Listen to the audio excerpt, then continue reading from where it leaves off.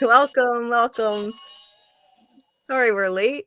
I should just make an intro that says sorry I'm late, so I don't have to repeat it every time at the beginning of every stream. It's like that's how I open every stream. Sorry we're late. So we wanted to do one last live stream discussion about Severance, because it's just so hard to let go of such an amazing show. Oops, Laurie dropped off. I'm sure she'll be back. Everyone seems to be having Wi-Fi problems these days. Guess she didn't want to be on. that was like a blink and you'd miss it cameo. Yeah, guess for 30 seconds. Yeah. What happened to Laurie? She'll be back. So we're going to dive into theories and predictions based on season 2, where the story could go next, because clearly everything has changed now. I mean, this is a game changer, the way the finale ended, the cliffhanger ending. You know, what happens now with Mark and Helly? What happens with Gemma next season? Mm-hmm. Is there going to be some kind of any revolution? I think if there is, it's going to, I mean, the company will be able to get control of it awfully fast. And I have my own predictions as to where this is going to go with that. That we can discuss, can share ideas, and see what everybody thinks. Hey, welcome back, Laurie. Yeah, I don't know what happened. I got kicked off. StreamYard is weird sometimes. It happens. So we've got Laurie here as a guest panelist tonight, Real Cinema Therapy. She makes awesome Severance content too, and Yellow Jackets content as well. Welcome, Laurie. Thank you, Julie. Hi, Scarlet. Hi. Hi, goats. Oh, hello. The kids love you.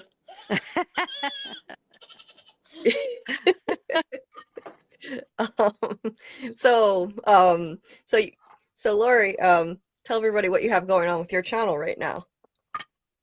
Let's see. I just uploaded 2 videos on Yellow Jackets. We're up to this is season 3, episode 9.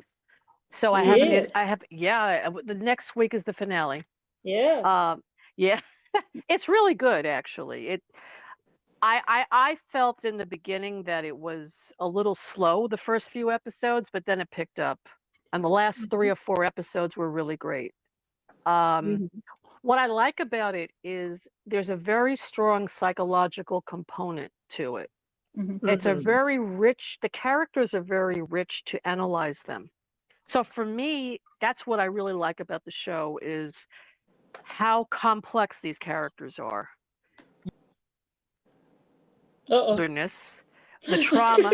Well, I'm not going to go into, I'm just explaining what I find interesting about it. No, I accidentally kicked you off stage and put you back. That's why. Oh. Okay. I thought she just fell off again. I thought her Wi-Fi just dropped again. No, that was me. My finger slipped. Go on. You don't like what you said about Yellow Jackets. Yeah, so what I like about it is the characters are very complex. They went through an extreme trauma when they were very young in the wilderness, how they survived, what they had to do. And when they came back, they had a lot of trouble adjusting to living in the real world, which is understandable. So some of them had issues before the plane crashed, but basically they all are affected by post-traumatic stress disorder. And it just shows you how they disassociate. They have anxiety, they have depression. It's how they navigate the world now. So I find it really interesting from that perspective. So my videos talk more about their difficulty adjusting to the world and how they're violent with each other even now, because their PTSD kicks in when they see each other. It's like they're triggers for each other. So they feed off of each other's traumas. It's very interesting dynamic. So, but anyway, if anyone is interested in Yellow Jackets, check out my channel. After Yellow Jackets, I'm not sure what I'm going to review. I know Dead City is coming out in May. And I am a Walking Dead fan, so I might review Dead City. I'm not sure. So otherwise, I don't know what else. I have to see what else to do, but that's where I'm at right now. Nice. Oh yeah, Yellow Jackets would be really ripe for psychological analysis. I could see that. I've seen only the first 2 episodes of season 1, but I know exactly what you're talking about, even just from that.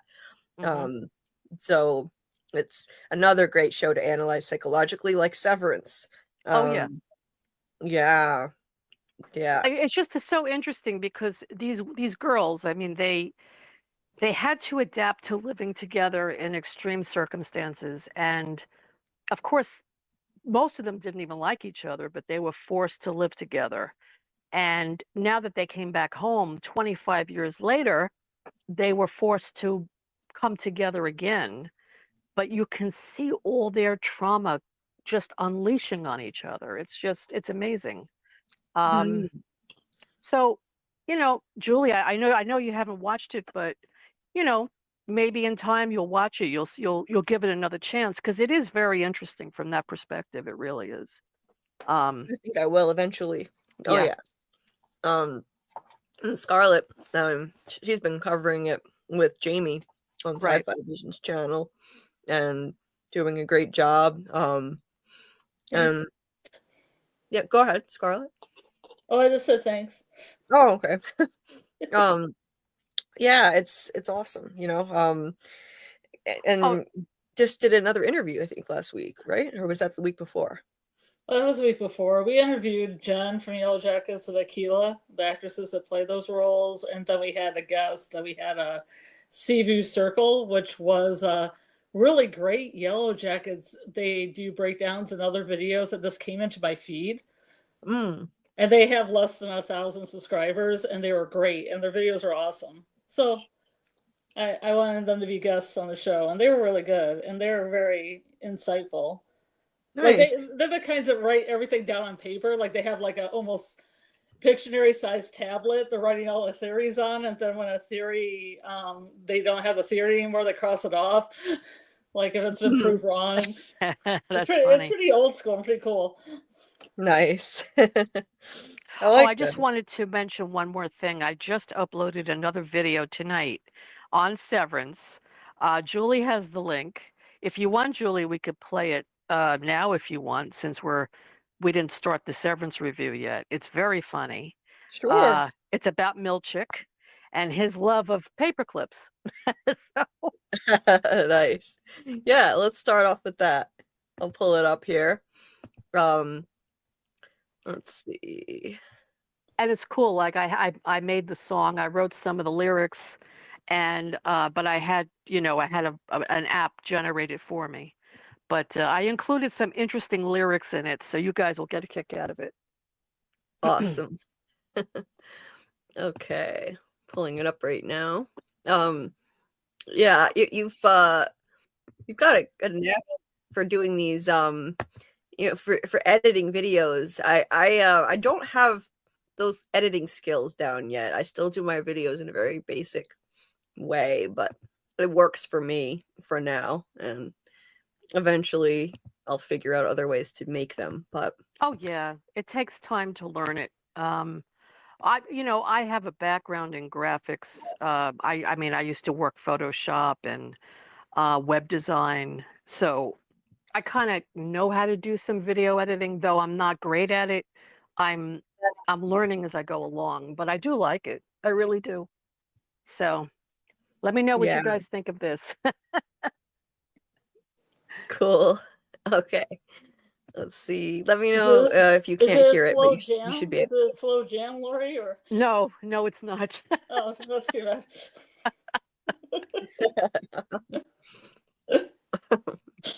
Okay. Oh, yeah, I should make it full screen. Okay, here we go.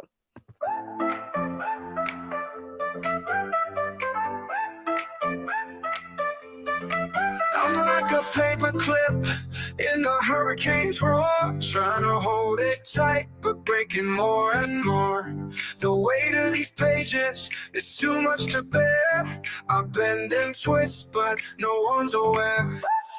Loose pages scatter when I lose my grip. Holding on, but I start to slip. I keep it together until I fall apart. A little paper clip with a heavy heart. You must eradicate from your essence childish folly. Let the clips fall where they may and find it jolly. Would I feel lighter or just disappear? A clip unwound with nothing near.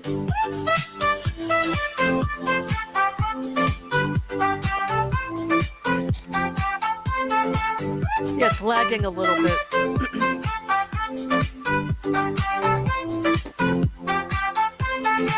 You must eradicate from your essence childish folly. Let the clips fall where they may and finding jolly. Would I feel lighter or just disappear?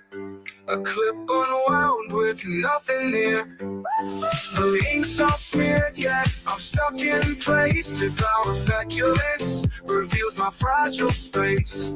I press so hard, but it's never enough. Turns out the smallest things have it toughest and rough. Loose pages scatter when I lose my grip. Nice. That's awesome, Laurie. I love it. Thank you. Thank you. It was lagging a little bit. Whoop. I tried to stop it and then it still played anyway. Oh. I hate that autoplay thing on YouTube. I know. I don't know why it was lagging because it is in perfect time to the music. So I don't know, but yeah. Oh, that's just my lousy Wi-Fi. Oh. Yeah. Yeah. Sometimes so when I play wanted videos, they lag. Oh, okay. Yeah, I wanted to include certain phrases that he says in the song, and it's his whole review, his his job performance review, and Yes. it just played into all of that.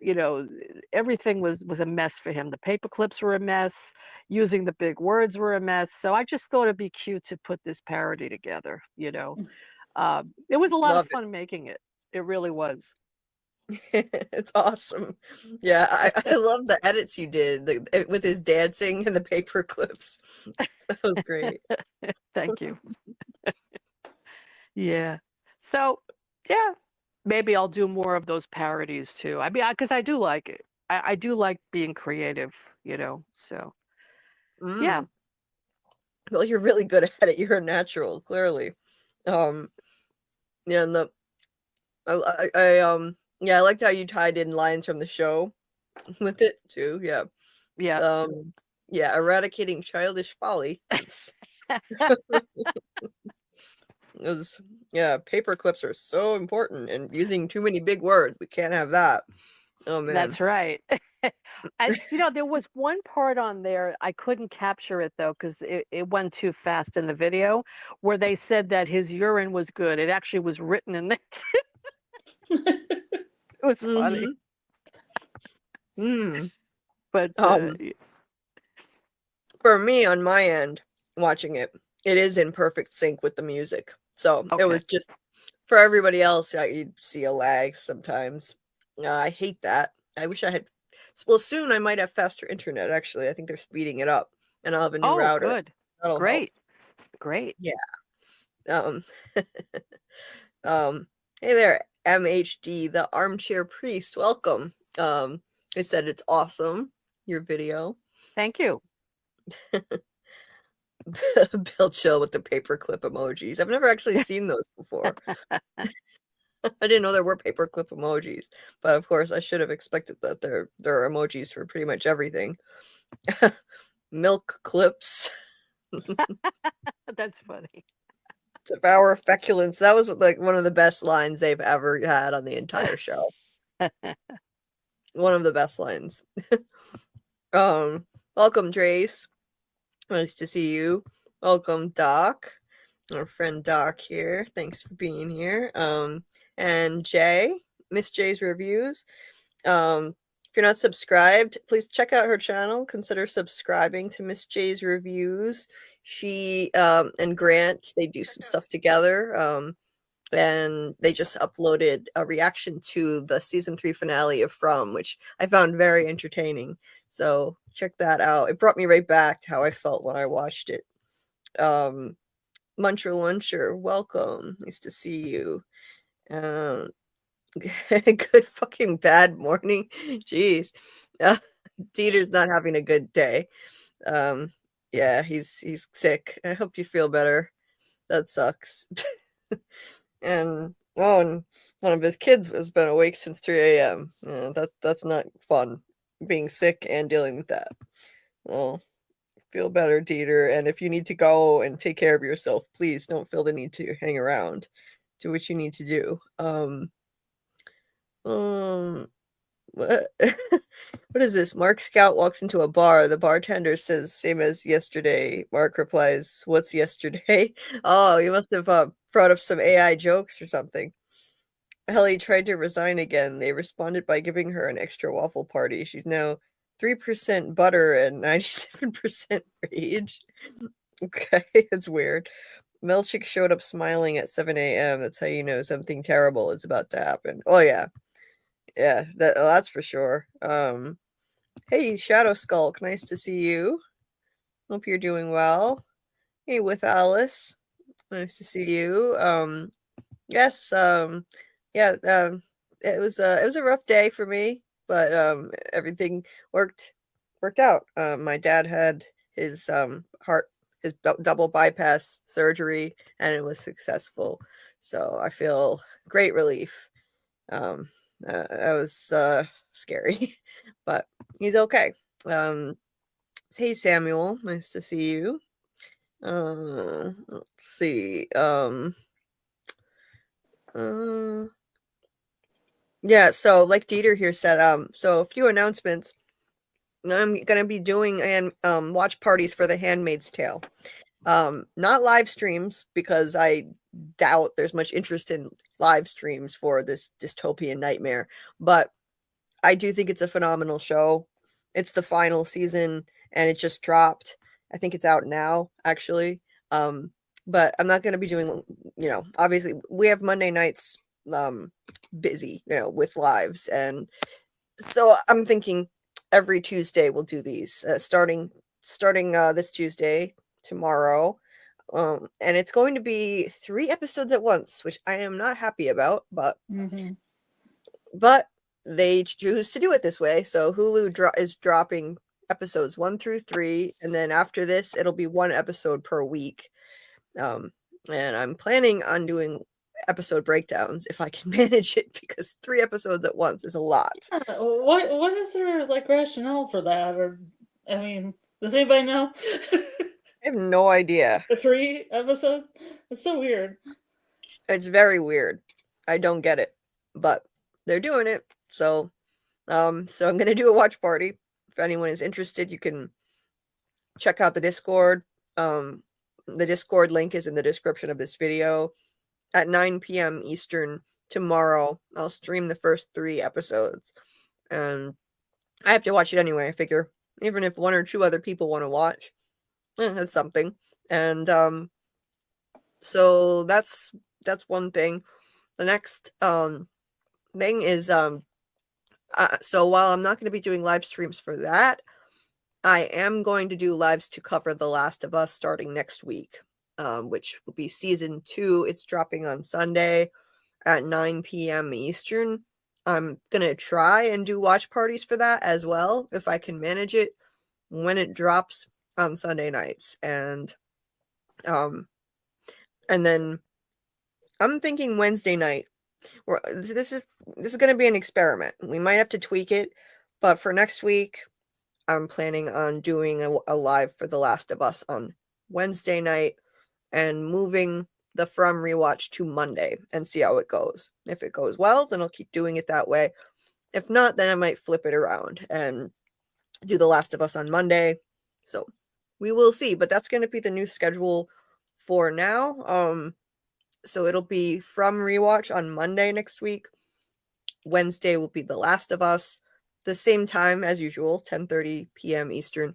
And Friday will continue to be for the residents and from Academy. That will stay the same.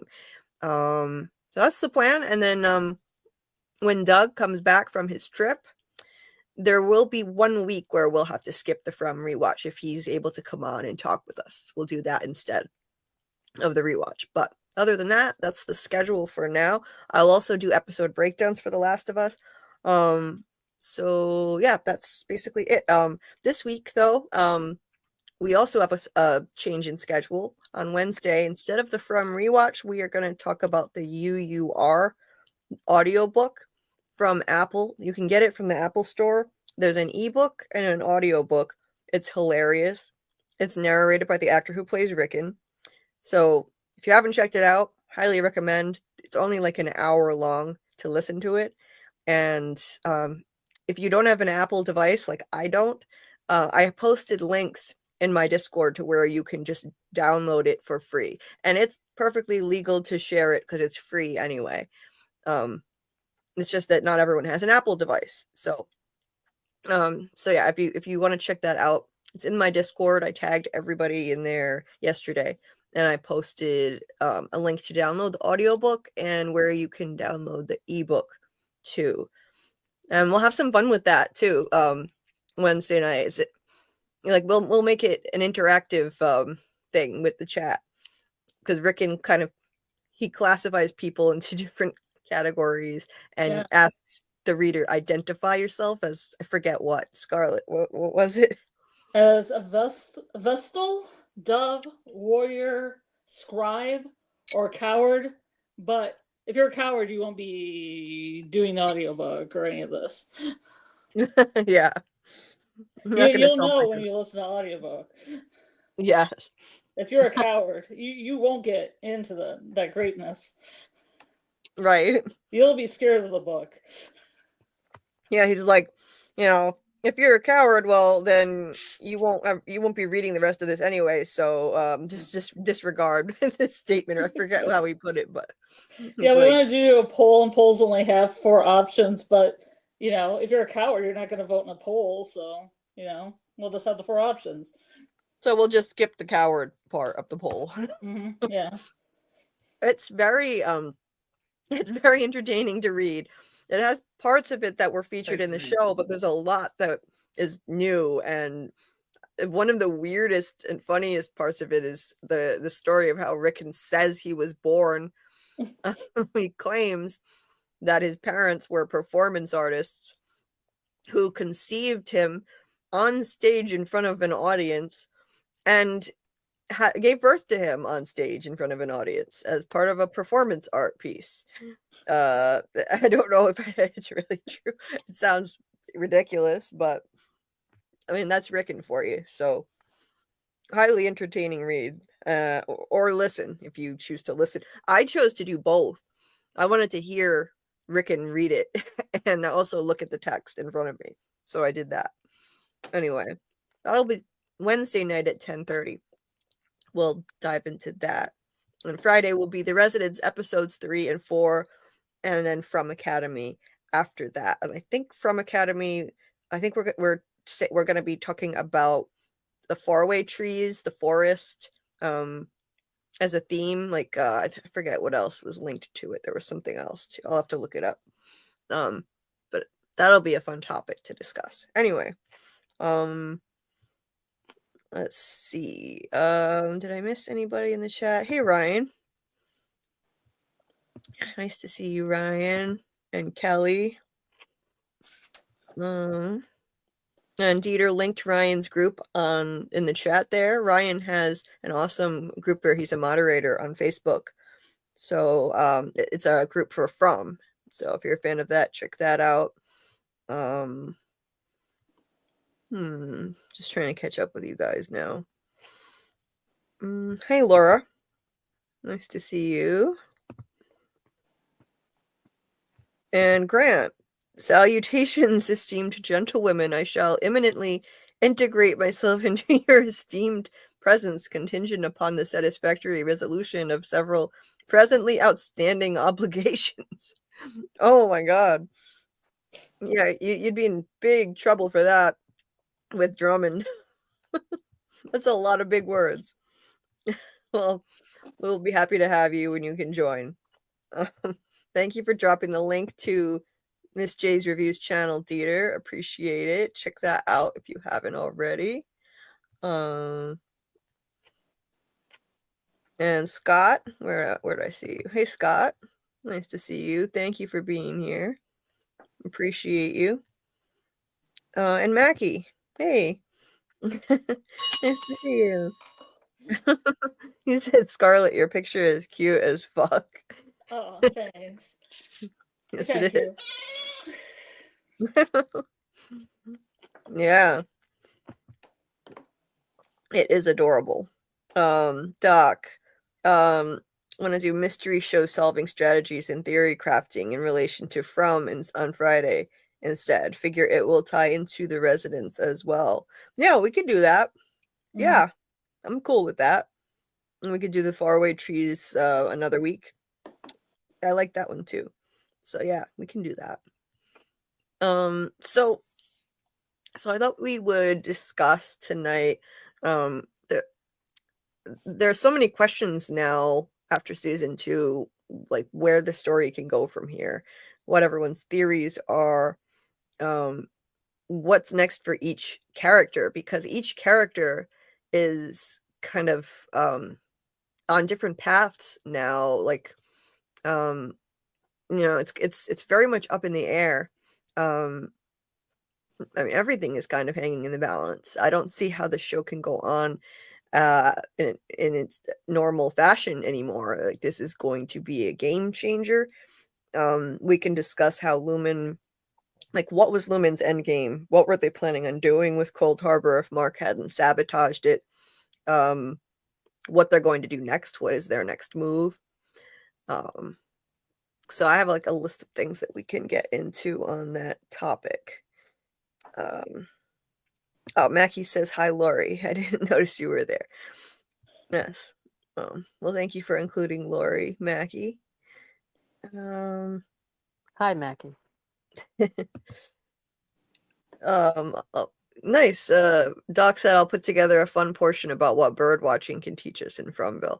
The main character of The Residents is an avid bird watcher. So, Samuel, Rickon's conception sounds like that midsummer conception scene. Yeah, it does. It does. Yeah, it's interesting. It's a really interesting read or listen. I'm telling you. So let me see.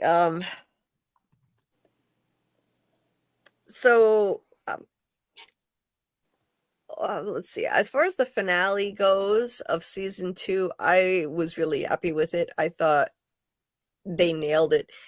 I had certain issues with season 2 here and there. I thought it wasn't as I mean, I think season 1 was about as close to perfection as you're going to get. In season 2, it faltered a bit for me here and there, but they stuck the landing. I thought it was phenomenal. It was so lengthy. It gave us so much to talk about and theorize about. I know that cliffhanger was a bit polarizing. Some people were upset by it. I was upset by it when I first watched it. But when I thought about it more, Mark staying there with Helly was really the only logical way that the story can continue, if you think about it. Just starting there with Mark, what else would they do? I mean, if Mark got out, if he left with Gemma, so basically he would have no incentive to ever go back to work there. He and Gemma would have gone into hiding from Lumen. They could work against Lumen on the outside, but would that be as interesting of a show? Not for me, personally. I think he would have to be, one of them has to be in there. And since she got out, my prediction is that he will not be allowed to leave. They will keep him there while they hunt for her so that they can finish the job. This was like the end all be all for them. They were saying this was going to be like, this was going to change the entire world, finishing Cold Harbor. This was like the most important project they'd ever undertaken, and I don't think they're going to let it go that easily. So, and if you think about it narratively, the show only works if Mark is still working at Lumen. If he were to leave, has no incentive to return, then what? So yeah, I think they're going to keep him there. I don't think he gets to leave. Gemma will be the one trying to get Mark out this time. Not that he'll be on the testing floor or anything like that, but I don't think they're going to let him leave. What do you guys think about that? What do you think happens next with him? Well, it's interesting. I was thinking that he doesn't want to leave, that he wants to stay with Helly, because once he walks out the door, he's gone. Oh, yeah. So there's no incentive for him to leave that building. I agree. So I think that all these innies are going to band together. You have the goat people, you have the band people, you have the people where Bert used to work, and who knows how many other departments they have of severed people. They probably half the building is severed for all we know. Right. And they can discover all these different departments, and everyone can just band together and just take over the whole building. And I think that's what's going to happen. And I think the people who are not severed will be outside the building. They'll force whoever is not severed outside the building, and they'll just lock down the building for themselves. That's what I think is going to happen. Yeah, I definitely agree that Mark will not want to leave, and I don't think they will let him leave. Ultimately, I've thought about it. A revolution is what they're going to attempt. I think they're all going to band together, and it looked like they won over choreography and merriment, the band department. Yeah. The way that they were all standing together behind Dylan, facing down Milchick, it also did close-ups on some of their faces. I think Helly's speech convinced them to join them. So they're going to band together. I think they are. And it's interesting because, when you think about it, Milchick is still there. So they probably will hold him hostage. Yeah, I could see that happening, right? Because right now they have a skeleton crew of management. He's the only one down there handling things now. Cobell is gone. Ms. Wong is gone, and they never replaced Grainer, the security guy from season 1. So the only thing is, I think Lumen would have to send in reinforcements to deal with this. They're going to have to now. Drummond is dead. They're going to have to. Ultimately, I think that Lumen has too much power over them. So I think they will attempt some kind of revolution or rebellion, and maybe successfully take over the severed floor for a while. Barricade the security room so Milchick can't mess with their chips, because if anybody goes into that security room, they can control them via their chips. Just switch them to their Audi and get rid of them, or do something else to them. We have other functions of the chips we haven't learned about yet, so they would have to do something about that room. Yes, and I was also thinking they don't have any weapons, unless somebody has weapons there that they discover. Maybe they have a military severed floor for all we know, and they have weapons. But they can't leave the floor. That's the problem. Right. So I'm not sure how they're going to find out about all these other departments, unless they're able to leave the floor. Maybe they will be the ones that will reach out. Maybe they're able to go to different floors, because everybody is severed in a different way, and they work on a different floor probably. Or Mark might start reintegrating more as time goes on. Yeah. That's right. That's right. So but that process is still happening. The Audi Mark is not going to want him to be there. Excuse me. There's going to be he's going to have like an internal conflict. Part of Oh him will want to man, yeah. stay, and part of him will want to leave. That's the problem. Yep. That's So right. I forgot about yeah, that. so that's going to sabotage the plan. Yeah. Yeah, that's right. I mean, that process is going to continue. I think he'll still have that internal conflict. He'll have flashes of the outside world. Yeah, that's a good point. And don't Um, forget about Jane Egan. He likes Kelly. He likes Yeah, Helly. let's not forget about Jane Egan. I actually, in one of my last Severance video, I actually mentioned that I thought that Jane, if there is a way to keep the innies and erase the outies completely. Yeah. I don't oh know if yeah. they're able to do that yet. They haven't really said that, but I can foresee him doing that. Him telling Helly, hey, you know what? You're going to live. Helena's going to disappear. But I don't think Yeah. Helly is going to want to do that. I think Helly, she has a very strong moral compass. And I think even though she hates Helena, she also feels for her. And I don't think Helly's going to want to do that to her. Yeah. Yeah, as far as him and Helly, I definitely think that he's gonna be even more furious now at Helena than he was before, even though this situation was not Helena's fault. But after the first rebellion that MDR did, which was a smaller scale rebellion, the overtime contingency thing, after it was over and Helena, woke up again as herself, he seemed like he blamed her for it, even though she had no control. That's when he called her a fetid moppet. Right. So imagine how much angrier he's going to be now that this has happened. And he had said, "You tricked me, my Helly," regarding that. I think he's going to leave. So my prediction is that he's going to leave Helly, Dylan, and Mark all down there and not let them leave. I don't think they'll want to leave, but he's not going to let them either way. I think they're going to all be kept down there. He doesn't love his own daughter anyway. Right. And so and ultimately, I don't think they're going to give up on Cold Harbor that easily. And so they're going to hunt for Gemma and keep Mark and his department down there, so that it can keep him under control as much as possible, while they try to get Gemma back.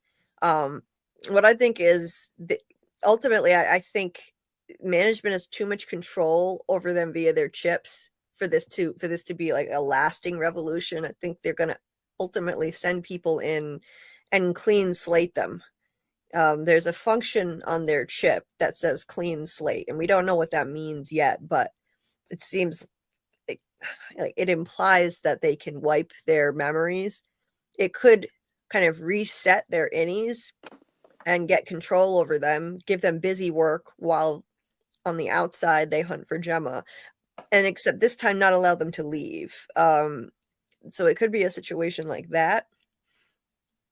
I just can't imagine a revolution really lasting that long. Lumen can bring in reinforcements. In the meantime, yeah, they could take control for a short time, I think. But yeah, Lumen has too much of an advantage over them via controlling them with their chips.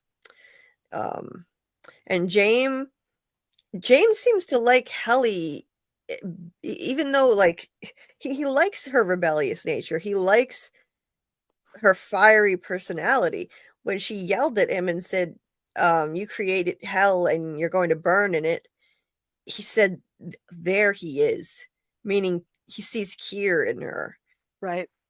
So it seems like he's gonna like this for some odd reason. Maybe Kier was a hypocrite because he preached about taming the tempers, but maybe Kier was a big fiery persona, and Right. that's what he sees in her. So Don't forget weird. that he is a extreme narcissist. He Yeah. doesn't love anybody. He said he had many children looking for Keir in them. Can In you the imagine? shadows. The How shadow. many kids did this man have? You have to wonder what woman would want to be with him, right? It's so creepy. Well, not really be with him, but accept his lineage. Or it's Or through not. IVF. Through IVF. You know, I'm sure it was done in a lab. I'm sure of that. But Are you sure? oh yeah, I'm sure. But anyway, yeah, he's pretty creepy. No, but he's a narcissist and he doesn't care about anybody. He only has his own agenda. That's it. He likes Helly because she's a reminder of who his daughter was when she was very young, when he saw Keir in her at that time. And now he sees Keir in her again. That's the only reason why he cares for her at this moment. If he didn't see Keir in her, he wouldn't care about her at all. Now, I have a theory about who his other children are. I think Rickon is one. I think Drummond was one. And I don't know if you guys caught this in the finale. I think Dylan is one. Because Dylan said a few big words in that letter that he wrote. He did. He did, yes. Yeah. It could be. Dylan looks like he's mixed race, so he could easily be. Yep. So that's interesting. Yeah, like that definitely could be a clue saying I sired many others in the shadows. No. It wasn't in a lab. It was done on an app. I almost dropped my candies this time. Trying to mount you. Oh God. No, I think that's where their IVF clinics come in. No. But no, I think I do think Dylan, because I noticed I forgot what words he used now. I don't remember, but I remember when he was reading the note, he used a few big words, and I'm saying, this is weird. Why would he write that in a note? So I'm getting the feeling that he's one of them. Yeah. And then who else? Who knows who else is? I mean, Cobell, I think that he took advantage of her. Maybe she even had a child by him. Who knows? You know, people are speculating that she's Mark's mother, which I don't, that's very far-fetched. Everybody on the show is related to everyone else. Yeah, everybody's related. I think that's very far-fetched. First of all, what about Devin? What about his sister Devin? I mean, that's his sister. So yeah, hopefully. Unless we're going to find out that one of them was adopted. I mean, I don't know. Yeah, and their ages are very close together. I think he's 51 and she's 58 or something. So in real life. Now that doesn't mean that their characters change. Huh? You're talking about Devin or talking about Cobell? Cobell. Oh yeah, 51 and 56. Right. So that's what I was saying. It's so weird for Mark to have all these sex scenes, and Cobell, who was only 5 years older, they're like, no. Yeah, I know, right? And Cobell, they like everyone got a kiss scene this season practically, but her kiss scene was so dark you couldn't even see their faces. Like, what the hell? God forbid you show a mature woman who's aging naturally have a kiss scene with somebody. Jeez. Never. Ageism. But yes, absolutely. And she's beautiful. Yeah, she is. But yeah, that's interesting. We could find out that someone else on the show, possibly more than one person, is one of his children. The darkness. I could see it. Let's see. Yeah, then that thing would be true on season 1 when Helly was like, I used to think I had thousands of brothers and sisters. Oh yeah. But you actually do, honey. The lineage is strong. That would be really cool foreshadowing if it turns out that she really does have a lot of siblings and we find out one of them is someone we know, because she did say in season 1, during that PR event, like she looked at it like she has thousands of brothers and sisters when she was a kid. The way he talked about, I guess, like everyone who's in their family or their cult or whatever it is. Yeah, so that would be cool if they reveal something like that. Hey, Amy, nice to see you. Hey, MJ323. They said, I think Ragabi will be important in season 3. She claimed she chipped Mark, and that's why she could reintegrate him. Yeah, she said she was the only person who could do it, but I don't know. I think Cobell can do a better job and with less risk to his life. She designed it, but I think Ragabi could be back. They could enlist her as part of the cause. I could see that happening. Absolutely. Doc said I could see myself doing what Mark S. did, especially if it were my fiance in Helly's place. I think a lot of people would have done what he did. And he was also choosing to stay with the other innies and choosing to, hold on to his own life as he knows it. Because if he leaves, he doesn't know what reintegration is going to be like and how much of his identity will still be there. I mean, just think about the ramifications. Imagine if that were you. Yeah, this is the only life he knows, and he wants to hold on to it. Like he said in the finale, like, these are the only lives we ever know, and we don't want them to end. So he wanted to stay with them. I get it. MHD said, I think they're going to reveal more about Audi Irving likely being a rogue agent working with Ragabi. Oh, I hope so. They'll probably show his research about Montauk, Long Island, and what we know as MK Ultra. I hope he's not leaving the show. He wasn't even in the finale. Last time we saw him, he was on a train in episode 9, leaving to go far away. It would be a shame if they get rid of him from the show. I think they're going to reveal more too, because they set up a lot without paying it off. They had him go to that phone booth 2 different times talking to an unidentified person about his plan regarding Lumen and sending messages to his innie. So they can't just drop that. So I think he'll be back.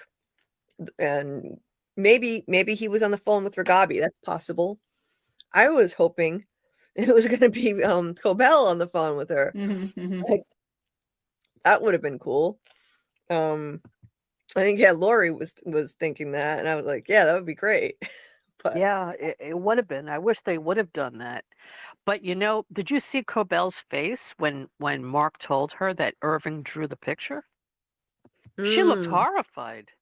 Yeah, she did look horrified. And I think it's because I think she has ulterior motives. I don't think she really cares about them. I think she wants recognition for inventing this process, and she wants Lumen to take her back and put her maybe as CEO, or next to James. She feels she deserves that. So I think that's why she got nervous when she heard that, because that means that there are outside people who know about that floor. Yeah. Yeah. I think that's another thing I wanted to bring up too. Tonight, like, is she really trustworthy now, or is she going to use Gemma and turn on them, the cause? Gemma, I think Gemma will have somebody there waiting to pick her up. Probably Devin. Cobell will need to be in hiding from Lumen still. Her life is at risk right now, being an enemy of Lumen, but that doesn't mean she's not going to try to turn on them. And let's not forget, she grew up in a cult from the time she was a child. She was brainwashed deeply, and that's not something you can just snap out of easily. So she may ultimately turn on them and try to get back in Lumen's good graces. Yeah. or try to take over Lumen for herself or get a position of authority there. Yeah. I think she wants a position of authority. I think she wants recognition. I think because they didn't seem to think that reintegration was a possibility. They didn't believe it. I think Mark is living proof of it. So she actually probably wants to bring Mark to them to show that it is possible and that she is the only one who can work on preventing that. Yeah. Yeah, so I think and we definitely shouldn't be quick to trust her, neither should they. And she's so there's that, and let's see. Did I I read that one. Kelly said I like Helly better anyway, so I was fine with him staying. I just know Gemma. I don't know Gemma as well as Helly. I didn't expect him to just leave Helly behind. Agree that the show really needed him to stay. Yeah, exactly. It makes sense to me. I want them to bring Conan O'Brien on as a guest for the season. I like Conan O'Brien. Yeah, he's great. Who would he play? Yeah, I'm wondering too. I like him. MJ said, kind of depends on where the control room is and who controls it or can take control of it. Yeah, there's a control room, I was saying earlier. The security room, if they can manage to keep management out of it for a while, then they could keep this thing going for a little while anyway. But other than that, I mean, all someone has to do is go in there and flip a switch, and it could possibly they could easily just end it right there. Maybe clean slate them. Hey, Grant, welcome. Hello. Hi, How are you Grant. doing? How you doing? Doing all right. There it is. Fine. Doing all right. How are you? Yeah, doing good. I've been listening. I've just been doing a bit of housework. So, I like the theory about all the extra kids. I feel like that's Rickon and all of Rickon's mates are probably all kids. Yeah, that makes sense. Yeah, I think that's likely. Let's see, someone else agreed with that. I think too. Devon is aware of it to a certain extent. That's why she has so much disdain for Lumen and the family. Like, Devon. Okay. yeah, I think Devon either suspects that he's a part of the Egans, or she knows, because she's got a really. We don't know why she hates Lumen so much. We just know that she does. That's right. Yeah, that's true. MHD says I think they're all Egans in general. So yeah, you're probably right. Well, they do a lot of inbreeding. That Beck, whatever her name is, Becca? Rebecca. Rebecca. Somebody said that they thought she was a goat because she was saying that a bird was pecking at her head. She was telling Mark that.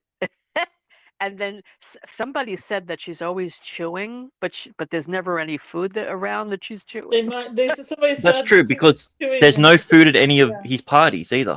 That's right. Right. I wonder if they are the goats. Yep. I think so. Also, I got a bit of a weird sort of theory about the next season. I think we're going to get introduced to like 4 new people. Really? MDR. I don't know if there'll be new MDR or it'll be something. I think there'll be a time gap, and they'll fill in bits and pieces, in the past, or they'll give us a little teaser reveal that Mark's locked downstairs and he's going through it. He's now the new guinea pig for all of it. You got rid of Gemma, so now you've got to take Gemma's place as the guinea pig. Yeah. Because I agree with what Julie said. I don't see them giving up on Cold Harbor. I just see them adapting to a different way. Yeah, Mm, Mark might be the guinea pig. could be. Could Well, be. and I don't think John Turturro is coming back because in one of the interviews that he did when he's talking about it, he said that he's going to miss the show. Which to me, when I hear the word someone say miss, meaning that he's not coming back. Ah, that sucks. Well, I mean, MJ. he could come back in season 4 triumphantly. Yeah, maybe. MJ said Tutora has just in recent days started being at the Severance events and interviews again. Yeah, that, he was also conspicuously absent when they did before the season dropped at the big promo event they did at Grand Central Station. He was not there. The other actors from MDR, they were all there. The guy who plays Milchick, Cobell, but he was missing, and it was very weird. I didn't understand that, and that's what made me think they were going to kill him off. Foreshadowing for the last episode. Yeah. Well, I actually heard that he said that the lights from the set in the office set, were giving him migraines. He probably doesn't do well under fluorescent lighting, so that's why they took him out of the office set, and they then he became Outie Irving only. That was the reason. But maybe he also wanted to leave the show too, so that's the end of it. I personally think that he's not coming back. My theory may not be very popular, but I think he died. I think that he was sent on a death train. I that's what I believe personally. What happened to Radar, though? Tell me. Well, that's the sad part. Yeah, I try not to think about that. Have you seen the? I don't know if you guys go on Reddit much, but apparently in the Spanish or Mexican version of it, when you select the audio descriptions, like for people who are sort of blind, so it describes what's going on. Apparently, it says at that part at the end of that episode that a gunshot goes off. But it wasn't in the English audio description, and it wasn't in the subtitles. It was just in the Mexican one. So either it was a mistake or something that they were originally going to do, but they didn't do it, or they changed it. Oh wow! And I think that's where a lot of people are starting to go, well, maybe they did actually kill him off. Yeah. Wow. I think they did. Well, because at the end the dog whimpered, and he kind of looked at the dog. It's like it was like their way of saying, we know what's happening. The dog whimpered, and it was sad. It was very sad. Oh God, yeah, the dog. Yeah, Radar better have been able to escape. Yeah, Kelly, that sweet old dog just broke my heart. I know. You can tell it's an old dog. Bert didn't deny anything. When he was in the car, when he was driving Bert to the train station, he said, "Look, all I do is drive people places. I don't know what happens to them afterwards." So then that's when John Turturro said, "Is that what this is?" And he didn't say no. He didn't deny it. True. He didn't. It's, and he did say he couldn't go with him. There's no way that he could go with him. Right. So, yep. Yeah, that was heartbreaking because it was a direct parallel of their scene in season 1 together when Bert was moving in closer to Irving, and Irving said, "I'm not ready," and they touched foreheads, and now it was Irving saying, I'm ready," multiple times, touching foreheads, and Bert pulling back and saying, "I can't." It was devastating. But yeah, I like the way that they shot both of those, because when you think of any Bert and Irving's relationship, it's like puppy love. It's very childish and very, very childlike, and but when you saw those two at the train station, if you were just to show that scene to a random stranger and said these people have been in love with each other for 20 years, they wouldn't be able to say, well, I can't tell that. Like the way in which they acted as if this was their last goodbye. Yeah. That was very adult. They portrayed their relationship in a very adult way, and I like the difference with that as well. But yeah, definitely, I think he's done. Because because otherwise that scene it cheapens that scene, It does. and I don't think they want to do that. Yeah. And I think, and he knew it. He knew it. When Bert said, I can't, he knew. He knew that he was going to his death. He knew it. And he didn't contest it because he loved Bert. And he knew that Bert was doing his job. Otherwise they would kill Bert. So yeah, he that's accepted it. possible. I mean, the look on Irving's face when he was on the train, when we last saw him, he had an interesting expression on his face. It was like an expression of acceptance of whatever was to come. He just had this. He didn't look tense. He just looked like he was like dealing with it. Like, okay, like he was at peace with whatever was to happen. Yeah, right. Because he didn't ask. He's like, I don't have bags. I don't have anything. I don't have any money. He didn't say any of that. He went, all right, you can't come with me. I know what this is. I'm done. Right. If it was me, I would have said take Radar. Yeah, why is the dog there though? Yeah, why did he have to take his dog? Well, because maybe he wouldn't have left with him otherwise. Yeah. I don't know. Maybe they'll leave it ambiguous, and we'll always have to wonder. They may bring Radar back next season. Radar just comes back on the train by himself. No, I mean, I think what happens is, well, you said that there was a gunshot. I was thinking that some goons would come on the train at some point and just take him off the train. So they could then give the dog to somebody. They don't have to kill the dog. Why would they kill the dog? They'll just give the dog to somebody. But that's what I think will happen. Yeah. I don't know. He knows too much. The dog? The The dog didn't even bark at Bert. The dog was fine. I mean, here this stranger comes in the house. The dog's just looking at him. Well, which I found interesting too. My take on that, as soon as I saw it, I'm like, oh shit, he does this all the time. The dog's used to him being there. Ah, that's interesting. Yeah. Yeah. The dog's used to. What do you mean? The dog's used to Bert? No, the dog was used to having someone else there, like Drummond okay, so because what Drummond was there as well, like someone like Bert who's very like introverted and everything like that, for his dog to be very welcoming to any stranger is a bit weird. Yeah. Right.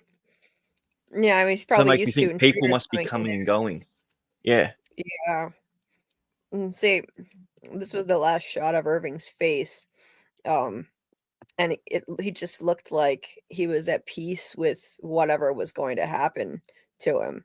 And I think what his Achilles heel was the fact that his feelings for Bert bled through from his innie.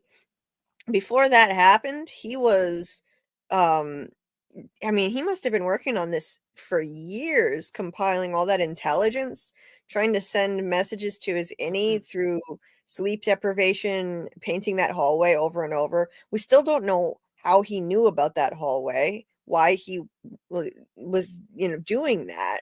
How did he know? And to just throw that all away because he met Bert and his feelings for Bert bled through. I mean, it's crazy, but it's just that's what happened. His feelings bled through. He didn't have the memories, but the love transcended the severance, and he just threw it all away. He agreed to go to dinner with Bert, and that's what ultimately led to this, because then they found all that stuff while he was at dinner with Bert. They found what he'd been working on and sent Bert to take him out after. It's tragic.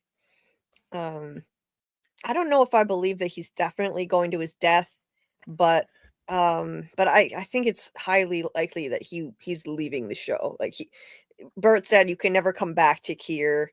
I can't ever know where you end up, and So if he's telling the truth about that, either way, I think he's probably going to be done with the show. Yeah, I thought he was just gone. I thought he just sent him away out of love. I wasn't gonna kill him. That's what I think. I'm an personally. optimist, you guys. That's what I think too. It came across feeling very genuine for me. The way Bert told him this, the way Bert expressed himself, I believed it. But either way, I don't think Irving is coming back. Maybe in the future he might, but for now, that had a sense of finality to it. That look on his face on the screen. Yes. So What about Bert? Is he coming back? I don't know. Like he might be done with the show after this I point. think so. Yeah, I don't think there's a need for him anymore. I think that sucks too. I love Christopher Walken on the show. I know. He's amazing. But Well, that also means no more John Noble. That's right. no, I love John I Noble. thought John Noble was one and done, so I didn't put much thought into it. Yeah, It felt very guesty of the week this season, like a guest starring this guest. It could have been a special guest star, John Noble. Yeah, yeah. It was. Do you think that if they don't go back inside, or they're no longer allowed inside Lumen, that there would be a scenario where we get like half the season or something with the Audis, and then something happens, because that they can remotely trigger them inside and out. Like it doesn't seem to be like a big distance. It doesn't seem to like there was a limit in distance that they could do. So I'm wondering if, like, the hostage situation that you said that they could potentially be in, I don't see how that could ever work, because they would immediately just switch them to their Audis. Well, that's the thing. They would have to. The only way that would work is if they temporarily keep anyone from getting into the security room. But I don't think that they could keep that up for long. Lumen. There's no way in the world that's the only way to do it. To me, it didn't make sense that the thing that controls the people that is on the 7th floor. I know, but there's a lot that doesn't make sense. I mean, the fact that they have a skeleton crew when they're outnumbered by so much, and they had a security guy in season 1 who dies, and they don't even bother replacing him. They don't even mention him afterwards. It's weird. It is weird. So, I mean, are they this stupid and complacent? I mean, the security is so lax. The skeleton crew is crazy. It just seems like they've been complacent, underestimating what innies are capable of. So that seems to be catching up to them now. You can just walk into the 7th floor, because we've seen the exit. And in the first or second episode, or where it was when we introduced to Helena on her first day, she walks in and out of that door, no key cards or anything. Oh yeah, that's right. And so like the security is really, really laxed, and that's why I'm like, why didn't Gemma just walk back in? Well, I would say because the building was on lockdown at that point, with all the red lights flashing. Oh yeah, I guess that makes sense. But anyway, like that's what I'm saying. Like their security isn't for a place that's as big and scary, mysterious, and important as Lumen is. The fact that someone could just walk in there. Right. Like the only time that we see a security guard or anything is the guy sitting down at a desk. I know. And you would think they would have learned from the Macrodat rebellion not to underestimate what the innies can do. They managed to wake themselves up on the outside, and yet they didn't learn anything from that. And look, it shouldn't have been this easy for Mark to get to Gemma and stop that. I know it wasn't like super easy. Obviously, he got in that crazy fight with Drummond and whatnot, but he still was able to do it. All he had to do was take out one person. That's it. Yeah. And he was able to get down there. Shouldn't have been that easy. And when Mark went in to get Gemma in the room, instead of running in and stopping him, Dr. Maurer was just saying to Gemma over the loudspeaker, "Don't listen to him. He's there to hurt you." He didn't go running until Mark already had Gemma out of the room. That didn't make any sense at all to me.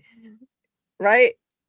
Like, he goes running after Mark gets her out. he should have immediately jumped up and run in there Yeah. and intervened. Well, they had to Yeah. have their moment. So Yeah. They had to have their moment. Anyway, checking in with the chat here. MJ reviewed the Hispanic subtitles and soundtrack, and there's a sound at the end, but it didn't sound like a gunshot, more like the train switching rails sound. Okay. I think Grant was talking about like a version for deaf people or something. Let's see. The MHD says I think they're going to reveal more about Audi Irving likely being a rogue agent. Oh, why did I think I read that one already. Sorry about that. my thing, I don't understand how adding Irving 1 knew what to do, and 2, how would he even know if it worked? Right. Because you'd have to have someone on the inside to be relaying that information back to him. And if you've got someone on the inside, why can't you just get them to relay the information to Inner Irving? I think he knew that it worked because he got fired. I think he figured it out that something must have worked because he abruptly got fired. I think that's why he got on the phone and said, you know, whatever it was he was doing, sending a message to his innie, it worked. But how does he know what to do? That's the question. What is he doing? How does he know about the testing floor? That's a big mystery. Yeah. When would he have ever gone there? As I said, the only people that ever went there was the people from Bert's mob. Right. And exactly. then it changed when that other doctor came in. Yes. Yeah, it's odd. Yeah. So they honestly that's a big reason why I don't understand why they would write him out of the show until they explain that and who he was speaking to on the phone in the phone booth. How do you just leave that dangling? I can't imagine them just dropping that. It doesn't make sense. I hope that they'll bring him back so that they can explain it, or at least give us an explanation even if he's not back. But to me, it would make more sense to bring him back to do that. Yeah, it might be a plot hole, actually. Could be, and I would expect better from a show like this. Muncher Luncher. Anyone else think Milchicky regurgitated excellence when he asked Drummond to devour feculence? Oh yes, he did. Wait, Julie, I'm sorry. I just want to backtrack for a second. Sure, Laurie. Go ahead. If he was speaking to Ragabi on the phone, Yep. Ragabi would know about the severed floor. She'd know. So Yeah. maybe she fed him this information to somehow get into his innie's subconscious at work to try and get him to see this image of this floor. That would make sense. That would If be it was a way. if it was a part of the deintegration process, I could see her looking for alternative methods instead of straight brain surgery. Right. Mhm. Right. Yeah. Could be. But then again, Ragabi just disappeared as well. She took off. Yeah. Yeah. She took off. Well, You're gonna call that crazy? You're gonna call that crazy bitch? I'm out of here. And she left. Yeah. Because she knows Cobell. She knows what she's capable of. She was scared. She was legitimately scared. That's why I don't trust Cobell. She said she's lumen through and through. She said that. Yes, she did. She said she's a soldier. She's a soldier. Mhm. And you don't just deprogram a soldier for a cult that easily. Just because they cast her out, that doesn't mean that she's trustworthy now. Should definitely be aware of that. I don't think she's gonna stay on their side. I think she'll probably turn on them. Yeah. On Gemma and Devin. Definitely. MHD said I think Gemma's related to Kier's wife and Mark to Kier, and I'm oddly thinking Gemma is an innie, and James secretly has always wanted to see how he can get Gemma and Helly. Yeah, I don't know about that. I mean, who knows? I mean, like a lot of them could be Egan's, and we don't even know. We're getting into dark levels of family trees here. Dark levels of right. Let's see. Hey, Gabrielle. He killed the Kier and Helena, and now he's like, boo, there's no Kier and Helena. Yeah, he probably like crushed her spirit. And he's wanting back like the version of her as a child. She's messed up because of him. That's a good point. Oh yeah. Oh, that's what Dylan said. The word was indecorous in Oh his yeah. letter. That's right. Indecorous. Dylan used a big word. Yeah. Yeah, he sure did. He did. MHG thinks Irving's an agent who, for some reason, is doing this for his dad, likely not an Egan, and thinks Harmony, Lauren, Gretchen, Drummond, Rickon, and Helly are all siblings. Oh, wow. That would be pretty wild. Oh God. God. And they think Rigabi is Felicia's daughter. Could be. Felicia, the O&D lady. It's possible. MJ thinks the conversation between Cobell and Grainer implies Cobell doesn't know how to do reintegration. Yeah, in season 1, she was talking about, like, the possibility of that. Like, I think she knows that reintegration is possible because she designed the chip, but she was playing it coy with Grainer. I think she Which knows. Still And doesn't then make any sense either. Like, yeah. I mean, Arkham's Razor would suggest that she's a cult member through and through. She said it. We got to trust her word when we've seen her literally worship at the altar of Kier. But I still have a hard time believing that someone who is as not just someone who's in middle management, but actually a brilliant neuroscientist and a designer would have just taken what she got for years. Because if she designed that when she was a kid while she was still at home, that's 30 or 40 years where she's just been doing what? Nothing? What has she been doing? Yeah. Yeah, it's strange. I think that she is a true believer who was brainwashed. And she just,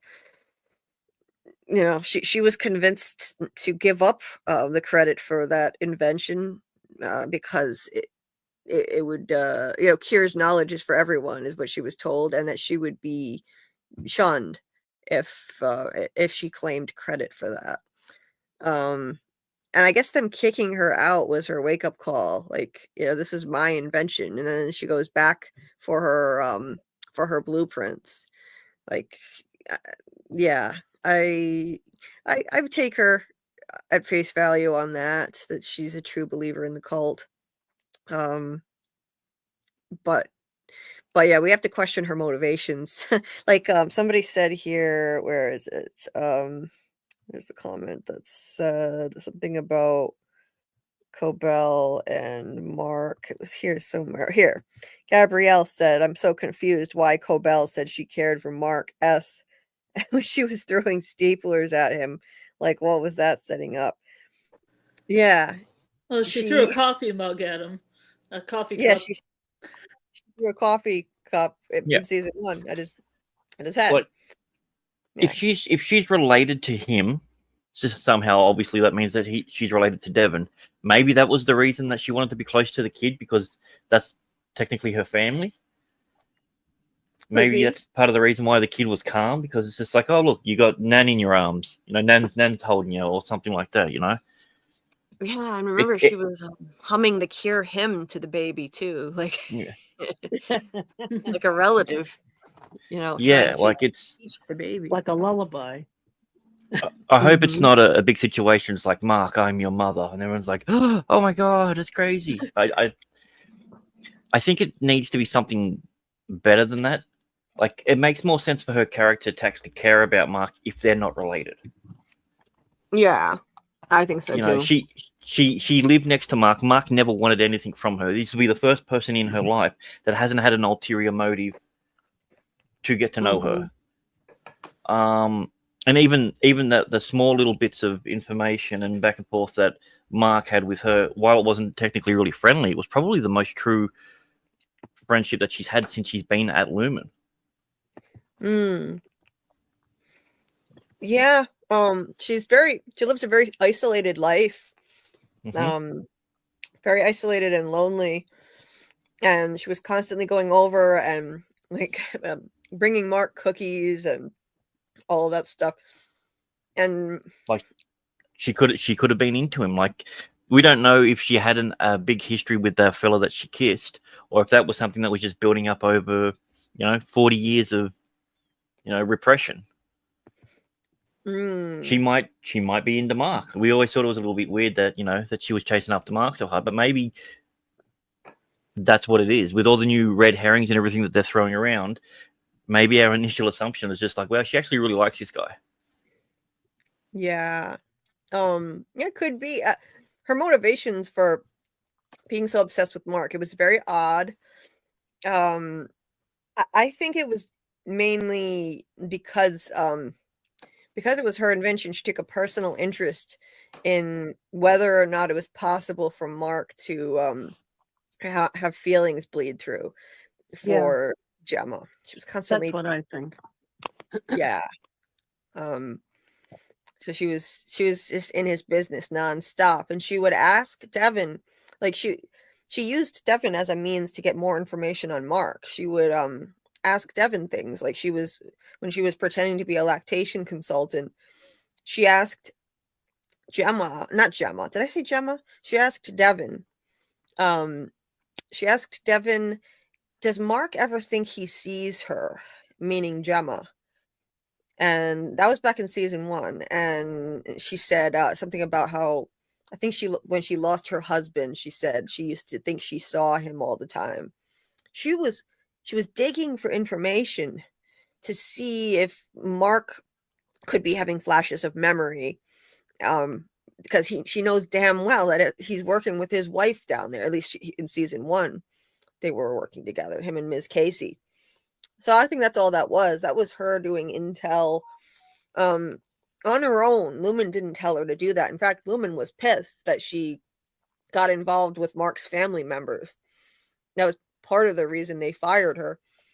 But yeah, I think she took a personal interest because it was her invention. That's what I think. But I mean, God, I guess it's in hindsight, interesting looking at it, Mhm. whether it makes sense. But yeah. It's interesting Yeah. about Miss Casey that all her other innies were just contained to one room with that dentist guy. That I forgot his name, Dr. Maurer.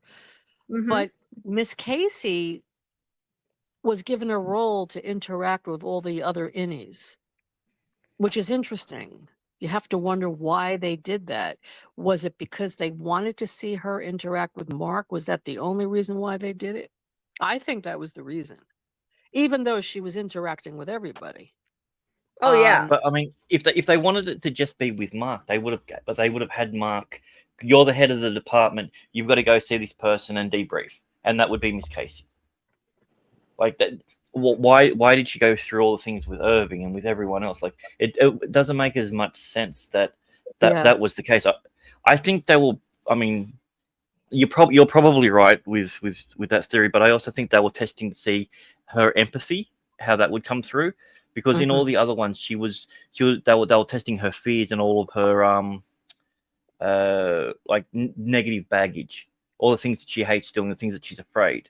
But she was naturally a caring person, and in the role of Miss Casey, she's there to, make them feel better, give them a bit of information about their outie, and she was the nicest version of any of the severed versions of Gemma. So I'm wondering if they were also testing the empathy side of things. I think you're right, because Milchick sent Miss Wang to the empathy center, the Egan's empathy center somewhere. That's where he sent her. So Yes. there's something about empathy there, and maybe they want to turn that off in people. They don't want you to have empathy. Because when you have empathy, you care and you want to get close to others and you want to fight for something. Cool. So, empathy turns into sympathy. Sympathy turns into love. They can't have that. That's right. Right. So they wanted to see if she was feeling those emotions. That makes a lot of sense. Yeah. Yeah, because even love can lead to pain, and I think their ultimate goal is to get rid of, use these chips to get rid of unpleasant emotions that could cause pain, and that includes everything. That they want to flatten all the emotions, taming the tempers. That includes what frolic is one of the tempers. That's a positive side. Frolic is not a negative thing. That's a thing. Frolic is joyous. You know, you get out of bed to frolic. Like that's a thing. right. So it works on like, and I think now just while we're talking about it, I now think the candle that Cobell put in there wasn't a test for Mark, but it was a test for Miss Casey. Mm-hmm. Yeah. Because obviously it triggered something in Mark. We saw the tree and everything that we believe is the tree that that Gemma supposedly crashed into, which put him in a heightened state of emotion, and it was probably to test her to see how she would react to that, to see if there was anything that would bleed through. Yeah, and Yeah. that's why she had a flat affect, because they were trying to remove all emotion from her. Right. So, but you saw that tear trickle down her face, so she was feeling emotion, but she, Right. you know, when they sent her back there, you saw her cry, but she couldn't really express it. Right. Like when she told Mark and Helly that she had been afraid for them when they ran off to the goat room in season 1, Yes. she said it with a completely flat affect. She said she was Right. afraid, but there was no emotion in the way she said it. Mhm. And it was the same with that tear. That was the most we ever saw in terms of emotion from her, and she was Yes. completely calm, but one tear trickled down. Even that, Right. though, they probably want to stop. So, she was not complete. They needed to refine her chip more. And she told Irving where Bert was, right? Or she told Bert where Irving was. She knew that they liked each other, and she told one of them where the other one was. Yeah, she told Mhm. Irving that Bert was waiting in the conference room. Yeah, that's right. Because And she told yeah, Mark that the 6 hours I've spent with you and Helly have been the best I've had in my life. right. Yeah.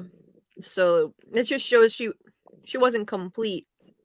That's why she was sent back to the testing floor. I think because of all of that stuff. Mhm.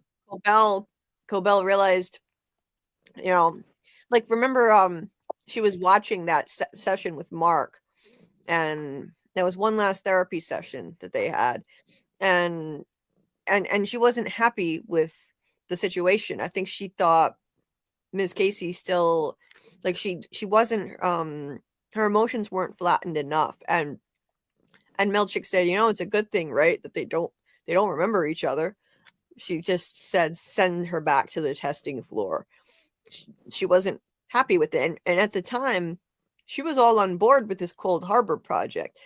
In season 2, she was talking about how important it was and how she wanted to see it through. She told that to Helena, like, I need to be the one to finish what I started with Cold Harbor. She's not going to want to abandon that so easily. So that's why she was obsessed with Mark. Then that explains it. She wanted to see if there was bleed through from him, and she wanted to observe them together. So I think I understand what you guys are saying. You're saying that Miss Casey only came up because they had already completed the majority of her files, because at that stage there was 23 done out of the 25 or whatever it was. And she was only part-time. She was only part-time, so they were probably still putting her in those rooms the rest of the time. But yeah. Right. Yeah, that's what I'm saying. So, but I'm saying that's why they brought her up. So the reason that Miss Casey was around was to test everything else. And when she failed that with the tier and everything like that, that's why she went, oh damn, put her back down. She needs to be pushed more. She needs more more rooms or something. Yep. Yeah. Definitely. I think so. Okay, but that's what I haven't thought of it that way. That's an interesting, I like that. And that's why she was so fascinated with Mark. This was purely a scientific study for her. And because Mark's the only one that's been able to do it, because I did mention, I think it was like episode 7 or 8, that Mark is the only one that's actually been able to complete a file. No one has ever been able to do it. Right. Right. They said almost all the files go uncompleted or something. So, and yet they said in the finale that when they were about to sacrifice the goat, Lorne said, "How many more?" and Drummond said, "As many as Kier requires," or something like that. And then later, when she put a gun to Drummond's head, she said, "No more killing." That implies they've done this before, so they probably had other test subjects that just failed to pan out, and they ultimately got rid of them and sacrificed a goat along with them. Well, I mean, after all, they are her kids. Yeah, literally. Right? Yeah. So I think they've done this before. They've tried this before, and it Go find your failed. kids. Yeah. So they probably tried this before, and it failed, and all those uncompleted files were just, failures. And they've definitely killed test subjects and goats before, based on what Lauren said, which is crazy to think about. Maybe they finally figured out the key to doing this successfully was to target a couple, someone with a couple with a deep emotional bond and deep trauma. They were the perfect targets, Mark and Gemma, because they kept saying two people that showed a lot of the tempers that they're trying to get rid of.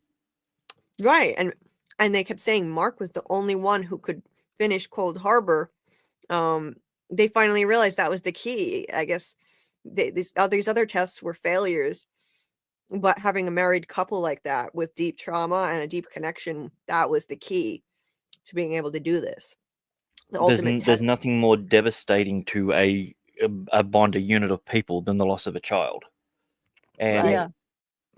they experienced it through through miscarriages and everything. Though the kid was never born, it's the trauma is still the exact same for both of them, Mm-hmm. which we saw in that flashback episode with the way that Mark destroyed everything, and they separated. So I think it was just like it was the perfect storm of two people that could have worked, and I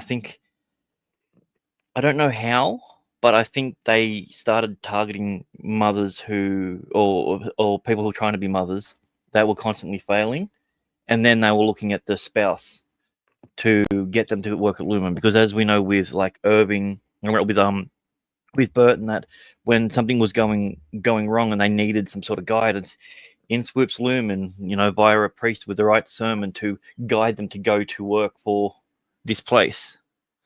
And I think that's Mm-hmm. probably the same thing that happened to Mark, because we still don't know how he started working there. Oh yeah, I'm sure he was recruited, because in that flashback in episode 7, we saw that there was a Lumen logo on the fertility clinic's paperwork, so they knew about both of them. They would know how to get in touch with Mark. I'm sure some recruiter got to him and made it seem like it was just happenstance, offering him a job. Yeah, Yeah, it's just like, definitely. oh, Yeah, sorry, you don't because know me. I'm Terry. I worked at the clinic. I actually did a lot of stuff with your wife while she was in there. She was a lovely woman and everything like that. And they strike up a conversation, and then mention something about I hear you're a professor. Oh, actually, no, keep tabs on him, because once he loses his job, because he was going in drunk and everything like that, then he'll come and see him, the recruitment officer. I reckon that's how they'll probably play it, because it can't be Milchek, because Milchek would it's too on the nose for it to be Milchek finding all these people, because they would have mentioned it beforehand. well, Yeah. that he mentioned on his intake form, he wrote down that he wanted to be severed so he could forget his wife for at least half the day. So Right. that's not something you usually would write on a form for a job. It probably was through some kind of counselor. He probably went to counseling after she died, I'm assuming. And the counselor was worked for Lumen and basically was saying, maybe this will help you. So on the intake form, that's when he wrote it down. That's I what I mean, think. that would work even better. Instead of the recruitment officer being there, a third party person like a counselor Yeah. that's at the funeral and says, if you need anyone to talk to, I'm a counselor. Don't worry, I'm not going to charge you. Just I knew Gemma; she was a great person. She helped out my so and so at the university, whatever it was. If you need to talk, and then that's how it goes. Mm-hmm. They are very Mhm. sneaky. Oh yeah, they were on Lumen's radar. Like Danny here says that the fertility clinics and the blood drives are all part of their screening process. The picture cards are part of it as well. Yeah, they were sending Gemma those cards in the mail, those pictograph, whatever they're called, cards. One of them was Chikai Bardo, meaning ego death, and it's kind of, so it's like those cults that when you get involved with them in any way, like they start sending you stuff in the mail. That's basically what they were doing. They sent Gemma those cards in the mail, and she was enjoying it, and they were kind of reeling her in with that. So that also raises the question, did she go with them willingly that night and leave Mark? Did she know what she was doing, or was she abducted when she went to the Well, party? she never said she was. You can't hold me here against my will. You can't do this or anything like that. She just says, "I want to go home." So to me, that makes me think that she went there willingly. And may it's clever for them to do it that way. Like they're already implanting the idea of getting rid of the tempers, with those cards. Getting rid of the ego. That's a bad thing. You can't be egotistical. You can't think you're better than everyone. Kid's knowledge is for everyone. So Right. they're hitting people at multiple things. I wouldn't be surprised if those kids in the first season that were the anti-Severed people are a part of Lumen somehow. Mm. To get people who are really angry and upset and want this sort of thing, they've got a bunch of tempers that he wants to get rid of, or Jane, or whoever. True. I think Yeah. if you're going to name a town Key, and people are going to go to a town named Key, everything in that town has to be controlled. Like it's too. Yeah, I don't know. It's a good point. I mean, like those kids were protesting in front of a statue of Kier, a giant statue. Yeah, I'm sure they have a lot They of didn't tear the control. statue down. I don't know if you noticed anything about people protesting in front of statues in the last 4 years, but the statues never last. True. Right. Yeah, that's a good point. Let me check in with a few people here. Gabrielle said it's hard to understand Cobell's motivations. Is she anti-Lumen for herself, or is she protecting her creations? I have always thought that she is a true believer in the cult of Kira, but she doesn't like the way Lumen is running things, kind of like the way like a religion can be perverted over time, and um, like those televangelists who make a boatload of money off of their religion. It's kind of like that. I think she's against some of the ways that Lumen has perverted Kira's teachings, literally perverting it with the four tempers dancing around in lingerie instead of that traditional biblical looking painting. So that's what I've always thought about her. And that doesn't mean she's going to help now. I mean, she might not be looking to help in the long term. Her end game may be to use Gemma to get back into Lumen's good graces, get her back there, and get back to work on Cold Harbor and finish what she started. So,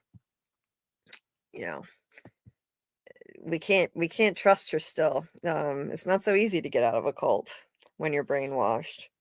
MHD said, I think reintegration was also part of Harmony's plan and Ragabi's split over why and how to go about it. Oh yeah, I knew Ragabi was going to take off. I didn't think she was going to stick around. Like, as soon as Devin called anybody at all, I knew she was going to be out of there. She's very protective of her research she's worked on for years, and she said Cobell is a soldier. We can't trust her. Reintegration is something that she could potentially do and do it better, because she implied Ragabi would have killed Mark like she killed Petey. Still I don't know. I still don't know. She's a wild card. MJ said Cobell seems very envious of Natalie. Like she thinks she should be the board spokesperson. Oh yeah, she's very resentful of the fact that she can't even listen to what the board is saying. And yeah, Natalie can hear them in her little earpiece. Gabrielle said, I think she's done with Lumen now. They did her so dirty and she's scared they'll murder her at this point. That's true. If she brought Mark to Lumen, Lumen would just murder them both. That's a good point. Good point. That's possible. Let's see. John Answers says, I think John has to be back. Oh, John Turturro, yeah. They have too much left unresolved with his character. I agree. Dieter thinks so too. Dieter also found an interview. Let me see. In an interview with The Wrap before season 3 was announced, Turturro said he's had open conversations with Stiller and Erickson about bringing Irving back. If there's stuff that's good and active and interesting to do, then I could see that, he said. If people wanted there to be a third season, there could be. And there could be big surprises too. You know, Irving's left all those paintings behind. There's a reason why they went into his apartment, why they're fooling around. Right. Too much is left dangling here. I'm not satisfied with that if that's the ending for Irving. So, well, maybe he will be back. Morgan, hey. Morgan thinks Mark and Ellie are Egans. Mark is one of them sired kids in the shadows. I mean, Kier's parents had close familial relations, so incest is kind of normal for them Egans. Well, that's true. We heard that about the show, about the cult. So yeah, it's pretty gross. I mean, she says about it. By the way, when I said I want Jane wants to get Gemma into Helly, I meant put Gemma's any consciousness into Helly's body. Gotcha. MHD also said Harmony's plan for Cold Harbor was her own form of reintegration, like what Irving is doing. Hence his phone call trying to convince Ragabi of their way. She wants to do things the surgical way. Yeah, she could have her own agenda for that. That's possible that she wants that to happen, but her way. Hey, Larry, nice to see you. Danny brings up a good point. I mean, why did Dylan have all those prizes for his refining skills? Only Mark was able to finish Cold Harbor, but were the other people working on files? And I think with Cold Harbor, it had to be Mark because it was directly tied to Gemma's, their shared trauma of the loss of that baby. It was the empty crib. But maybe with some of the other files, the others were able to work on them too and complete them. Was Petey the head of their department? Yeah, he was. He was the department head before Mark.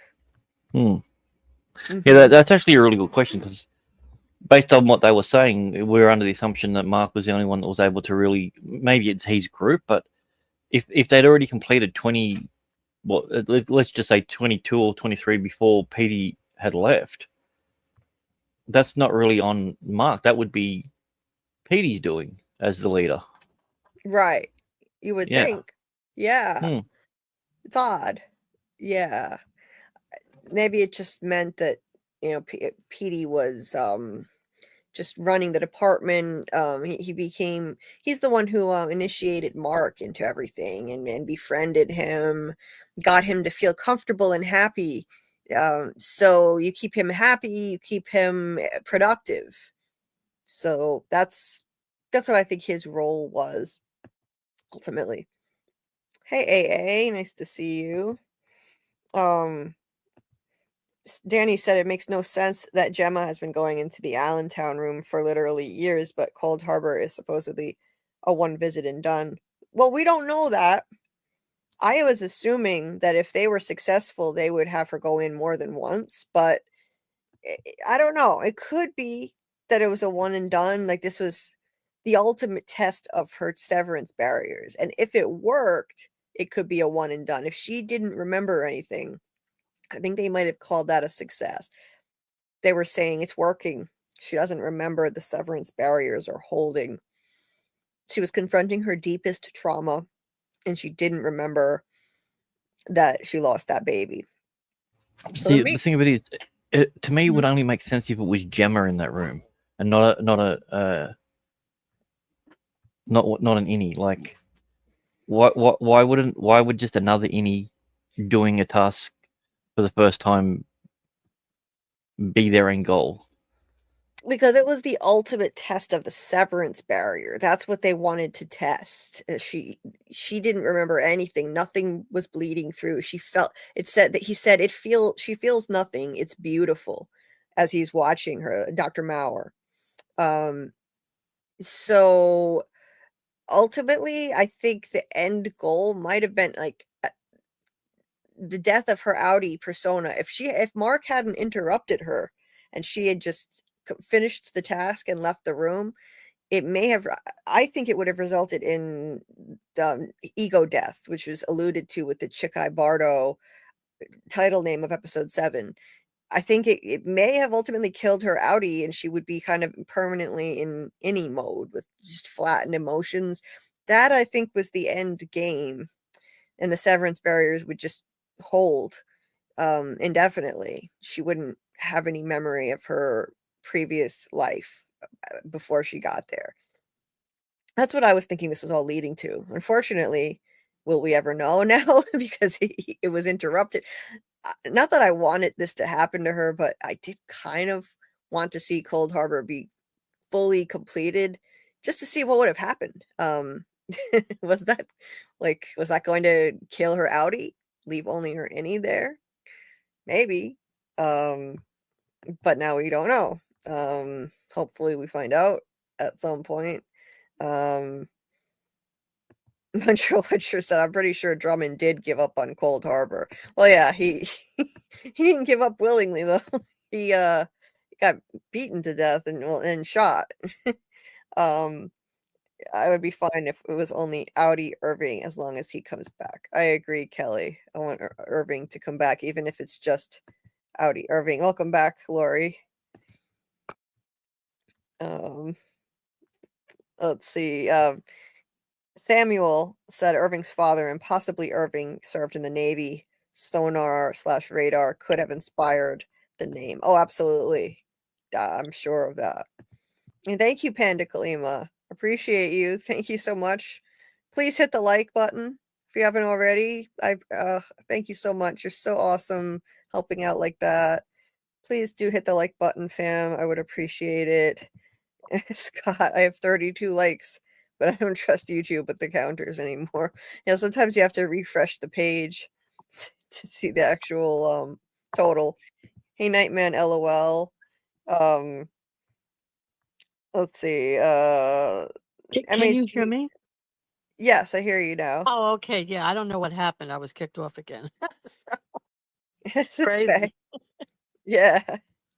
It's StreamYard is weird sometimes, don't worry. MHD thinks Irving is leaving the town of Kier. He'll be back as his Audi because everyone in the town is a middle and doesn't realize it. Oh, so you think there's like another level. So he'll be back as like his Audi, like, okay, so like there's some kind of in-between state you're suggesting that everyone in town is in. That's an interesting theory. That's cool. I haven't heard that one before. Larry said, do you all get the vibe that Milchick isn't so much a cult follower, but he believes in the job/process? I think that's even more interesting. I don't know. I think he's a true believer in the cult. The way that he stood in front of that mirror and said, you must eradicate childish folly. You must grow up. He just seems like he's drunk on the Kool-Aid to me.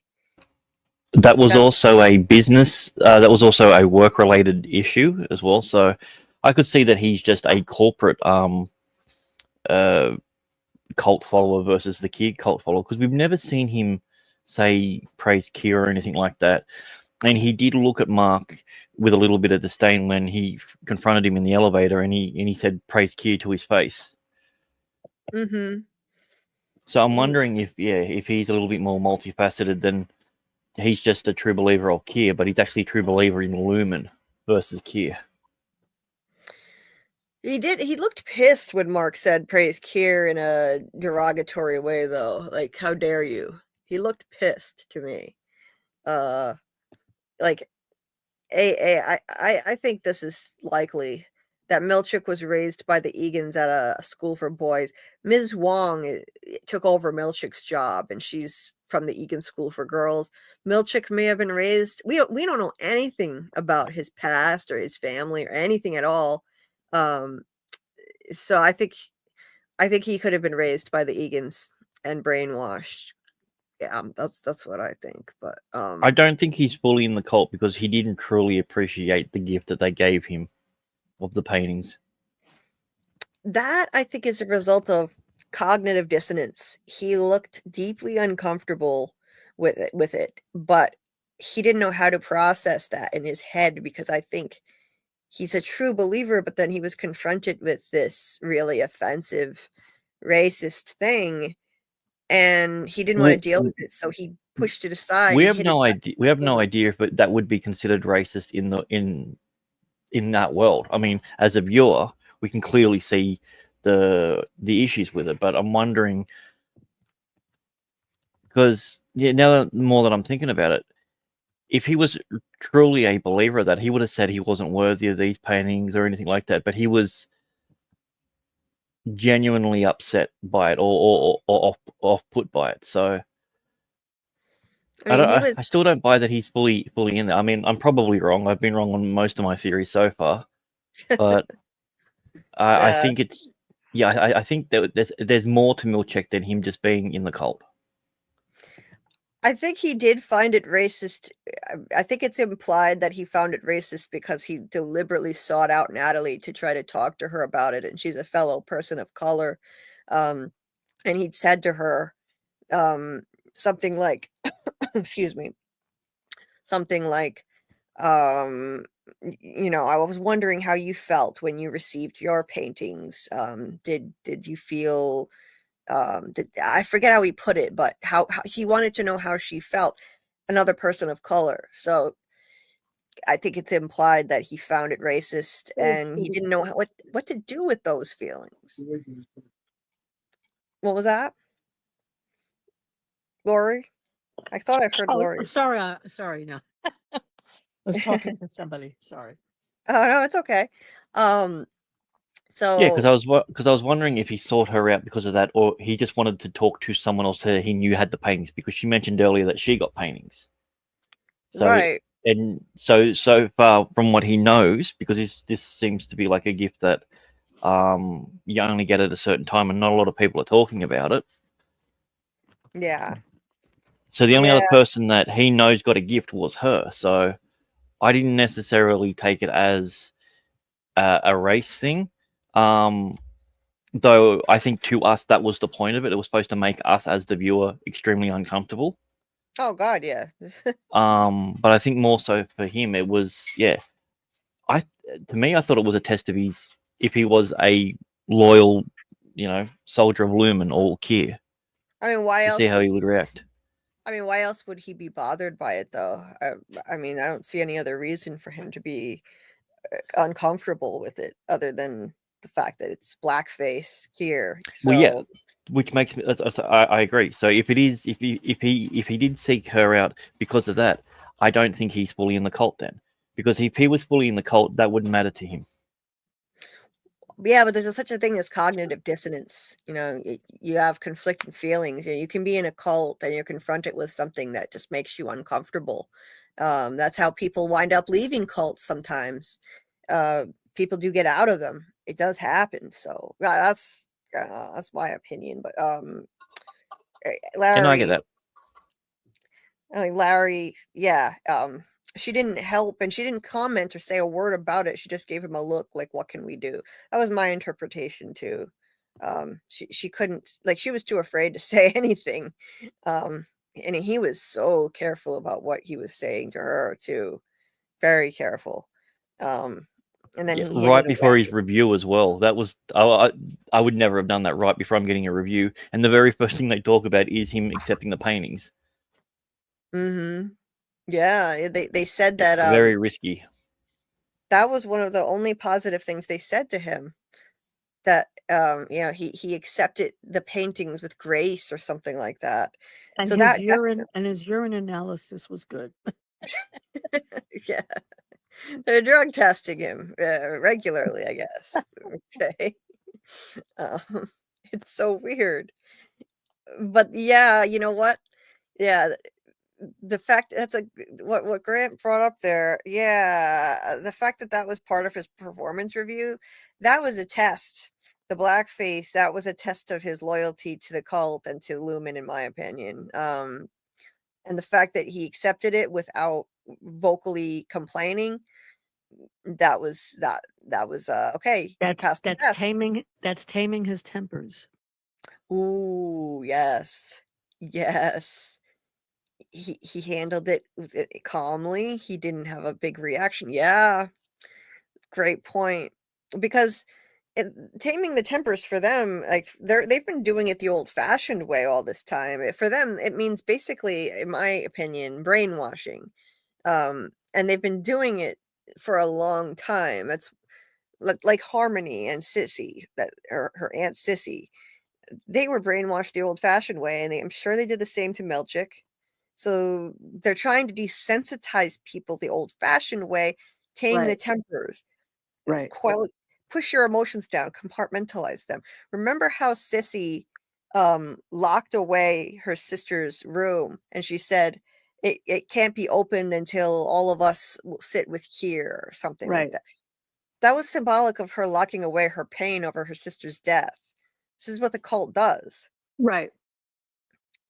right? In They other bury. words, so that's why the severance chip was invented, because then Mhm. your tempers are tamed through the chip. Yep. Before So the it's chip, not designed to brainwash people. It's designed to keep people in the cult once they're there. that's right. It's So when things designed like this to. happen, yeah, I It's like that idea. designed. Yeah. Yeah, it's designed to actually kill your ego, like you were saying earlier, because when you have an ego, your ego is the part of you that says, I am Laurie, I am Grant, this is who I am. I'm different Mhm. from you. I have my views, I have my morals, I have my convictions. And when people are independent thinkers, that is always scary to people in power. They Right. don't want you to be an independent thinker. They want you to have a group think. So Yeah. by severing people, you are creating a hive mind, a group think. They are Right. killing your It's ego. 1984, but with Exactly. technology. They are killing your ego. Yes. That's what they're Yeah. doing. Super good, Exactly. doubly good. Exactly. The chips make it more feasible for them because we've heard multiple examples of backlash against Lumen and the cult of Kier. The town where it originated has all turned against it now. We saw that.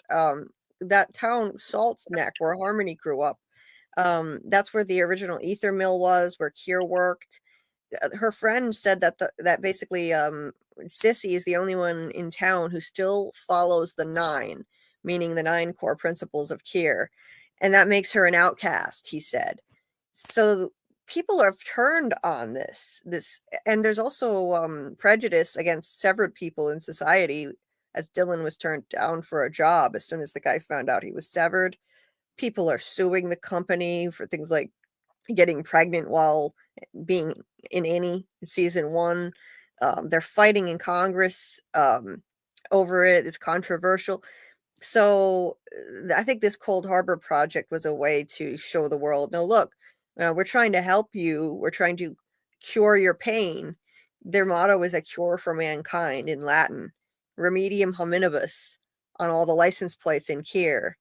So this was a way for them to win people over in an easier way instead of having to try to do it the old-fashioned way in the cult, the brainwashing. They're still doing that with like Ms. Wong, getting them young, but this is much more efficient. If they could convince society, the first step was the PR stunt with Helly. Getting an Egan severed normalizes it in society. oh, if she's willing to do it, then this must be okay. And then Cold Harbor. I think what would have happened, they were going to kill Gemma, take her chip out, and implant it in a volunteer. And this chip would flatten that person's emotions. And then they'd present this to the world like, this is a cure. This is a cure for your pain. You don't have to experience these unpleasant things anymore. This can help you. Do you think that the removal of the chip is what kills the person? So do you think that's why they said that if it's done, she's already dead? Because in taking out the chip, that's fatal. That could be. Yeah, that could be what kills her. Just taking out the chip. Yeah. Either way, they had to cover their tracks and get rid of the evidence. They couldn't see. I didn't think about this too much until the end of the season, but I realized, like, oh yeah, they could. I thought they were going to present Gemma to the world as a prototype. Like, here, look what we did. We can do this for everybody. You don't have to suffer anymore. All of these unpleasant things, but they faked her death. They wouldn't be able to explain that. Right. So they'd have to cover their tracks and kill her no matter what. Take the chip and implant it in someone else to prove what they could do. That's the only thing I can think of. Yeah, I agree. But I also thought the way you did, that her ego would die, not her actual body. And that they would show her off to the world. But people would ask questions. Well, where is she from? How did she agree to this? And then they'll find out, no, she died. They faked her death. So they had to get rid of the evidence. Yeah, they really didn't have a choice. So when Dr. Maurer told her, you will see the world and the world will see you, I don't think he meant her literally. It was just going to be her chip in someone else's head. Right. Right. And he said the world will benefit. He said Mark will benefit from the world you're siring to Gemma. So it's like she's helping to sire a new world full of children of Kier. Now, it doesn't mean that this plan is feasible. They're just delusional enough to think they can convince the whole world to get chips in their heads. That doesn't mean they can actually do it, but I think they believe they can. It's a deranged cult, in my opinion. And you know what's really strange, that I haven't really heard anyone talk about this, but there are no children anywhere in this show except for Devin's baby. There were no And children. Dylan's kids. Oh, right. Dylan's kids. There was also the senator's wife that had 3 kids. Yeah, but they're not really part of the ongoing story. Yeah, but it's almost as if everybody's an orphan. Nobody talks about their parents. You never see anyone with their mother or their father or, their family life. You don't see any of that. It's as if they're trying to make a society of test tube babies, no parents. Just you're under the cult of Kier and you're raised that way. I mean, that's what I think they want to do. They don't want there to be parents. Right. Yeah, they want everyone to be children of Kier. The state will raise your children and you'll be happy with it. That's right. Yeah. Yeah. Yep. So we go from 1984 to Brand New World. So yeah. That's right. Oh God, yeah. I get flavors of both of those things. I mean, like even with Helena, there's no mention of who her mother was. Not any mention. It's very strange. Yeah. Who is Helena's mother? Where is she? What happened to her? No, James sired her all by himself. That's what he is. Yeah.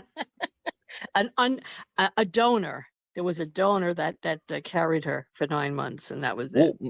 Maybe that's literally what it is. Maybe that's the reason why there is so many of his kids, because he doesn't have a wife. That's right. And that's what that place was set up for. Right.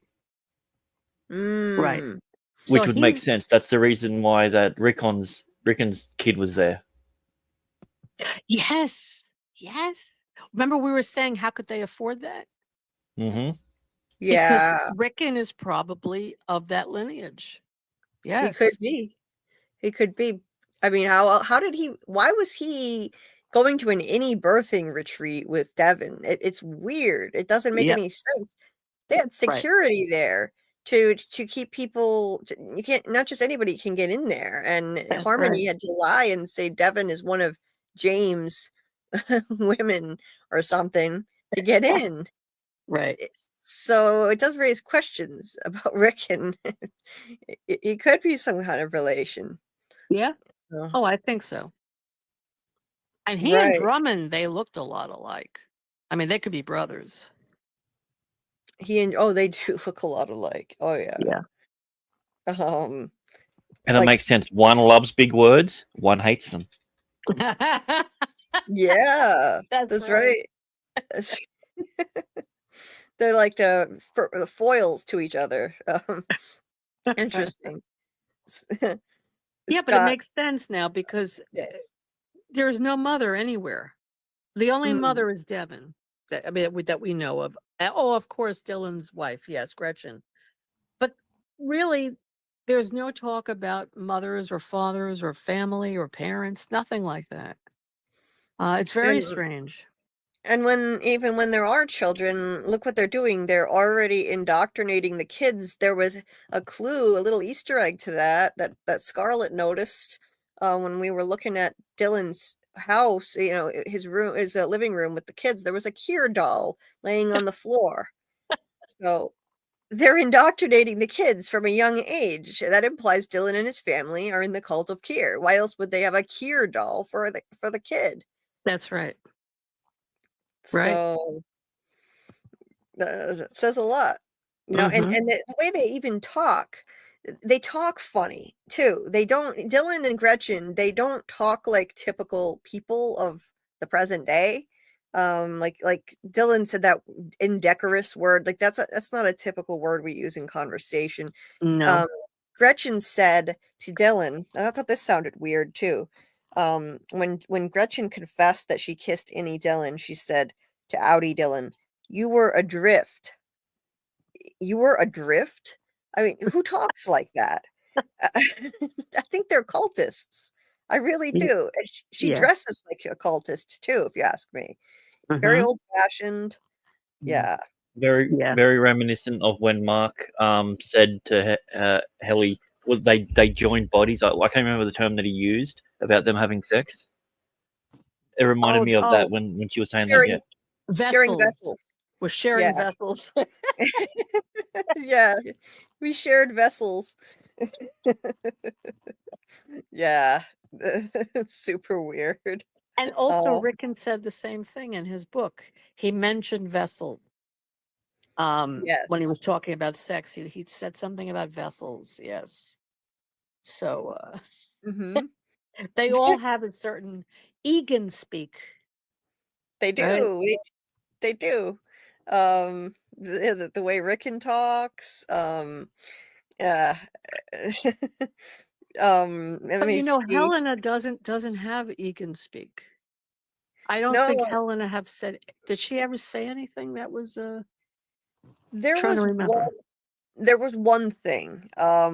When she directed Milchick to go like look for the MDR people in the second episode of season 2. This was after they woke up as their outies again on the outside. She told Milchick to go check them out, and he said, "And shall I fire them?" And she said something like, "Let Kier guide you," or something like that. So that was the only thing I noticed that sounded culty to me. But that could have been her putting on an act. I tend to think that she is a cultist because she grew up, she was raised like this, from birth by this freak, her father. So I think she's probably a cultist, but who knows? I mean, she could inside like actually oppose certain things, but she feels pressured to stay with them. She feels trapped. She's under her father's thumb. That's I mean, clear. absolutely, and she's really afraid of him, and you see it. there's a mixture of fear and hatred. That last scene when she was eating the eggs, The eggs, yeah. yeah, and the way he said something like, and she made this face like she hated him. Right. Horrifying. Yeah. It's my cat meowing if you hear her. Yeah, it's like she was just terrified, and I feel in a way I feel sorry for her. Being I do raised too. by a parent like that who is cold and unloving and degrades you every chance they get and yells at you and makes you feel horrible about yourself and is obsessed with you, watches you while you eat. I mean, it's creepy, it's gross, it's horrible. I feel sympathy for her too. You know, like it's a high quality show that can make you sympathize with a character like her because she's obviously really problematic. She's complicit in what they're doing to the innies. She exploited Mark. She violated him, and yet, you know, this whole opening sequence of episode 9 was, I think, designed to show us that her life is controlled too, that she's like the innies who are trapped in some ways, and Yes, in some she ways is. her life is even worse because, you know, so she's also regimented, like she's swimming and you see close-ups of the clock on the wall. You get the sense that she's not in control of her own time. She's got a certain amount of time to do this. Then you know, she's got to go to breakfast and be driven to work, and she has no say over any of it. She didn't even want to go back to work there. She was forced. She said, "I'm not going back there." And that they're effing animals. Another innie tried to kill me, basically, is what she said. And they Mhm. said, "Mark won't finish without you. You have to go back." She said, "Well, then I'll just fake it again." She wanted to fake being Helly. Natalie Right, said, "We can't take that risk." right. So, she was forced. And then you see this shot of Also, her I reckon that walking water would have been freezing cold too. There's no way that was a heated pool if she has to swim in it every day. Yeah, Huh. I could see that. Yeah. No, and then you see her walking down this long hallway, and this reminded me so much of Gemma or slash Ms. Casey, the silhouette of her walking down the Cold Harbor hallway. As a matter of fact, when I saw a shot of this in an episode trailer, I thought it was Ms. Casey on her way to the outside somehow. It looks like her going down a long hallway. Her hair she's got that wavy hair. And then you see, like, that shot right there, like, that could have easily been Ms. Casey. Yeah. And I think that was deliberate to imply to us that she's a prisoner too in a different way. Yes. Um, Yes. she's I also a agree. prisoner. I agree. Um, I also think that, well, I did a video on this about how Helena likes Innie Mark because Innie Mark is the opposite of her father. Her father, as I said, right. is a narcissist and he's very cold and unloving towards her. And she has spent her whole life in fear of him because if anyone has had a narcissistic parent, a narcissistic parent Uh-huh. only shows love if you do what they say. And even then the love is Yep. it's very conditional. So she does what her father wants because she has no choice. She has no mother, it seems. Right. She has no friends. She has nobody outside of her father, it looks like. It looks like he completely controls her. Right. So when she finally met Mark, Yeah. and she I think she really likes him. He showed her love, he showed Oh, her I agree. tenderness. He showed her what she never got. He even said to her when she met Audi Mark in the diner, will you be the first one to meet my father? So in other words, she probably Mhm. dated other guys, right? But there was no one that she would bring home to her father. There was no one that she felt close to. But Mark, she really Mhm. felt close to. And Right. Right. in a way, I think she's in love with him. I think The when problem she is saw yeah. him, I it's think hard to when build she, a relationship on an assault. oh yeah, of That's the Oh course. problem. yeah. I mean, I'm just saying, from her point of view, she didn't see it that way at that moment. At that moment, Right. she was herself. She didn't say I'm Helena, but she was herself, and he was into her, and she was into him, and all they had was that moment. I don't think she was Mm-hmm. thinking, "Oh, I am pulling something over on him. I'm hurting him." I don't Right. think she was thinking that at that moment. Um, Right. but I think she is in love with him. And I think she went to the diner Yeah. to see what his outie was like, to see if she could have a relationship with his outie. Oh, I agree. And for one thing, I think that her feelings bled through from her innie. Her feelings, like the same thing with Irving and Bert, their feelings bled through. Helly Yeah. had fallen for Mark. So when she encountered Mark at the Ortbo, her feelings came through. Her feelings were bleeding through. And she also, even before that, when she was looking at the security footage, watching Helly and Mark together, even that was stirring up feelings. And in the featurette at the end of that episode, one of the showrunners said that she's never been loved, appreciated, or respected in her Yep. life. So Right. she's seeing that Helly has all that, and so that's what she wants. She wants to feel that herself. She Yes. wasn't. It doesn't condone what she did to Mark, but it No. explains why she did it. Um, Yeah. and I can Yes. feel sympathy for her, even without condoning what she did. Because Right. look at this. I mean, she looks terrified of her father. Oh yeah. Um, this was her only act of agency, eating her eggs the way she wanted to, and not the Right. way he wanted. Right. And he's still Yeah, not I don't think satisfied. she'd want her eggs cooked like that though. That would be gross. Well, Anyway, I gotta head off. I gotta go pick up the little one. So okay, great. thanks for having me on, and if I get a chance, I'll jump back on in a little bit. Awesome, Grant. Let us know when you have anything going on with your channel coming up, and we'll. Will do. Okay. Okay. Good night, Grant. Good See yous. night. Anyway, like, yeah, she's she still can't please him, even though she does everything else his way. She doesn't eat her eggs raw like Kira used to do. So he's not satisfied with her. Then she's put in a car, and I just got the sense that she's like a prisoner being driven to look at her face. Yeah. She Yeah. doesn't She's want like to a be going prisoner. back there. Hmm. She's not driving herself there. She doesn't even have that kind of agency. You could look at it like, yes, she's rich and she has a driver, but I think she looked very much like a prisoner being transported. I agree. Yeah. She looks very unhappy. Oh She God, looks like yeah. a prisoner. She's going to prison. Yeah, He's going to definitely. prison.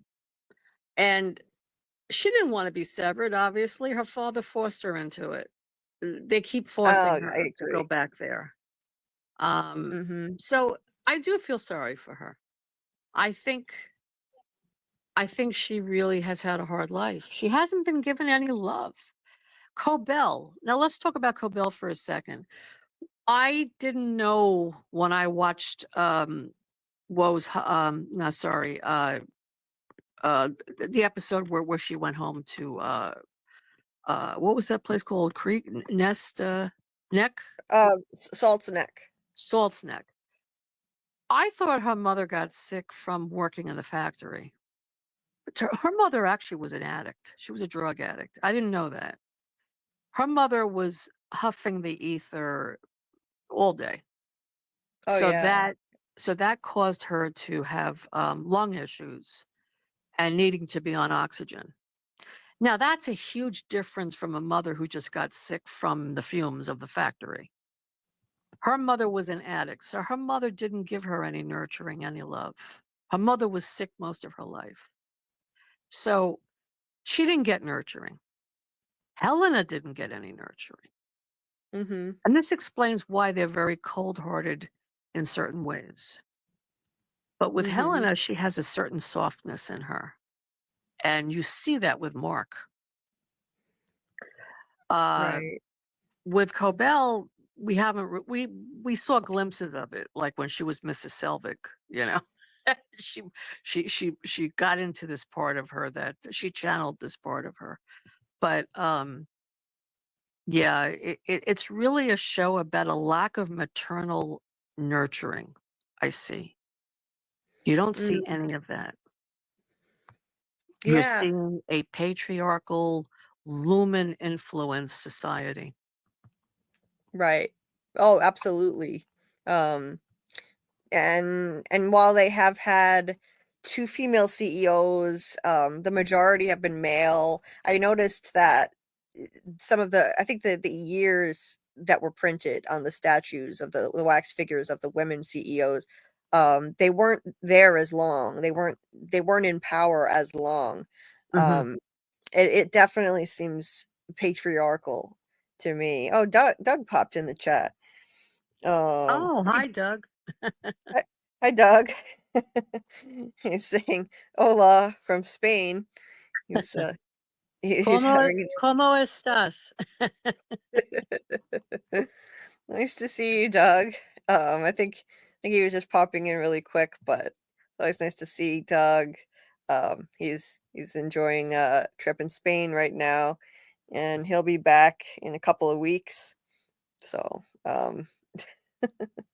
uh, yeah, we miss him, but hopefully he'll be back when when he returns from his trip, if he has the time. Mini 'Cause Man in Yellow is making the rounds. oh yeah, Mini Man in Yellow is a world traveler now. He really is making the rounds. Um, I was telling him, I'll send you the link to these things, if you want to join, even just to say hi briefly, since we miss him. Yeah, and then I forgot to send it to him. My Oh. terrible memory, but I can still do it though. Yeah, Mhm. he's on 6 hours ahead of us on the East Coast. I'm on the East Coast, so he's 6 hours ahead of me. Right. For him, it would be 7:13 a.m. right now. Right. So Right. it's He's probably just first getting up. starting. Yeah, he's just getting up. Um, anyway, hopefully when he comes back, we'll do another story time with Doug night. We love those. Mhm. So let's see. Going back a bit, I highlighted some stuff here that I'll bring up. Yes, I agree with Larry. I think Dr. Maurer is in love with Gemma, and not just her outie, but every version of her, all of them, all 27 different versions of her. There are 26 innies and one outie. Because there were 25 rooms, that's 25 innies, plus Ms. Casey, plus her outie, that's 27 versions of her. Just imagine the trauma of having 27. Imagine if they tried to reintegrate her. The kind of reintegration sickness she would have. I Oh, don't think they wow. could do it. No. I don't think they could No. do it. Mm-mm. That would break her brain. Uh, I don't think it's possible. So all those innies would have to die. When Gemma was running for the elevator, Dr. Maurer screamed, "Stop, Gemma! You'll kill them all." He Yeah. didn't want all of her innies to die. That's what it means when she leaves. Her innies are going to die. They can't reintegrate 26 innies with her outie self. That's not happening. No. So, And they don't need um, to. They don't need to. She's yeah, Gemma. Now you have to wonder though, will those other innies creep in? I don't think so. I think they only were activated when she went in the rooms. right. I don't think they Yeah, would be unless she goes to the cabin, the birthing room, the birthing cabins. If they bring her right. there, then she might she might experience all of them. I don't know. It's possible. Yeah, she could. She could. I think anyone with a severed mind, if you go over that threshold, you would transition into some, but the question is which one. I guess it would have to be Ms. Casey. That's like, the innie that's not tied to any specific room. It would be Ms. Casey who would come back. Right. And it's unfortunate, those other versions of her, especially Ms. Casey. Ms. Casey had a life that actually had something in it beyond just suffering. Right. She had some happy memories, but other than that, I don't think the other innies, I don't think they would want to go on living like that, because all they did was suffer. No. It's awful to think about, because they're like different versions of her. They would have to die. But I mean, literally all they did was just suffer either horrible trauma, like a simulated plane crash, or just annoyance of writing thank you notes for hours until her hand hurt. And going to the dentist. Don't forget that. For hours, the dentist. But right. See, but it's different with the innies at Lumen. They go there every day. They're friendly with each other. They have a job to do. It's different. They get some enjoyment out of it. When Outie Mark said to Innie Mark, I'm so sorry that, you've been going through a living hell. And he said, no, I'm actually okay down there. I'm okay with it, because it's not a hell for them. They like each other. That they enjoy each other. But for her, those rooms were like torture chambers. So those innies, there's no need to integrate them. It's better not to. The people, like, right. It was just, it was like each room was like a private hell. I mean, you think that, in season 1, the severed floor was presented as a kind of hell. The first episode was called "The Good News About Hell," and Ms. Cobell said that her mother said, hell is made up, but her mother said hell is made up, but the bad news is that what people can imagine, they can usually create.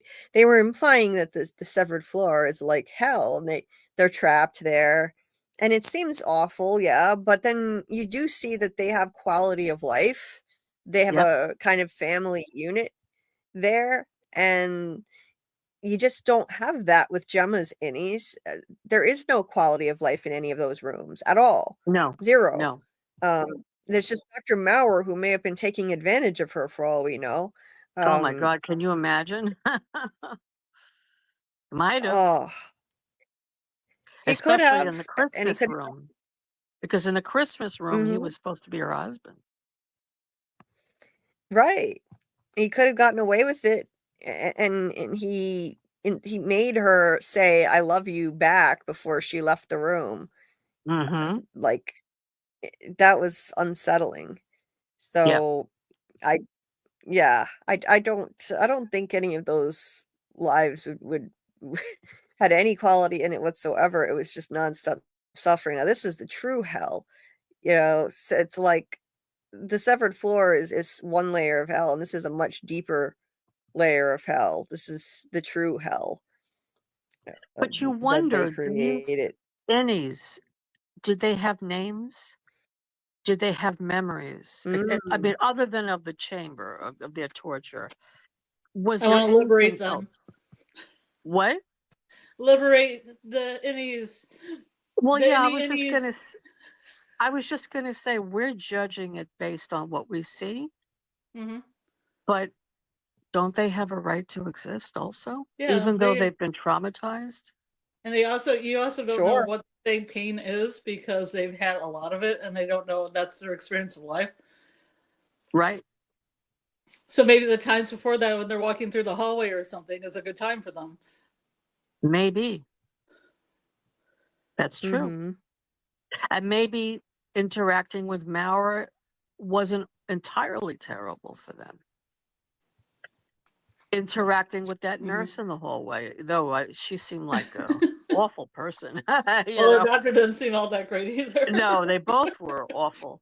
But I wonder if there was anything pleasant at all that they experienced. I don't know. But even if there wasn't, the fact that they had those feelings, that they existed for those moments, doesn't that mean something?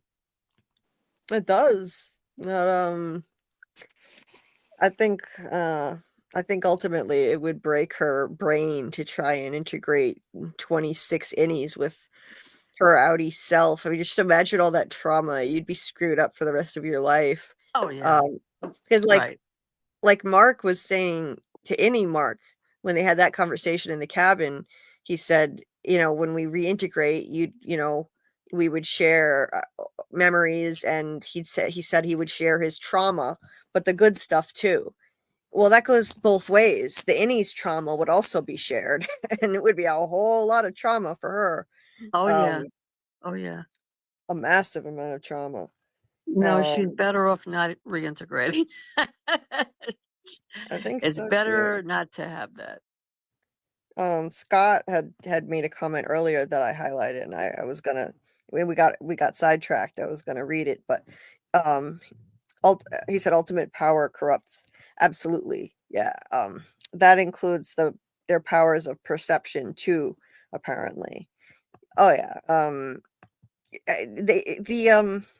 The Egan family. There's the question of whether they really believe they can cure mankind with all this, whether they actually think they're helping with their end game, or is that all just bullshit and they just want to control everyone?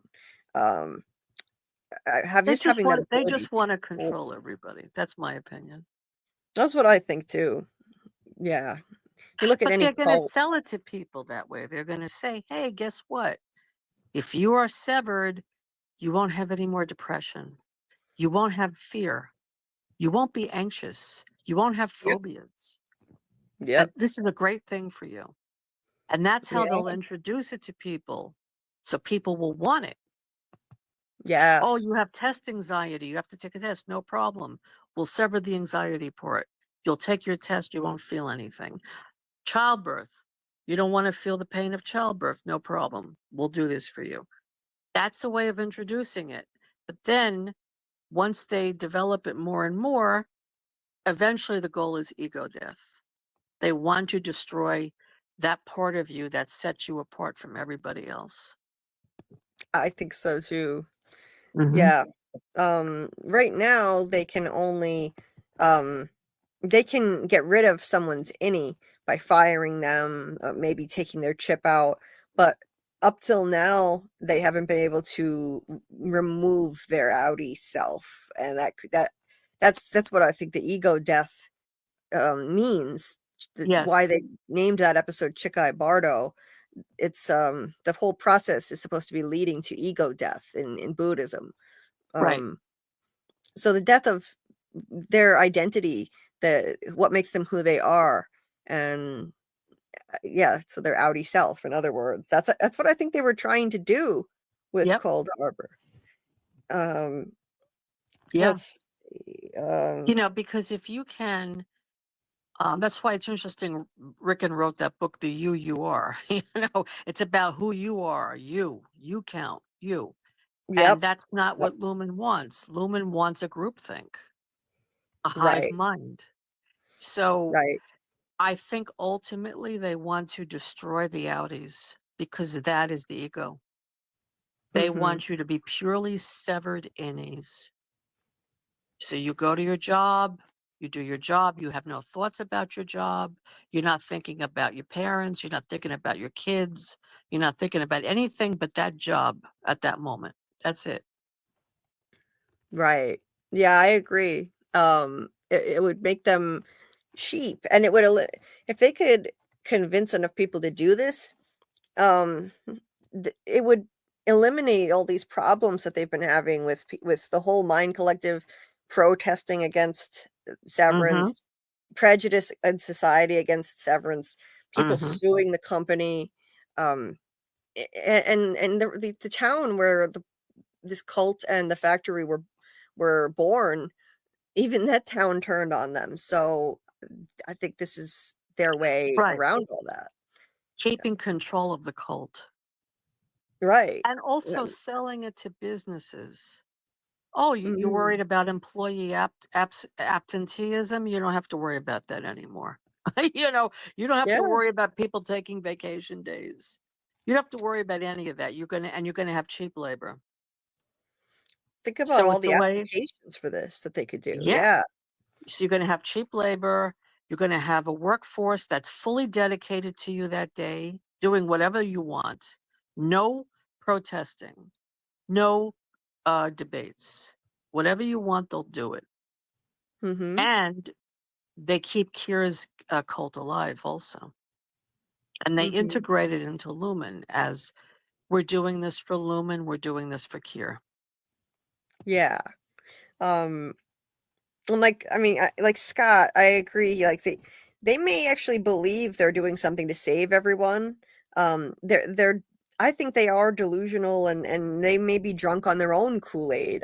Like this has been going on for generations. So James Egan, he was raised on this, and his father or mother or whatever before him, and so, like, he may be drunk on his own Kool-Aid, and at the same time, though, like, it's still a matter of control. He thinks that the solution to mankind's problems is, convincing them to give over control via these chips. That they can't control their own emotions, that they need to do it for them, with the chips.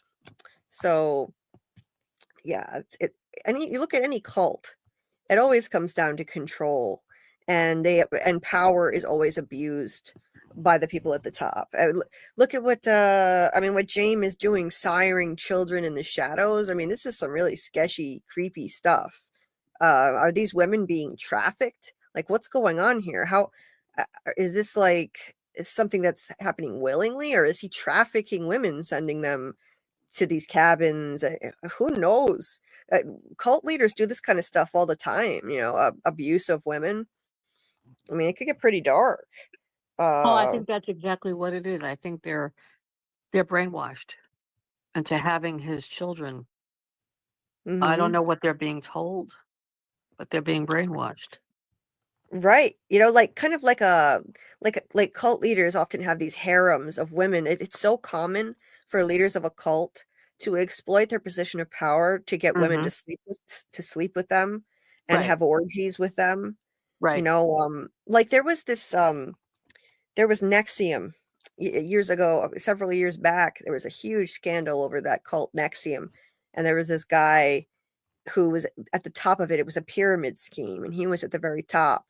And it was actually marketed as some kind of women's empowerment group, which would recruit women and trick them into thinking this is some way to empower each other, brainwashing them, and they would actually convince women to hold each other down and brand them with Huh. what turned out to be this guy's initials. They didn't know what this thing was, and they Oh found out God. later that the brand was this guy's initials. Oh And God. and he convinced the women to do this to each other. That's the craziest part. It was all women doing this to each other. And then, many of them had to sleep with him too. And they did so willingly, I believe. But it was a brainwashing situation. So Well, look. Allison Mack was part of it too, from Smallville, and she's in prison now along with the Keith guy up at the top, Keith Rainier, I think. It's Well, look at crazy. Charles Manson. That was a cult, and all those women, they worshipped him. He had orgies with all of them, and they're the ones that did the killings. He did not. Mhm. They did it all for him. I mean, Yes. that's pretty wild that he had that kind of influence over them. Right. Like, they don't get their hands dirty. Look at the mob, like the top mobsters. Like, they don't get their hands dirty. They have goons. Like, look at it. This is what they do with Lumen. They send people like Bert to take care of problems. Like, Helena went to breakfast in this finale, and she told James Egan, Irving is being handled, or Irving is being dealt with. Right. So the top people don't get their hands dirty. They send people like Bert, who Irving described in his research as what he thinks is a Lumen goon, he found Bert sitting in his apartment reading from the stuff Irving had gathered, and he said He he was so thinks funny. He's like, "Oh, we don't talk like that." Something like that. He took offense. He took offense at being called a goon. yes, he did. He said, oh, so yeah, he was reading it, a low-level lumen goon. Oh, really? We don't use that word, goon. Yeah. Yes, Doug, I said hi. You must have stepped away. I said hi, Doug, and we miss you. Uh, Doug said to Julie, "No, I'm here." Aw. Yes, Hi, yes. Doug. We miss you, Doug. Yes, we do. And we miss Mini Man in Yellow also. Yes, we do. We miss Doug and Mini Man in Yellow, but we're enjoying his exploits in Spain. And and next it'll be Poland, I think, before he returns. But I sent Doug a link too, just in case he wants to come on and say hi, but I'm sure he doesn't have time because he's got to get ready for his day. He's got a very busy schedule over there in this immersion program for Spanish people learning English. But I told him I'll just I'll send him links. If he wants to say hi, then he can pop on and say hi Right. at any point. But no pressure. We're just happy to see him in the chat. Anyway, yeah, always nice to see Doug here. What was I gonna say? What were we We talking were about? talking about Bert and yeah. so they Right. operate a lot like the mob, they send goons out to get rid of problems. And even Bert, he was another kind of middle management person. He didn't get his hands dirty. He said, I just drive people places. I don't know what happens to them when they get there. See, this is another example of blocking out negative emotions. So he was disconnecting himself from whatever it was he was doing to these people. He knew damn well he was driving people to their deaths, but to deal with it, he just blocked it out. He's like, well, I don't know what happens to them when they get there. I just drive people places. Right. This is how the cult of Kier operates. You block out anything unpleasant and you push it down.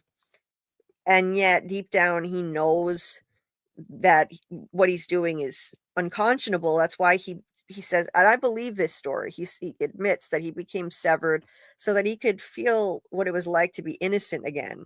Right. He knows he has blood on his hands indirectly.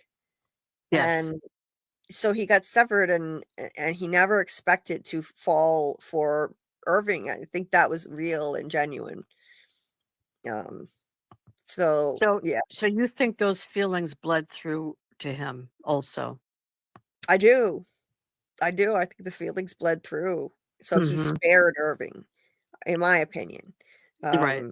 Either that, I mean, either that or either way, I think his feelings bled through. Even if he felt like he had to carry out his job and send Irving to his death, he looked devastated either way. Those feelings came across as purely genuine. He stayed in the train station longer.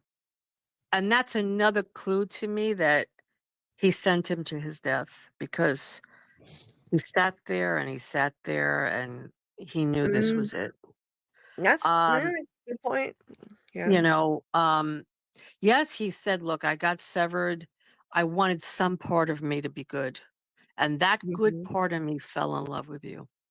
He was letting him know, there's a part of me that cares for you, but there's another part of me that has a job to do. And I really, I mean, I did a video on this, and I spoke about how I didn't want to believe it, that I hoped I was wrong. I actually said, I really hope I'm wrong. I hope he survives, but I don't think he will. And I went into why I didn't think he would. And I gave examples based on the dialogue between them. And I really don't think he'll survive. I don't. I think that was it for him. David Agiel said Bert was essentially the Grim Reaper. Yeah. In a way, yeah, he was. And, you know, he said, I'm going to hell. He said that at dinner when they had dinner together. He says, I know where I'm going. Yeah. he said that he'd been a scoundrel, and yeah, he thought that he was going to hell, and yeah, I think there was some truth in that. I don't think he got severed so that he could, like what he said. I don't think it's exactly what he said, that he did it so that he could, some part of him could go to heaven with his partner. I think it was more of what he said to Irving that was the Yes. truth. Yes, I He wanted agree. to feel innocent again. That's all. Yeah. He Um, wanted a part of him to be innocent because he probably didn't want to do what he was doing anymore. He probably did it for many mhm. years and he probably didn't want to do it anymore, but he was stuck.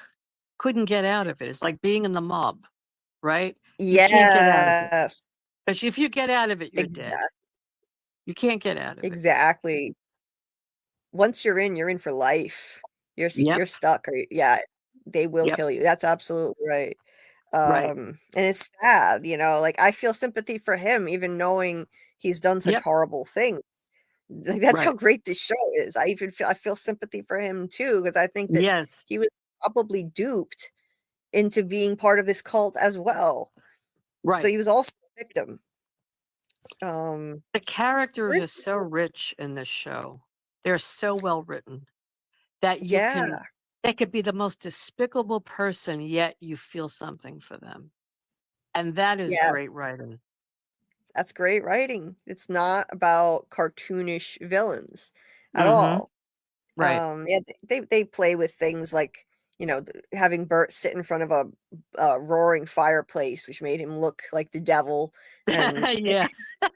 And the same thing with Cobell in the birthing cabin, the fireplace behind her. She looked the like she same was in thing hell. the same thing with Cobell, Yeah. but it's way more complicated than that. But boy, they made her look sinister, backlit by the fireplace. Yep. Um, W Boston TV here said, I was thinking his Irving's dad was also kidnapped or was sick like Gemma was, and Irving was refining his dad unknowingly and ended up either killing him or he died as a result, and Irv found out the truth. Oh, that's interesting. Maybe that's how Irving knew about the testing floor hallway. That's a really interesting theory. Same with Cobell and her mother. Yeah, I know there were a lot of theories about Cobell and her mother. Like maybe her mother was involved somehow, and yeah, I've heard stuff like that. Yeah, you never know. Let's see. Nightman LOL. He had said I trust her. So like Cobell, I think he meant. I think the people that are pro innies are the only ones that don't trust her. Yeah, I don't know. I'm just like, I'm not 100% one way or the other with her. I'm just leery of fully trusting her. Yeah. Morgan huh? No, I agree with you. Oh, okay. Morgan had said Mark is Dieter's great grandchild. What? It was he was conceived in Woe's Hollow with, oh, okay, Dieter. I was getting confused. Dieter Egan. Um he was conceived in Woe's Hollow with that lady Woes who looked gaunt and half the size of a grown woman. Oh god. Somebody, who was it that mentioned on a live stream once that the fact that she was half the size of a normal woman implies that they've had child brides in this cult. Yes. Right. Ooh, that's a dark thought, but it could Well, be. it just seems to add up now that if we look at everything, that Keir seems to be a shyster kind of person. Like he was angry, wild-eyed. Uh, he certainly didn't have his tempers tamed. That's for sure. And he probably had a harem of women also, and he probably exploited children. He had child labor in the factory. Yes, Um, he did. and basically, he started a cult to control people to say, we have to tame your tempers. In the meantime, his tempers were not tamed. It seems like from the way that um yeah, from the way that what's his name, that James talked to Helly, it sounds like Kier's tempers were not tamed because Mm-hmm. he saw Kier and her when she flipped out on him and yelled Right. at him. Right. Oh, there he is. And So she said, I'm going to take you down. Right. yeah, she said, "You and your family created hell, and you're going to burn in it." Yes. And he says, there he is. So that's who Kier was. Yeah, He it's wasn't this crazy. benevolent leader who cared about people. He was this guy who was just looking to control people and make money off of them. That's all. That to me suggests that Jamie Egan knows stuff that nobody else in the cult knows. Like he's hiding the truth of what Kier was actually like. Mhm. This is bullshit about taming the tempers. It's taming everyone else's tempers, but the person in control is free to be as fiery and powerful as possible in terms of his personality. That's what he wants. That's what he wants in a leader, to take over for him, and that's what he wanted for Helena, apparently. And Helena is too docile.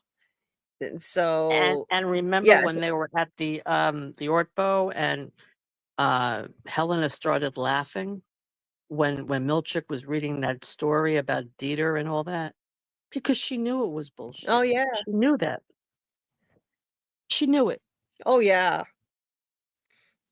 I I think it mean, was a that was a relief to her giveaway. to finally, Yeah. That yeah. was a major giveaway. Those She had that a was chance to that was laugh genuine. and be who she wanted to be at that moment. She could be herself. It And she must was have been such a hysterically relief laughing. Yeah, absolutely. And because Milchick was so she's been angry so at her. controlled. Milchick was like, Yeah, "What are you doing?" she's been so controlled, every aspect of her life. She only had control over the way she can eat her eggs, and she still got criticized for that. So just to be able to laugh at the cult stuff, she knows it's bullshit. And I think they probably, that fourth appendix that they suddenly pulled out at the Ortbo, they probably just whipped that up. I bet that Yeah. wasn't even part of the cult before. The Dieter Egan story was a bunch of bull, Yep. and she knew it, and she started laughing at it, and she could finally let her real feelings out because she was playing the role Yes. of Helly. Yes, exactly. She was happy. She was Yeah, so happy. Yes.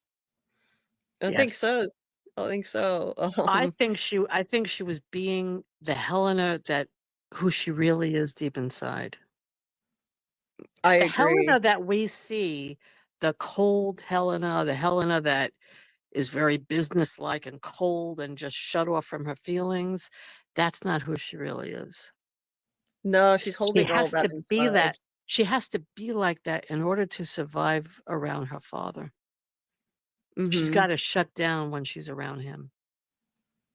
Yes. Yeah. Oh, absolutely. She's very robotic, Mhm. cold, um, Yep. but she has feelings deep down. There were subtle hints that she was triggered by Helly invading her space at the gala at the beginning of the season. Mhm. After she turned back to Helena, it showed her standing by herself looking at the window with her hand on her throat. It Yes. triggered her because Helly tried to hang her in season 1 in the elevator, Right. and that was traumatizing. And after that happened, I'm sure they forced her to go back in there. I doubt she did that willingly. We saw it again in this season. Irving tried to drown her. They forced her to go back. So, she does have feelings that she's holding inside. She was triggered and touching her neck, and then her father comes in, and instead of sympathizing, he called her a fetid moppet, which made no sense. How is this her fault? She didn't do anything. It was Helly that did it. Because he's a narcissist, he doesn't see her as a person. He sees her Yeah. as an object that needs to do what he needs her to do. And because she allowed Helly to screw this up, he can't blame Helly for it, right? So he's gotta blame her. Yeah. It's all She's her the fault. scapegoat. She's the scapegoat. Scapegoat, yes. Right? She's the real scapegoat. The real scapegoat. Yeah. I've heard people pointing to the goat sacrifice thing as like, I think Matt Gilbert was talking about it. And I thought, oh my God, that's so perfect. You know, Yeah. every time they kill a test subject, which I'm sure they've done before, that was implied. They also kill a goat. It's like they're a scapegoat.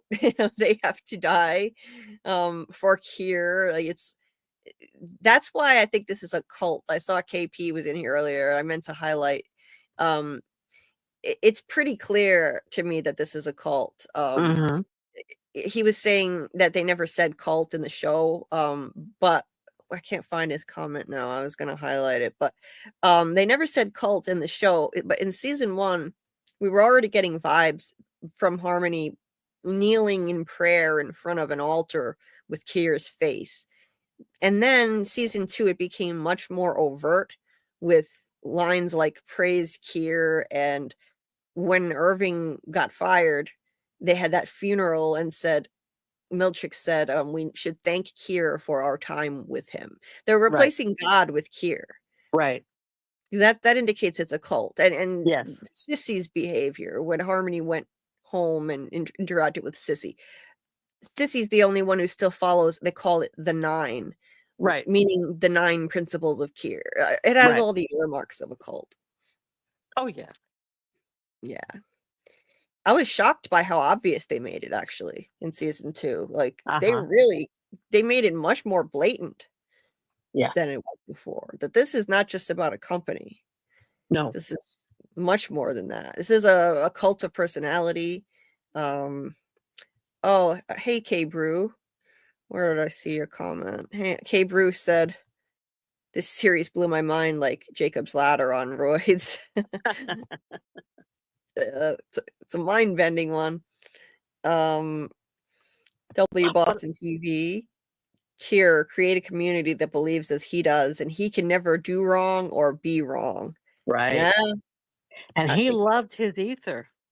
He loved his ether. And that's where Dieter came from. Yeah. Yeah. Dieter was his alter ego, the side of him that liked to huff the ether. Yes, I don't think he was a real person. No. I think that was... story about him and Dieter and at Woe's Hollow, and it was just about him dealing with his addiction and that he had to get rid of his addiction. So Dieter died. Yeah. Yeah, I think Dieter represented his childish folly that needed to die. We must eradicate childish folly. Right. So that was no masturbation. And no masturbation. And that was funny when Helly said it at the campfire. You know, she goes, so basically the guy masturbated and he died. I mean, because it's so silly. It's just silly. She knew it was made up, you know? Yeah. Yeah, like it had to be a fabrication. I think it was an allegory for the eradication of Kier's childish folly, and you know, it was kind of meant to teach them all a lesson. This was not long after the Macrodat rebellion, and this was kind of meant to teach them you know, their childish folly needs to go, and like it's time to grow up. Like that's that was the point of that. So here, you know, as a kid, the allegory is he went off in the woods, and that part of himself that was still childish and didn't want to go back and work in an ether factory as a kid, he left that behind in the woods. In a horribly violent, terrible way. It's like it parallels the way that they're going about trying to cure people now of their problems, their childish folly, or their tempers, what they're doing to Gemma. So yeah, the whole Dieter thing. It's something I think that it was like more propaganda, more religious, pseudo-religious dogma that they just added in there specifically for this, but it backfired spectacularly because it led to Irving trying to drown Helena, and then we found out all of this was Milchick's idea. It was all his plan, Right. and all of it failed terribly. Milchick did not like he wasn't suited to manage the severed floor. He was not going to be, I knew from the beginning he was not going to be capable of handling it the way Cobell did. He just wasn't up to the task. He couldn't even change his home screen from hello Miss Cobell. You know, like where did I see that comment? I saw a comment about Milchick here somewhere. With Milchick, where is it? Was it AA? AA said I genuinely thought Milchick was going to help MDR in the finale, but I guess that would be too predictable. Right, exactly. I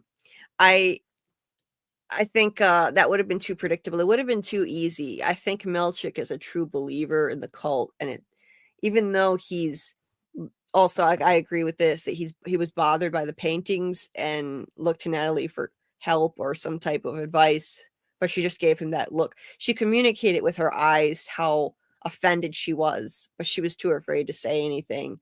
And on top of that, he's being treated like garbage. He's gotten zero respect from anybody all season long, waiting for him to snap. This guy, he's taking abuse. The MDR people, they show him zero respect. There were many things in this season that I really love how they paralleled from season 1 and showed us like the flip side of it. Like there was this moment when Milchick, somebody said it was Helly. She stormed into Milchick's office and he didn't knock, didn't get permission to go in. He's just like, "Excuse me." She yells at him or whatever, and then as she's on her way out, he says, "Close the door," and she just ignores him and leaves. This is a direct parallel to Cobell's scene with Mark in season 1, where he was so deferential, and he said, "Should I leave the door open or closed?" And Cobell said, "Both." He looked so intimidated. He looked so intimidated, and he wound up just leaving the door halfway open or something. Yeah. So we had parallels like that. You could see that Milchick was not up to this task. No. He wasn't. No.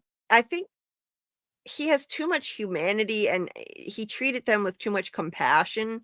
They called these kindness reforms that he did that failed. The kindness reforms, like the new break room that's no longer psychological torture, visitation for Dylan with his outies wife, new perks, hall passes, all of it failed spectacularly, and he was blamed for it at that performance review. And so all season long, you're just waiting for him to snap as he's being beaten down. We had that moment, that amazing moment finally, when he snapped as Drummond was berating him, Right. telling him, shorter, say it again, he's saying too many big words still. And then Milchick just says, "Devour feculence." It was so satisfying. Now, So I know. Do you think by Drummond saying to him, you got to dumb it down, you can't use those words, why do you think Drummond was on him about that? I think it was just about, Because like Cobell used big words. She did, but maybe not quite as verbose as Milchick. So I think it kind of indicated that Milchick has a higher level of intelligence than his superiors, and they found that to be a threat. They don't want that. Right. They want him to be it feels like it's a threat to their authority if he's Right. smarter than them. That's what I think. I know it's Mhm. weird because they also use big words, but maybe he uses a little bit more of them. And they are above him in seniority. So, like you say, Right. they feel threatened by him and they want to put him in his place. Like saying, you Exactly. can't show me up. You can't be on my level. Exactly. And then so that was why it was so satisfying when he said devour feculence, and then he's like it means eat shit, and then he said something where he prefaced it with, to put it monosyllabically, um you know, the severed floor is my responsibility. What Mark does outside of here, it's not my responsibility, it's yours. Something to that Right. effect. And Right. then he left. See, that was amazing. Yeah. He was standing up to them saying, no, like, this is your fault, not mine. Right. What Mark did, the fact that Mark didn't show up to work. It felt like he was rising up and Mm-hmm. turning on them. I was thinking maybe he would quit in this episode, but I think and it would have been nice if he had taken their side, but ultimately I think it would have been too easy, like AA was saying. Just imagine if he managed to join their side, well then, okay, well then they've got Milchick, they've got all these groups coming together, choreography and merriment, like Cobell doesn't work there anymore. Drummond is dead. They'd need somebody there to be fighting on the behalf of the Lumen management without having to introduce several new characters. Right. I think they'll have to But, introduce somebody, but I'm sure Milchick is very angry about what happened at the end here. I mean, they locked him in a bathroom. Helly hit him with the was it the trombone? yes, she did. So I'm sure he's not happy with them right now. But they outnumber No, him. And those band, the people in the band, they can easily overpower him and tie him up, which is what I right. think is going to happen. Yeah, see, look, this is, you can see on his face, this actor does a great job with Oh, yeah. He's with great. expressing feelings with his facial expressions alone. When the red lights came on, he had this look on his face like he knows what this means. This Mm-hmm. is the building is going on lockdown. It must mean Mark or somebody has gotten to Gemma, and he's realizing, he looks in the mirror here. I think it's telling that he looks in the mirror and he's realizing he's going to be blamed for yet another thing, and this is the worst thing yet that he could possibly be blamed for. This And he was like, doesn't know Drummond's dead, so he's figuring this is it. I'm being fired. This is it. yeah, and it's just like he's blaming himself again. He's still entrapped in the cult mentality, I think, and he's looking at himself like what a failure he is. Yeah. Right. 2 seasons in a row they've bested him in the finale. Season 1, look what they did. They staged that rebellion, and Milchick was barricaded out of the security office by Dylan. And he was blamed for all of this. He was blamed for all the stuff that went wrong this season, the Ortbo. Just imagine the fallout now. And it must be hitting him, the fallout that's going to come, because Cold Harbor was the end all be all for them. This is supposed to be the greatest day in the history of Lumen. Now it's all falling apart. And he's going to be furious. You're right that they locked him in there. And he faces down this horde of people who look like they're forming a united front against him with Dylan. And Helly's their leader. She's leading them. Yeah. See, look at his face. Look at his face. He looks completely deflated because he knows what this means. Yep. He knows he's screwed, and he's got to somehow redeem himself and get control of the situation. He is outnumbered, though. He's outnumbered by a lot.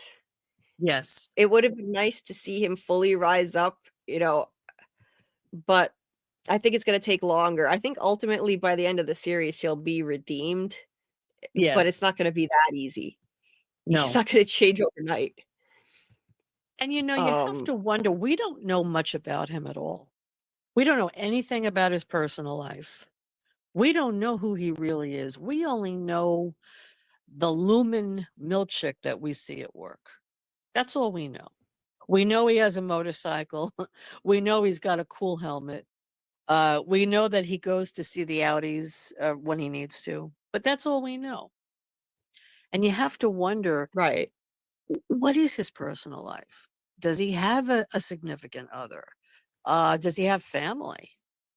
What are his convictions? What does he believe in? We don't know anything about him, which I find so interesting because his character is so multi-layered in a sense, even though we don't know much about him.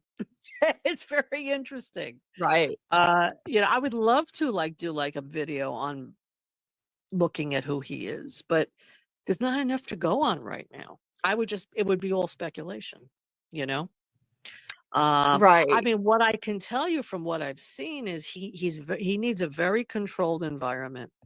He's controlling. He needs to have everything a certain way. When things are Yeah. not going the way he wants, he freaks out. Right. And he does treat them like children. In a sense, he's like a surrogate parent to them. But he He does. underestimates them. He underestimates their intelligence and what they're capable of. And that's why they're able to outsmart him. Yeah. Yeah, So it's exactly. interesting. It's very interesting. Yeah, I think I enjoyed his story arc in season 2 because in season 1 he was even more of a question mark. Yeah. We really knew so little about him that there were theories that maybe maybe he lives at Lumen, maybe he's a clone, maybe he's got clones because he seems to wear so many hats. He has so many different responsibilities. Right. And there are all kinds of questions. And maybe he's severed and he's always on, like a type of severed person who's always in this on mode. Mhm. But season 2 fleshed out his character more and humanized him. You got a sense that, okay, we don't know his background, but you got a sense of him as a person just from watching him struggle with being oppressed by Lumen, being berated by them, facing the racism of those paintings, conflicted mentally by that, and looking for some kind of comrade to process this in Natalie, and that didn't work. And so I liked that, it showed the human side of him. He does it reinforced my belief that he's a cultist in this, in this company. He is drunk on the Kool-Aid. He's desperate for approval. That much is clear. The way he punished himself by doing the stack of paper clips, the giant stack of papers, like in your video. And when he was staring at himself in the mirror, grow, it was almost like it was self-flagellation, like he was whipping himself. Go, grow, grow, grow. Like he was punishing himself. He was. That was entirely self-inflicted too. He chose to do all that for hours. He said, for the rest of the afternoon, I'm going to be busy. He did that for hours. That was after the performance review, and he was so upset by it. He started beating himself up. That's basically what it was. I surmise that, I think, like with Cobell also, when they indoctrinate these kids come from broken homes or they come from abusive homes. So it's easy for the cult to influence them. They don't have a strong attachment to their parents, and the cult can make them what they want them to be. So in his case, either his family wasn't close to him, his parents, or they were extremely strict with him, and he had no sense of self-worth. And then I think they got a hold of him, Kier, and they just made him to feel like he's so dependent on their approval of him. So Oh, definitely. yeah, and I think that's part of it. And Cobella was the same thing. I mean, she was 12 years old. They groomed her. They took away her invention. They told her that she can never tell anyone she did it. So they basically robbed her of that self-esteem and that achievement that she had, that she developed this chip. So that's what they do. They destroy the ego, they destroy who you are, and make you something that they can control. Mm. So for Milchick, his sense of self, I'm not sure what it is for him. I'm not sure how he identifies himself. I'm not sure what his thoughts are, his convictions. He doesn't say, he never says. Never. Well, his whole identity seems to be caught up in his work here. Mhm. Like that's what it seems like to me, that Mhm. he desperately needs their approval, and you know, this is everything to him. He's never discussed anything about a personal life. We've never seen anything outside of that, outside of his work abilities. Anytime you see him outside of work, it's only been executing, you know, outside work tasks, visiting the people working under him, trying to get them to come back. I think he desperately wants approval, and he's probably been raised in the cult. So it's going to be very hard to get out of that. And yeah, thank you for hitting the like button. We got over the hump of 50 likes. Thank you so Oh, much. great. Yeah, appreciate that. Oh, Doug posted some pictures in my Discord of Spain at dawn. Nice. He's been posting some beautiful pictures. Mhm. Yeah. Awesome.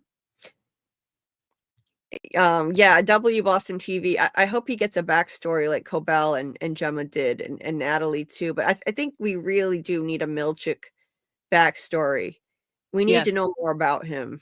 Yes. Maybe next season. I think we're gonna get it next season, because Yes. next And season I think, Kier also. and we need Kier.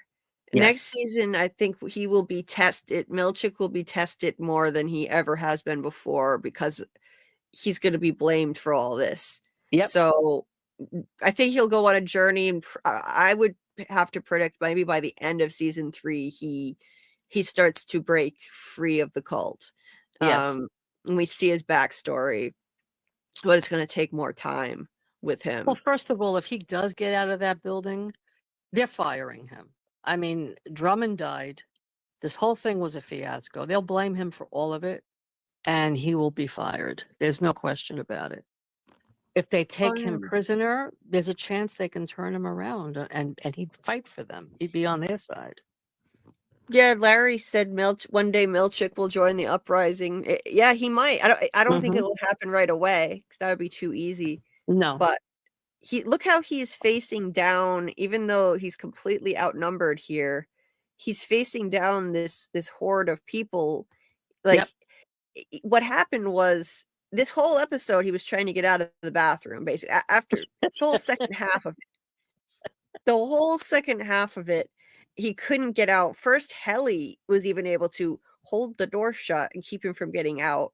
Just her by herself. Then when she couldn't hold it shut anymore, Dylan came running and pushed the vending machine there. And he kept running and pushing into it, and it wouldn't work until something shifted in him. When the lights came on like this, and he realized that everything's, shit's hitting the fan. The building must be on lockdown. He looked in the mirror. It's like all of a sudden he had this burst of adrenaline, and he was able to knock down the vending machine, and he jumped on top of it, and he looks like a crouching tiger here, ready to pounce. He looks like the Hulk. Doesn't he? Yeah. It looks like a crouching tiger and ready to pounce. He's in a rage. He's in a rage. Look at his face. Look at that face. He wants to Like- kill them. He's in a rage because they humiliated him. He's humiliated. So his Yeah. anger is just like flying out of him. Right. Talk about a humiliation. You have a thin woman, a tiny woman, fools you, locks you in a bathroom, hits you with with a musical instrument, organizes all these people to hate you, and you're locked in there. Yeah. She humiliated him. It is humiliating. And he's already endured nonstop humiliation for the entire season. Like I said, he hasn't gotten an ounce of respect from the MDR people, even though he's been kind to them. He's actually been nicer to them and treated them more like people than anyone else who is in the higher ranks of Lumen. He relented and agreed to have a funeral for Irving. And Ms. Wong said, you shouldn't let them do that. It makes them feel like they're people. Right. And this is the thanks he gets, so he's going to be furious. Yes. No more Mr. Nice Milchick, I think. He's been humiliated by these people.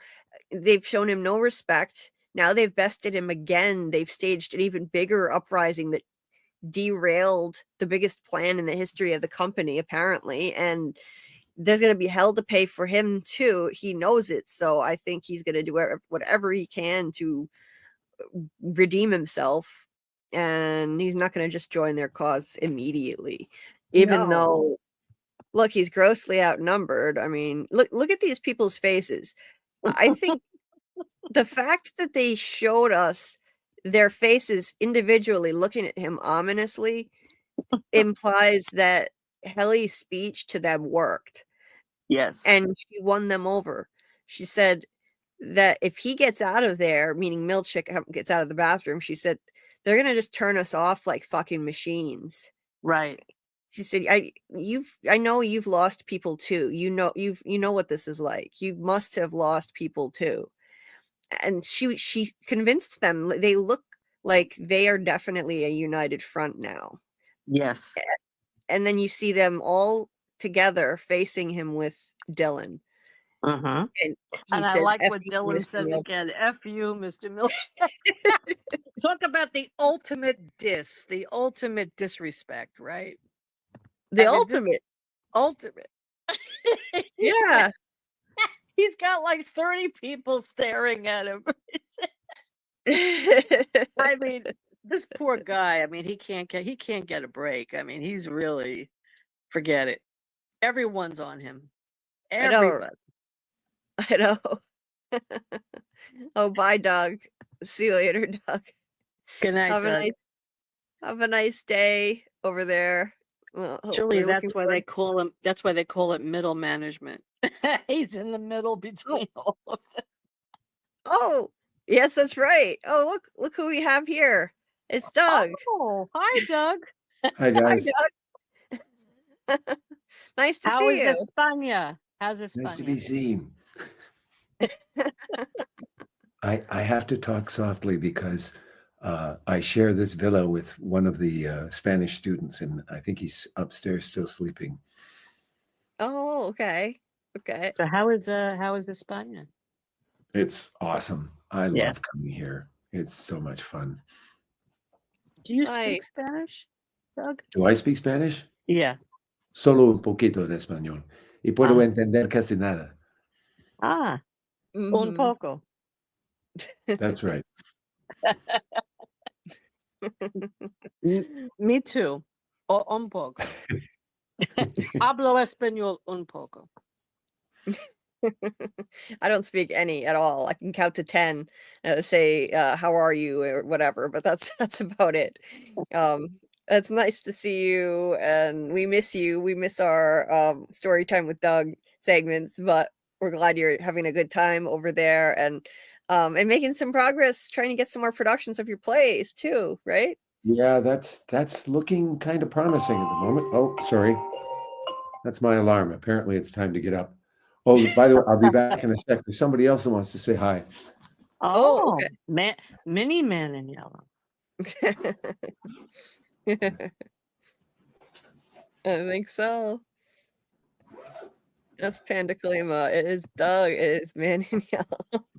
There he is, There he is. there he is. waving hello. World traveler. Hola, hola, man in yellow. Hola. He's been making a lot of time with the Spanish ladies, I have to tell you. Yeah. He needs his own little mini passport now. Yeah. Yeah, I should work on that. I got to go to Poland in a few days. He's going to need some identification. Yeah, that's right. Take him to a flamenco club. I already have. Oh, you have? Oh, great. Yeah, they have a sort of welcome dinner here for the Anglo volunteers the day before the program starts back in Madrid. And it takes place in this place that's a restaurant, but it also has a flamenco school in the place. And they always give us a little flamenco demonstration. Oh, And I that's great. desperately wanted to get a picture of him with the flamenco dancer, but it would have been too much of an imposition. Let's put it that way. Yeah. Well, Oh, that that's would have great. been fun. That's too Wow. bad.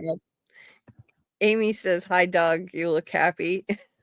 Oh, Amy, I'm telling you, I love coming here. And it's interesting that a lot of the Spanish students have a hard time understanding why we Anglos keep volunteering for this program, because it's a lot of, well, for them it's a lot of work. For us, it's, I mean, long day, and yeah, you're singing for your summer, but it's so much fun and so rewarding, helping these people with their language. And I just basically spend my day talking to people and making them laugh. It's kind of like coming on here, So, and in this amazing countryside, which for those of you who haven't checked out Julie's Discord, check it out. I just dropped a bunch of pictures there. Nice. Thanks for doing that. Oh, no trouble at all. And you can see in one of the pictures, you'll see the main hotel here. And beside it, you'll see this big promontory with a little spire on top of it. And that's a place called La Peña de Francia. It's this big, this massive hill. And there's a monastery up on top of it. And every afternoon here, we have a siesta. We have a 2-hour break. And so today, with a couple of the Spaniards and another Anglo, we're going to drive up there because the view from up there is just stunning. So I'll try and post some pics of that on Discord as well when we get up there later today. Oh, great. Awesome. Yeah. And of course, I don't know. Mini MIY is coming with me. Oh, yeah, you got to bring Mini MIY. It's got to be a little difficult, like, carting him around wherever you go. I mean, you have like some kind of bag to put him in, though, right? Oh, yeah, I just put him in my shoulder bag. You don't even know he's there till I pull him out, so to speak. It would be funny if you just walked down the street. Sorry, what was that? It would be funny if you're just walking down the street holding him. You'd get some odd looks. Well, I get a few of those anyway. Like when I posed him in front of Victoria's Secret, I was doing that in the middle of, downtown Madrid with people walking by. In fact, when I took that picture, some woman was walking her dog, and I had to rescue him from this dog because the dog got the impression it was lunch, and he was heading over for a little guy when I had to go, "Excuse me." Oh no. No, we can't have that. He's not a chew toy. Oh no. Does he have a name, by the way? No, he's just the Mini MIY. Okay. The Mini Man in Yellow. When you spell it out, it kind of looks like Mini Me. So, Yeah. Fitting. Maybe I'll give him a name when I get a name, but I still don't have a name. So, I'm just the Man in Yellow. Right. That's right. That's probably what you're going to stay. I mean, the boy in white is still just the boy in white. So yeah, and you may be absolutely right about that. I have no idea. I have a question for Panda Colima. I'm just wondering what that means in English because I'm not familiar with that word. I don't know either. I know what hombre means and hola, but what was the word again? Amario. It's her name, Panda Colima. Oh, that? Okay, yeah. I'm going to check it on Google Translate as we speak, see if anything comes up. I've been wondering myself, actually, because he's a new member of our community, and I didn't know what that means myself. I think it's she, actually. That's what I was thinking, but then but then I'm pretty sure it's a he. Well, I'm just Panda guessing because it ends with an A. Yeah. That's what I was thinking, but then Panda Kalima joined a watch party over the weekend, a voice channel, and unmuted for a bit. Oh, okay. Well, you're in a better position to know than me. Panda Kalima said Doug seems less evil in Spain, doesn't he? LOL. He doesn't seem evil here either, believe me. If you've I been was going to say that's kind of what I get every time I come on here anyway. yeah. Panda Kalima is a new member of our community, so yeah, you'll find out. Doug, Just how watch Well, I many, just checked it on Google Translate, and there isn't any English translation, so I guess it's just a proper name. Yeah, interesting. Yeah, maybe they can enlighten us, or he can enlighten us on what that means. But Doug, how many hours a day do you actually teach? Well, from the time we sit down to break, we just talk, but basically chat these people in English from when we start, and we really finish till we finish here, which starts at 9 p.m. and finishes usually around 10. So about a 13-hour day. Wow. 13 hours. Wow. Yeah, that's a long day. Oh, of Yeah. course. I just read Panda Kalima's response, and of course that makes total sense. Pan is bread, and day is of. So yeah. Panda Kalima. Makes sense.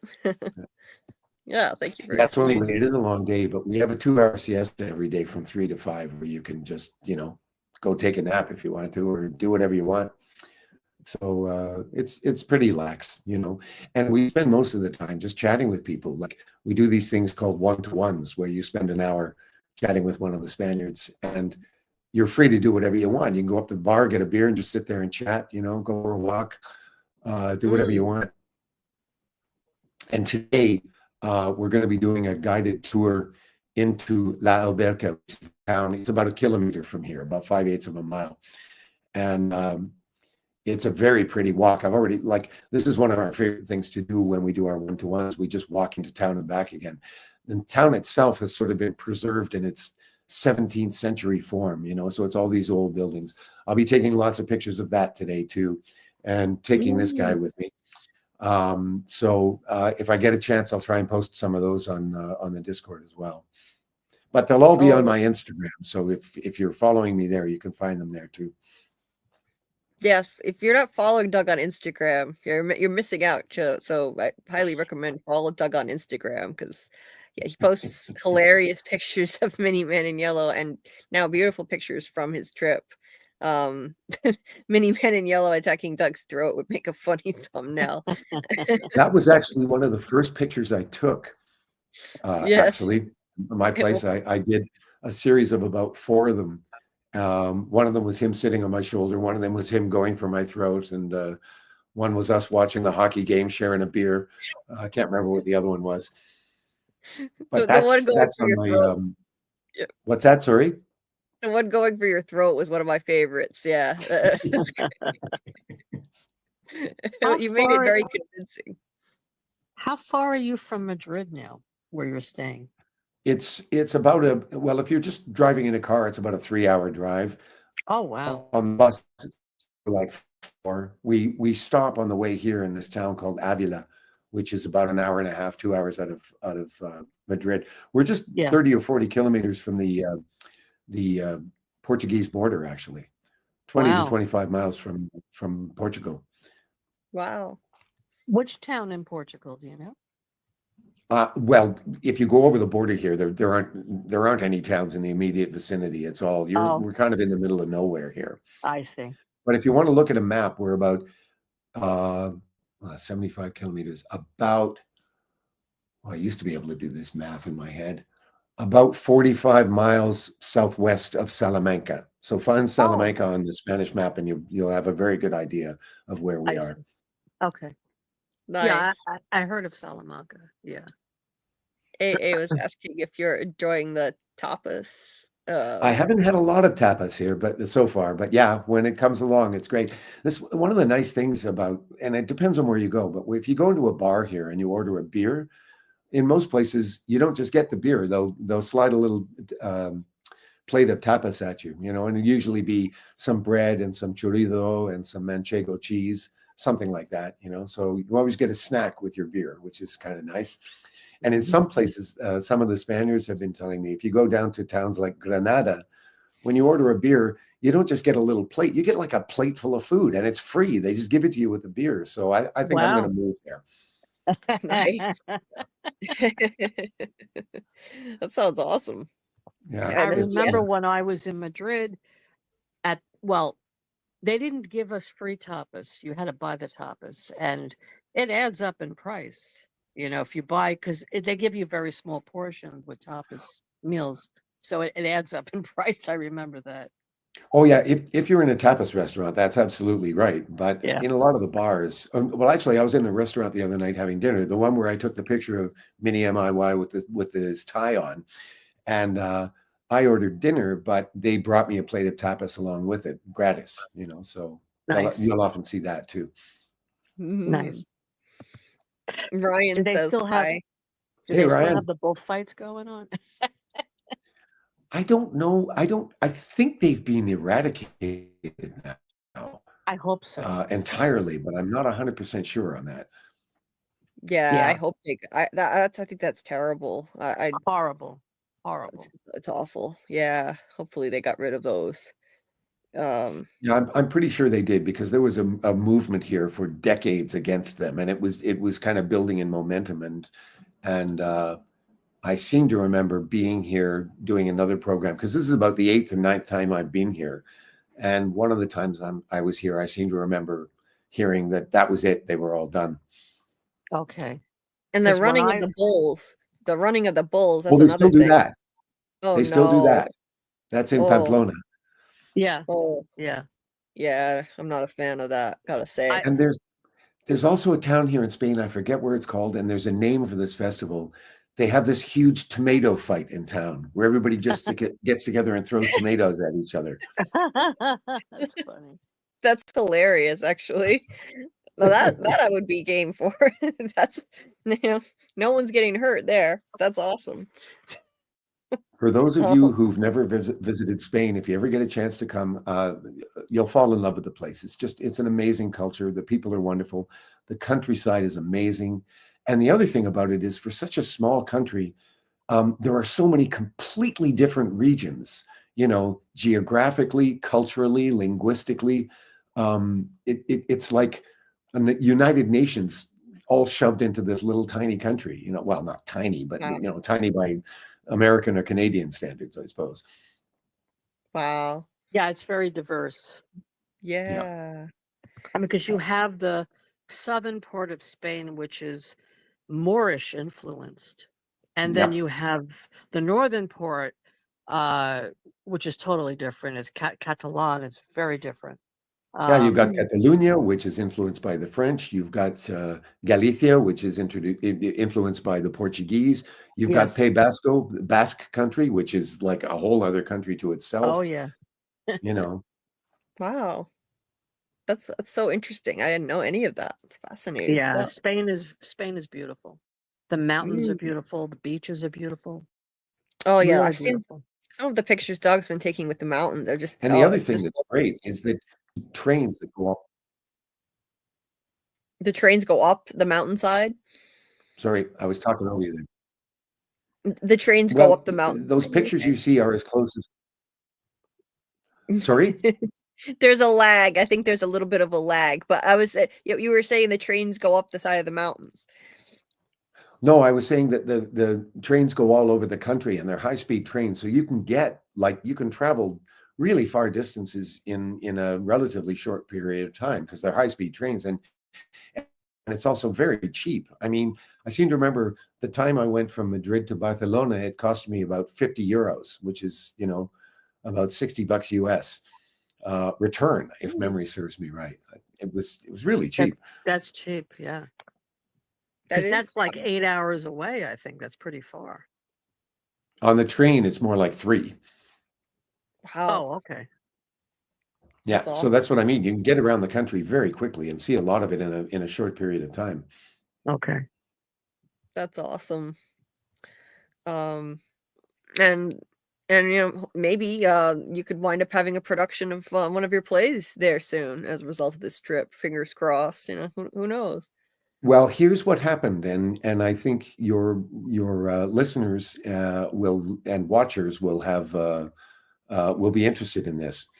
I had 2 meetings in Madrid just a couple of days before I came here.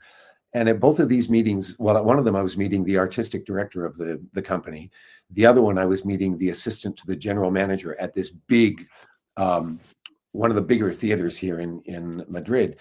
And both of them made it clear before I got there that neither company was in a position to produce any of our plays, but they agreed to meet me because they thought they might be able to give me some interesting information on how to contact the theaters that would be in a position to produce our stuff.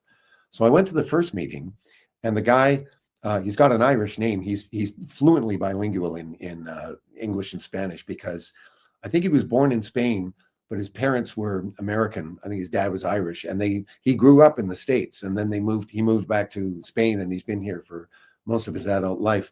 And this theater, the reason they won't produce our play, or the reason I was told that they couldn't produce our plays is because they produce all of their own work. They come up with all of their own plays. But then when we talked, it became clear that depending on the nature of the piece, sometimes they will occasionally do somebody else's play. It's not very common, but they do it. And he also has connections with other companies in Madrid that do plays by other writers. And so he said to me, yeah, I know some people I could pass your stuff on to.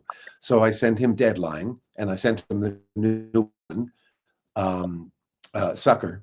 And I haven't heard back anything yet, and which, I mean, it'll be a while before I do, I think. But we made a very good connection. And the best thing about this guy is they've hooked up with a producer in Toronto, believe it or not, who's interested in making a connection with him. And this is a guy that, even back in Toronto, I would probably have difficulty connecting with on my own, but he's going to connect for me and tell him about our plays and pass them on and stuff. And something similar happened at the second meeting. This guy, and this is the interesting part, this guy was a huge fan of From. He had actually seen all 3 seasons before we met. So he already knew who I was when I got there, which I didn't know. And he was very excited to meet the man in yellow, the little man in yellow. And one of the pictures that I posted on Instagram is of the 2 of us. I posted with both of these guys. The second one, he's the younger guy with the glasses, if you're curious. But he said to me, it's a complicated situation here. The theater that he works for, like I said, it's a big theater, but they get a lot of local funding. And they're actually not allowed to speak to private producers to suggest plays to them and stuff like that. This guy started an actor, and he's got a lot of connections with the theater world here. And he passed both, I think it might have been just Sucker. I might have sent him Deadline as well. I can't remember. But he passed it on to the largest, I think they're the largest commercial producers of theater here in Madrid. It's a company called Grupo Es Media, and they're huge. And they're the kind of company that I would never, ever, ever get through the door with on my own. And the woman that he sent it to, she's got the play. I don't know if she's read it. I don't know what she thinks of it.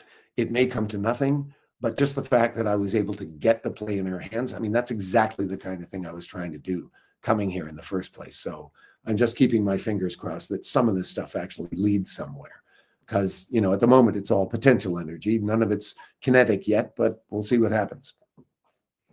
That's amazing. It sounds really promising. So, we'll have our fingers crossed for you that that'll pan out. I mean, to get another production of Deadline would be amazing, and a first production of your new play too. I know you've said it normally takes a lot longer to make progress with trying to get a new play production done. So that would be phenomenal if this could turn into a production for that. Yeah, good luck, Doug. I hope it works out. Well, even if they do agree to, it will be excuse me, it will be a long process from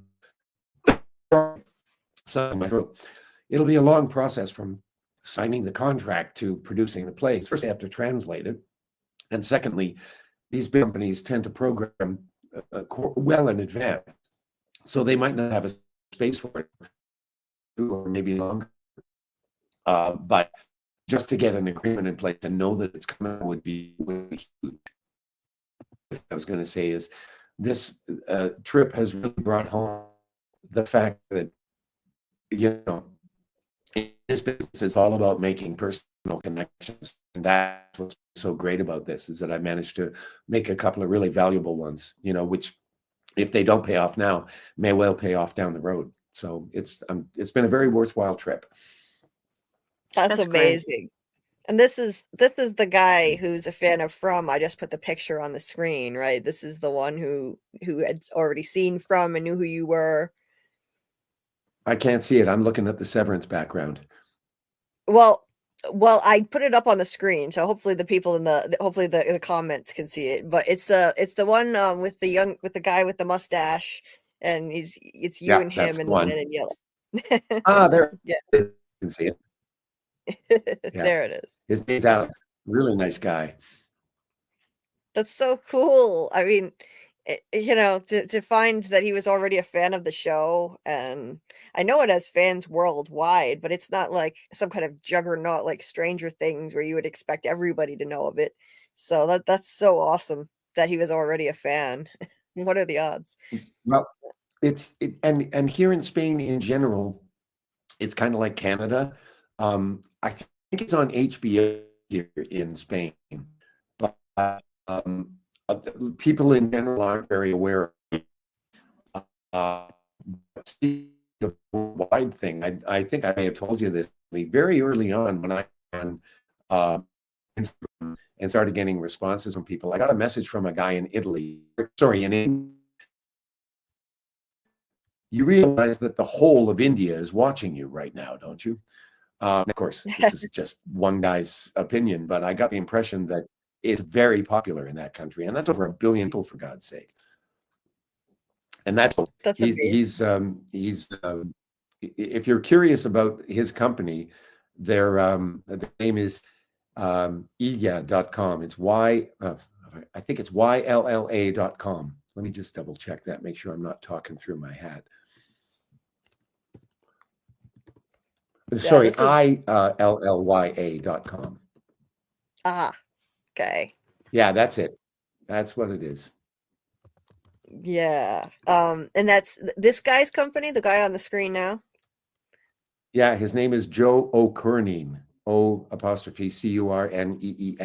He's the sort of Spanish American guy. He's actually, both of these guys are essentially fluently bilingual. Alex, the other guy, he's Spanish. He's born and raised here, but he lived in he actually worked for Pinewood Studios and another big studio in LA for several years. He was trying to make it there as an actor, and he ended up working in the office of these two big production companies. So he speaks excellent English as well. Right. Well, they you can just tell you're having a great time with these guys. They seem so nice, and just wanting to pose with the mini man in yellow. It's just awesome. Making these kind of connections that you can't make via email. It's just not exactly the same. And I mean, in both cases, you know, before I met these guys, when you've only communicated with people via email, you know, you only have the vaguest notion of who you're chatting with. And I had images of both these guys that could not have been more different than the real life experience, you know, because email can always sound so dry and businesslike, and both of them were just like really friendly, warm, companionable kind of guys, you know. So yeah, it's been, I mean, I have to say things have gone as well as I think I could have possibly hoped for on this trip. Nothing has materialized yet, but if you had told me beforehand that I would have managed even this much, I would have said that in my book is a success. So I'm just very pleased. Well, we're so happy for you. That's awesome news, and yeah, you deserve Thanks. it, and hopefully it pans out. I would love to see you get another production of Deadline, even though I'll be jealous of the people who get to actually see it. I'd like to see it myself nearby, but I just want that to happen for you, you know. Well, And one of the fringe benefits of that is if there's a production in Madrid, I'm going to be coming back here for free. Nice. So That's that would awesome. be sweet, you know. And not just that. I mean, if we got a production in a theater company of the size and stature that we're talking about here, it would be a huge boost for us from a career point of view, you know. To be able to put this on the resume would be huge. So there's that too. Oh yeah. I mean that's Yeah. incredible. Yeah, like you mentioned how the production company, it's much bigger than anything that you would have attempted. You know, like you normally you would not have expected them to consider reading one of your plays and producing it. So that would be phenomenal if that happens. It's the Spanish equivalent of making it onto Broadway or the West End in the UK. You know, that's the kind of level we're talking about. That's That's amazing. awesome. That's great. And that would Yeah. be well So, deserved too. Fingers crossed. Yeah. Yeah. That's Oh, yeah. awesome. All right. Well, I have to head out to breakfast, guys. So I'm going to have to say goodbye, but it's been lovely chatting. I'm glad we had a chance to actually connect this way rather than just in the chat. Yeah, I'm glad you were able to pop on and say hi. We miss you. Hope you Well, have I a woke up great- an hour early and I thought I could go back to bed or I could just get my shit together and go take some pictures and talk to you guys for a bit. So, you know, you lucked Oh, out. we're Nice. glad that you did. That's great. We're I glad mean, you it did. looks like you're having so much fun. I mean, that's Yeah. in a Oh, nice yeah. I have restful a time. ball every time I come here. You know, Yeah. it's a great experience. Aw, All right, guys, we're so- we'll take care. And, you know, if I'm able to log on again while you're doing one of these lives, I will at least come on the chat and say hello. Oh, awesome. But I'll keep sending you links just in case too, if you want to say hi Okay. again. Yeah, you never Hey. know. I mean, today it came in handy. So, yeah, you never know. Have a great Okay. day, Doug. Have great Okay. time, Doug. Take care of Have a yourself. great night. See you later. Bye-bye. Good night. Bye. Oh, that was so nice that he came by. That was nice. I sent him a link, but I didn't expect him to actually have time to use it. So I thought, Yeah. give it a shot. I told him, you know, anytime you want to pop on and say hi, well, I'll just send you a link, but no pressure if you can't do it. Of course, he's No, got. I think he wants busy to days. share his experiences with us. You know, he wants to connect and just tell you what it's like there.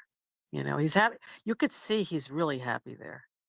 Yeah, He's in yeah, his element there. He loves it. yeah. I'm happy for him, and it's going really well. The fact that he could get more productions of like another production of Deadline, which for some inexplicable reason has been difficult to do, just the way the theater business works. And on first production for his newest play, if the wheels can start getting into motion for that already, that would be amazing, because he said normally it takes a lot longer, and you can't get your play published until it has a production. So like Mm. that, so it's his 7th play that he just recently finished, and it needs a production before he can submit it for publication. Oh, It looks wow. like this looks promising. This could happen based Yeah. on connections he just made. So I hope so. That would be just happy. wonderful. Yeah, Yeah. it's hard. It's really hard, but persistence does pay off, right? Oh yes, he's a classic example of that. I mean, like it took him like 13 years of auditioning for the Shaw Festival to get hired there. He started in like 1978, and it took him like 13 years. I forget, Wow. I think it was 78. It might have been even longer than 13 years. I forget, but it was a very long time. Then he finally got hired, and he was with them for 13 seasons after that. So persistence really does pay off. Oh, yeah. Yeah, he didn't give up. He kept on going back and auditioning again and again, and you know, he finally made it. Yeah, we're glad he was able to join us. That was awesome. And you know, when From comes back, I mean, I'm sure he's going to have a really big part on the show. I don't think think it's going to be. I don't think he's going to be like a monster that comes out occasionally. I think he's going to be a major character. I think that may be the case. You know, it's possible that you know, he's able to walk around like not looking as much like the monsters. I didn't realize it until Doug told us, but Doug said that that entity, he doesn't have claws. He doesn't have claws like the monsters. He ripped Jim's throat open with brute strength, which means, you know, he could potentially fool people and not into not realizing that he's some type of monster. He's out in the daytime for one thing, so it's possible he could be more a part of the show than we think. Like, You mean he might pretend to be an average person that got stuck there? yeah, I think it's possible. Like, in what I'm thinking right now is I think what they're gonna do is the beginning of the next season, they're gonna do a time jump. I think that's going to be necessary for a couple of Oh, yeah. reasons. They introduced future Julie, and that means we know the Matthews family is going to be stuck there long enough for her to wind up looking like that. She looks very different. Now, okay, yeah, she just has a short haircut and a cut on her face, but clearly some time has passed, and this show operates in real time. So they're planning on maybe 2 more seasons. I think if we're gonna get to future Julie's timeline, it's gotta be now. They're gonna start with her coming back, having failed to save her father. And maybe it's a couple of years down the road, in the future. She comes back, she's failed to save her father, and we pick up at that point. And they can do that because there really weren't any other giant cliffhangers. I mean, there was Boyd, who was still in the cave at the end with the monsters, but we all know Boyd's gonna survive that. He's got plot armor. So other than that, what are they gonna? I mean, what else are they gonna show us? We know Jim is gonna die. You don't survive an injury like that. So I say they do a time jump. It'll also fix the problem with Simon Webster growing so fast. Right. They can explain Ethan's growth. That'll be a fringe benefit. So they pick up in the future, and maybe in that future time, the man in yellow is a town resident and they don't know that he's one of the monsters. That would Wouldn't that be wild? Yeah. That would be interesting. So, but Julie would know. So it would have to be her. I think she's going to travel back in time several times to find Jim, to stop it from happening. But this is probably the first time she saw the man in yellow, because she goes, I think this is when it's happening. So she saw him, and maybe she recognized him as someone she knows from the town. oh yeah, I think she Yeah. probably recognized him. So it's hard to imagine exactly what kind of role he could have other than just showing up to kill people. I'm going to be really interested to see what they do with that. That's one thing I have a hard time. I definitely think they're doing a time jump, but I have a hard time predicting what his role is going to be. You know, I do think it'll be bigger than season 3. We will get more than just that brief scene. It'll be bigger than that. And for his sake too, I hope it's a much bigger part. Oh, I think it will be. And I think the time jump is only going to be 6 months. I don't think it's going to be a couple of years, because It could be. I think they want it to be fresh, because 6 months time, Tabitha will still be grieving him. She'll Yeah. still be upset. Julie will still be upset. And then Ethan, I can only imagine how this is going to affect Ethan.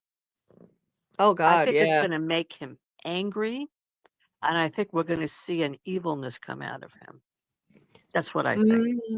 He's He's going to want turning. revenge. He's going to want revenge for what happened. I think he's turning darker and darker already, and his mentality, and it's going to get even worse. So, yeah, I don't think they'll flash too far into the future, because they will still. I think they'll still want to show the grieving aspect of things and how it's going to stand in the way of Tabitha's mission. I think that was the whole point in killing Jim. Now he threw a roadblock in her path, because this revelation of her past lives, it's going to be helpful in trying to carry out her mission, but the grief is going to be a huge roadblock. The grief and the guilt that she'll feel for leaving Jim and walking off like that. Yep. Yeah, it's going to be very traumatic for her, for all of them. Yeah. And they're not going to know what happened to him. They're not going to know. No. I wonder what they're going to think it was, because, I mean, I guess they could think that he stayed out too late and the monsters got him, right? Mm-hmm. What else could they think? Right.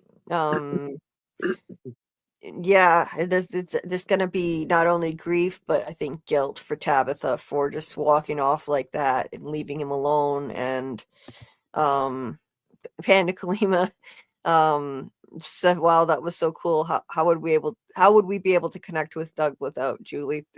Thank you. Oh, you're so sweet. I don't know what to say other than you're the best. That made my day. Thank you. Well, you guys are the best. I mean, yeah, you guys are helping me out, keeping me company here. I think you're doing me a giant favor. That's how I look at it. So I'm just grateful for all of you guys. I wouldn't be able to make connections with someone as amazing as Doug. This would never have happened if people hadn't supported me and my channel and showed up for me. So thank you. I appreciate all of you. You're amazing. I'd be lost without this community. This is always like the highlight of my day, believe me. So, and we love Doug. I'm glad the community has embraced him like this. He's really become one of us. He's one of us. He's not, he wants to be that. He doesn't want to be like put on some pedestal like an alien, the way we look at a lot of celebrities who have roles on TV shows. He just wants to be part of the community, and he is. And he is, right. Yeah. That's great. Yeah. Nothing to continue. He's embraced us as much as we've embraced him. Exactly. It's mutual. It's mutual. I love it. So as long as he wants to keep coming back and joining us, I'm thrilled to have him. We're so fortunate. I feel so lucky that we made this connection. It's such a joyful thing. I love having him on. And when he comes back from his trip, we'll resume our lives with him whenever he has the time. He'll join us, and hopefully after he finishes his shooting with From, then he'll come back to us again. Yeah. We don't know when they're shooting. They might be shooting in June. That was the rumor, but then I saw something on Instagram. I don't know if it's true, but someone who claims to have connections with the production said that they're having major problems with the script and other issues that may delay it way beyond what they thought they were going to be doing in terms of a release date. I hope that's not accurate. This is just some random person. So anyway, may not be true. But David said if they did do a time jump, they would have to intersect it with the current timeline in a Nolan-style horseshoe narrative with the end meeting in the middle. Yeah, they could do that. Anyway, so nice to hear from Doug and to actually see him. It hasn't even been that long, but it feels like he's been gone a long time because we've been spoiled by his presence being here so much. And he looks really happy, and he looks very relaxed. He does. Mm-hmm. I felt bad. I think Spain agrees with him. I think it does. I felt bad. Like normally when he's on, I turn my camera on so he can actually like see me, but I'm a mess right now and I didn't think he'd be on, so I'm like, I only go on camera if there's a guest like Doug on camera. Mm-hmm. Then I go through the trouble and I put on makeup and all that stuff, but other than that, I'm just relaxing. I'm sure he didn't even think twice about it. Yeah. Yeah, it's no problem. And let's see. Let me get to a few more of these chats from earlier that I saved regarding Severance. W Boston TV had said that that would make any slaves basically to experience torture for what seems like an eternity. When we were talking about them essentially being in a kind of a hell, yeah, they are a lot like slaves.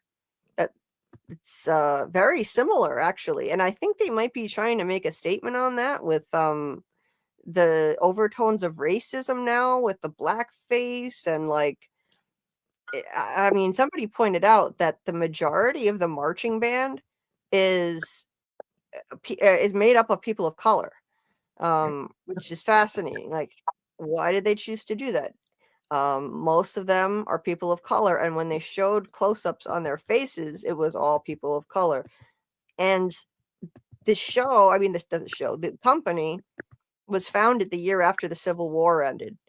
I think they're trying to make a various references to that, to slavery and the Civil War.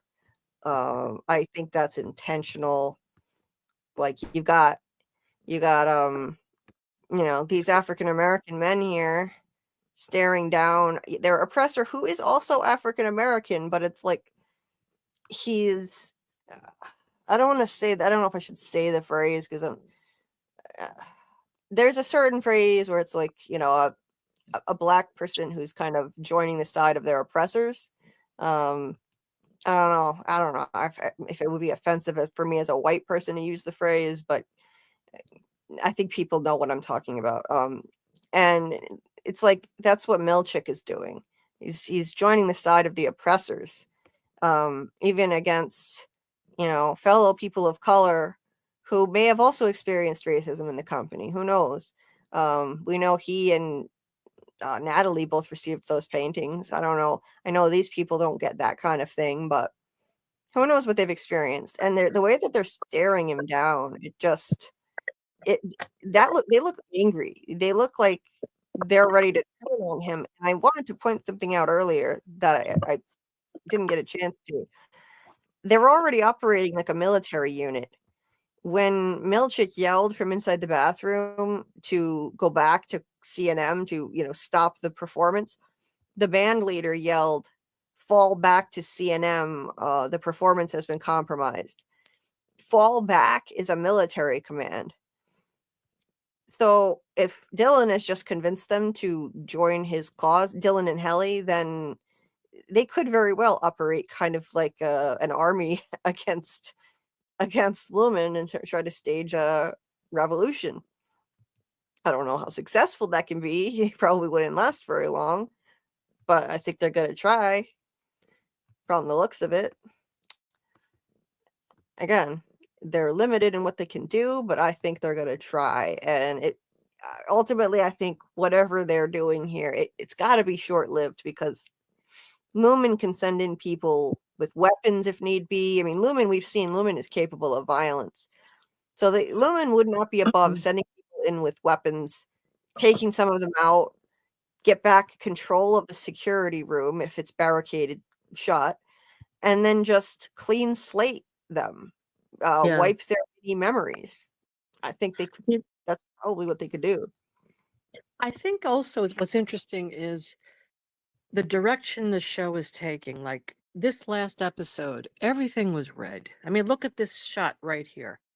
It's red. Mark and Helly running down the hallway. Red everywhere. Mark with blood all over him. So this is signifying violence, bloodshed, and death. That's what this is signifying. So to me, this means that they're going to put up a fight to the death because they literally will die if Lumen turns them off. They're gone. All these innings will be gone. It's a fight to the death. Now, what I find interesting is that a former Walking Dead showrunner is going over to Severance next season. And he's going to be under Dan Erickson. He's going to be like in charge of the writers. His name is Eli Journay.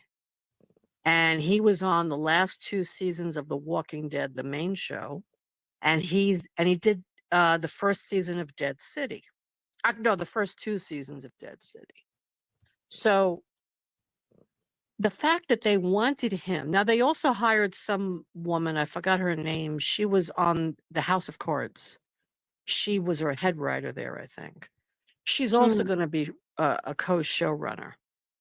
But the fact that they wanted Eli Journay, I'm just wondering, do they want to bring that perspective he has on from Walking Dead, as far as the death and the violence and the uprising? Do they want to incorporate that into the script? And I have a feeling they do. And that's why they're bringing him on board. So, I mean, they're not going to have zombies, obviously, but they're going to have resistance and uprising and bloodshed and all of that. And he has experience writing that. So I think they're going to incorporate that. We're going to see a lot of fighting. Right. A lot of fighting. A lot of blood. And this last episode, I think, is preparing us for it. Right. I mean, they look keep at the scene with Milchick. Look, this scene is like a battle. I mean, these musicians are like soldiers, just what you said. They even said fall back. They're soldiers. There's going to be a war here. Yeah, I think so too. And they keep upping the ante with the show, so it could get even more extreme.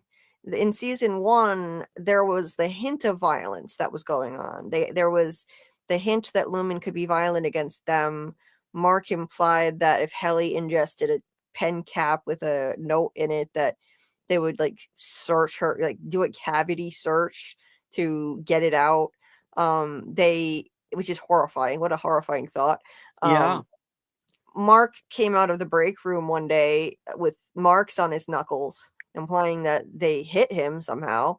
And then of course there was the hint that violence can occur on the show even if it's not by Lumen. You had Ragabi killing Grainer, so someone who's against Lumen committing an act of extreme violence, killing Grainer.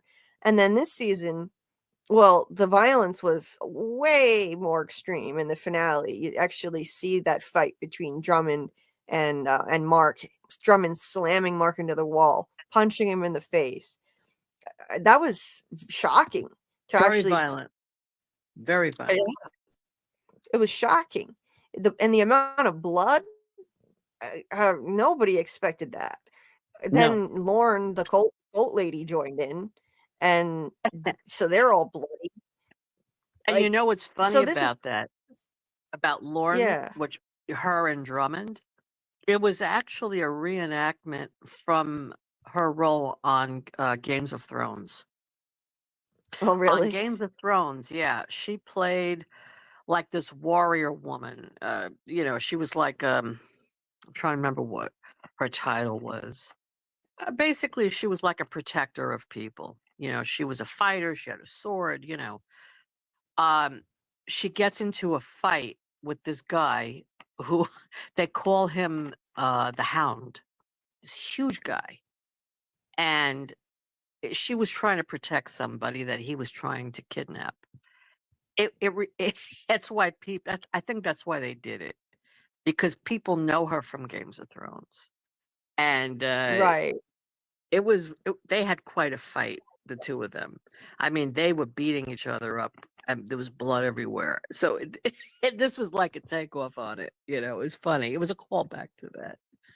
But interesting. I didn't know that. Oh yeah, wow. She was great on Games of Thrones. She was phenomenal. Well, that show is great. I mean, if you've never seen it, it's definitely worth watching. It's amazing. Yeah. I only watched it recently. I didn't watch it when it was popular. I didn't have HBO at the time. I don't know. I just didn't watch it. I didn't think I'd like it. Whoa, is it great? I just watched it maybe a year ago. It's great. But anyway, So Yeah. when she when she reenacted that in Severance, it was great because everybody remembers her doing it in Games of Thrones.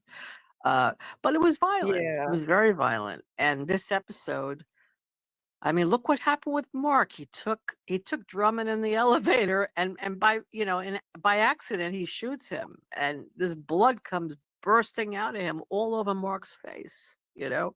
A And Outie comical Mark amount of blood. suddenly wakes up. He's like, "What's going on?" He's filled with it. Yeah. So it was kind of Yeah, campy. It was kind of campy in a way. It was kind of like funny, but it was also very serious and very scary. It's like, what's going on here, right? they wanted So, to do some dark comedy with it for sure. Like, hmm like the amount of blood spurting out, it was some dark comedy to yeah. that. And just showing us how over the top and shocking they can get, and it can get worse. So if they're capable of showing us this, then there could be a lot of bloodshed in season Oh yeah. 3. There could be an army of innies fighting. Like, they could easily send in a bunch of reinforcements to attack, and there could be bloodshed. And ultimately, I, I think what would happen is, Lumen would regain control. I heard that they're aiming for around 4 seasons of this show. So I hmm think Lumen would regain control by ultimately regaining access to the security room and clean slating the MDR people. So, like, it said clean slate in there as an option. That probably wipes their memories, that would get them to be docile again, hmm and keep them down there and try to find Gemma. That's what I would say they'd have to do. Like, they're not going to give up on this that easily. They worked way too hard. They've been working on this project with Gemma for years, and they were so close to this breakthrough that would change everything for them. So I think they're going to be hunting her down. But at the same time, I think it'll be flipped. So instead of Mark trying to get Gemma out, this time it will be Gemma in hiding, but still making efforts trying to get Mark out. Right. Um, I that's think what I I think Devin will be waiting for her in the car in the parking lot. Um, agree. that's if Jem is able to get out of the building. For all we know, that Dr. Maurer will be like there waiting to catch her. Could be, he was I mean, he was like a buffoon in this. He went running like I think they must have told him to run like a goofball. Yeah, The way he ran was so funny. it He's was. like, "Stop! You'll kill them all." He looked like an idiot. Yeah. It's And he had that bandage on his forehead and he's running. Call Yeah, Drummond. And he's it was funny. yeah, yeah. He went running like a doofus. But Yeah. Yeah, I don't I think he think, can do much at this point, you know. Um yeah. Yeah, and if this he did see her, I think she would beat him up. Basically, she's not going to go willingly with him. So, um yeah. I think it would be like an interesting thing to have it flipped around now for Gemma to be on the outside. We get to see more about her, get more introduced to what she's actually like as a character, yeah, and see her go in hiding and work with Devin and Cobell. Well, at least Cobell will pretend to be on their side at the very least. Maybe not for real, but I think she'll join with Devin and Cobell, um, and try to get Mark out. That's right. my prediction. Mark will be Yes. kept there. They need Mark. They got to get Gemma back. They need him there to, I mean, ultimately, like, Mark has already completed the file, so they don't need him to redo anything like that. The file is No. done. But I think they need to cover their tracks. Um, and also, actually, now that I'm thinking about it, a big reason why they would want to keep Mark is as bait to try to get Gemma back there. Yeah. Yeah. Because she's gonna want to get him out and possibly put herself at risk to get him out, and that's a way to get her back. Yes. So this is ridiculous, this amount of blood. Like, they did one take where I listened to the podcast and it screwed up and the blood squirted all over Adam's face and they had to redo it because it was way too much. They didn't want it to be literally gushing into his face. Like this got on his face, but not it was even more, they said. Yeah. Yeah. They had to redo it. So ridiculous. But It's funny. everyone, as we were watching it, we were like, "What is happening here? What show is this? We've never you know, seen anything like this on But this Severance." reminds me of The Walking Dead, because Rick Grimes, sometimes when he killed walkers, he would get the blood all over his face. And in this Mm, scene, Drummond looks like a zombie. He looks like a walker. He's even it, making sounds like a walker. He's growling. So, he and the way growled. he's growling, so he fell on the floor. This is like a Walking Dead scene to me. This is why I really I think this is the direction the show is going in. I really do. I mean, Yeah.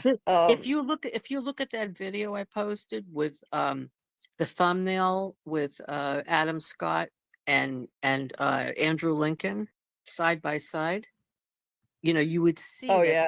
this looks like The Walking Dead. It absolutely does. Yeah. Yeah. Yeah. It's yeah. We've never seen anything like this. The show is No. this is a game changer. So I think we're not going to go back to just business as usual. That's impossible. It is going to be some kind of revolution, but I think ultimately Lumen will get it under control and probably wipe their memories. We'll see new functions of the chip. There were functions that I would really like to see what they do. Right. There was goldfish, which might make their memories extremely short. Elephant, I would have to guess that would give them a really long memory, based on the Right. cliche, of course. There is open house. I'm not really sure what open house means. Where I don't know what any of them mean. It's just they're just theories. But there's a beehive, which could make them all kind of a hive mind. Right. Clean slate is another one, and freeze frame. Freeze frame, maybe that could freeze them in place. I mean, geez, if they did that, they could stop their evolution real fast. The key would be to barricade. They need to barricade the security office and make sure nobody gets in there. But if And that's Grant is another right, thing that Cobell could use to get herself back in there, is to say, look, we have all these different protocols. I know how to use them. I know how they work. We can destabilize this situation. yeah, She's going to use whatever she can to get back in there. That's what I think. I could see that happening. Yes, she's diabolical. Let's not underestimate. We should never underestimate Cobell. People don't change that easily. When you've been indoctrinated from childhood and traumatized, and like I I think she could be motivated more by personal vengeance than by anything else, and she genuinely seemed to be worshiping Kier at her shrine in season 1, and yet not happy. She seemed to be very unhappy with the way Lumen was operating. So it's like she wants to be the one making decisions. I could see her trying to get in a position of power. Yeah, because she does worship Kier. I haven't seen evidence that she's really left the actual cult, only the company. and also when she was meeting with Helena after that disaster party, and she wanted a higher position, she asked her, I'd like to speak with James. And she said, "Oh, no, I'm handling it for him."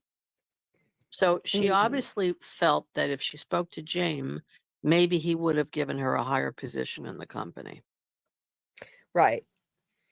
Yeah. Because that's really what she wants. She always wanted to have to be like recognized by the higher ups, and she wasn't even allowed to hear what the board was saying. And that you could see that just ate her up inside. She couldn't even hear what Natalie was hearing on her earpiece from the board. All she wanted was just to be recognized. Even after she came through for them, she came and helped. She alerted Milchick that they had activated the overtime contingency, and so their innies were on the outside. Milchick then raced to the security office and eventually got in and stopped Dylan. So, she also raced to the gala to try and stop Helly. So, like, even after that, they just discarded her and underestimated her. And Well, they offered her a position where she wouldn't be on the severed floor anymore. But to yeah, her, it was like a BS position. It was sounds just to like keep. It was just to pacify her. to pacify her, so she would be complacent, so she wouldn't start any trouble. But she saw right through that. She said, I intimidate you. What was it? She said, you fear me. And Yeah, she's she said, right. "You don't She's value right. me. You don't value me. You fear me." Right. And she also said, "I've never heard of that." When she said when they offered her the Severance Advisory Council job, and Helena said, "Oh, it's a new initiative that you'd be spearheading." Yeah, okay.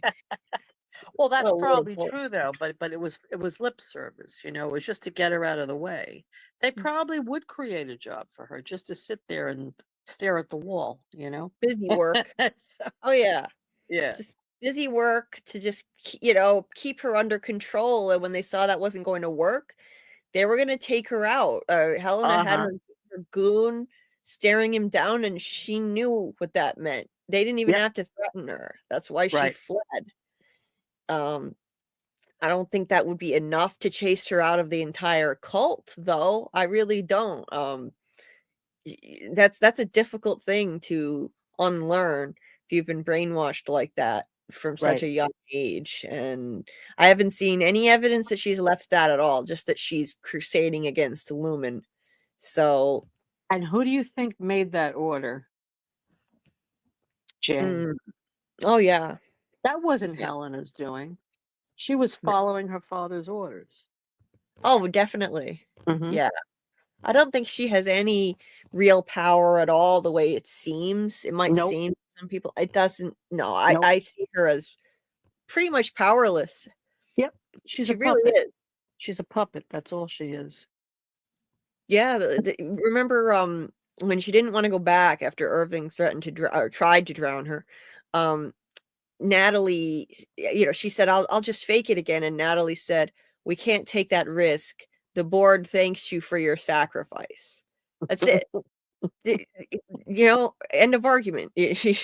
She was overruled, and she had no say in the matter at Right. all. You Right. go back down there and risk your life. Her father didn't, and they didn't even let her tell her father. They said that they're going to spare him from learning Right. about her near drowning. Right. She wasn't even allowed to tell him. She's completely controlled by these people, and Mhm. anyway, yeah, David, I agree. It's much harder to tell what direction Severance is going to take next season, and I like that. I like that too.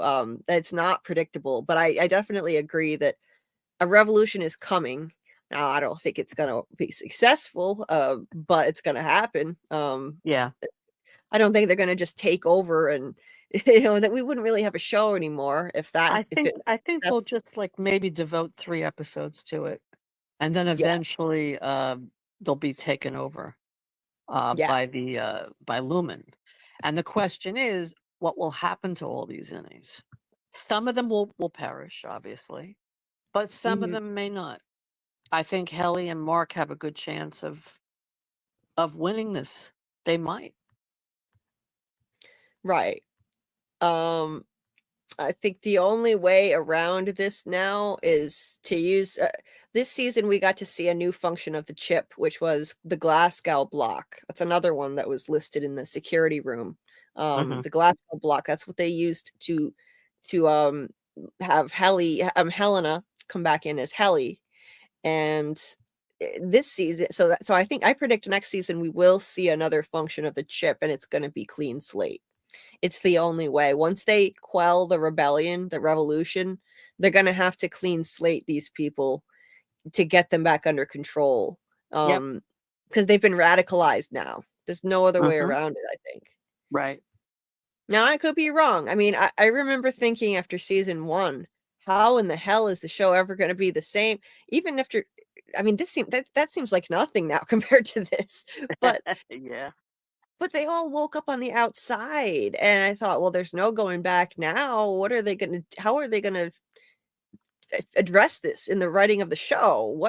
Where does this go from here? But they managed to do it in a way that it did bring them back to pretty much business as usual. But in this case, I just don't see it. I think we are gonna see a radical change.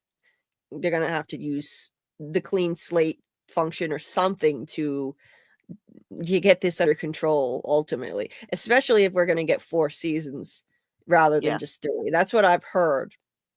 4 seasons. And I'm hoping it's true, because I really think that the concept of this show has legs, and they can do it without feeling like they're milking it for 4 seasons. There's a lot more they can do. Oh yeah. A few other really things I thought this ending was really great. I loved the whole episode. I loved the marching band. I thought it was Me too. It was hilarious. I loved it. Oh my god, the marching band. That was like my favorite scene in the whole thing. Yes. Me too. I loved it. I was cracking up laughing so much. I missed the absurd, surreal humor of the show that they had less of this season. And the way he was dancing, it was so funny. And I said, I think he chose the wrong career. He should have been a dancer. Milchick is the wrong job.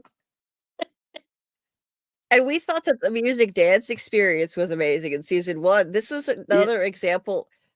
Season 2 was like season 1 on steroids. They took things from season 1 and they amplified it by 1,000. Like, you know what I mean? It went way more extreme. This is the music dance experience on steroids.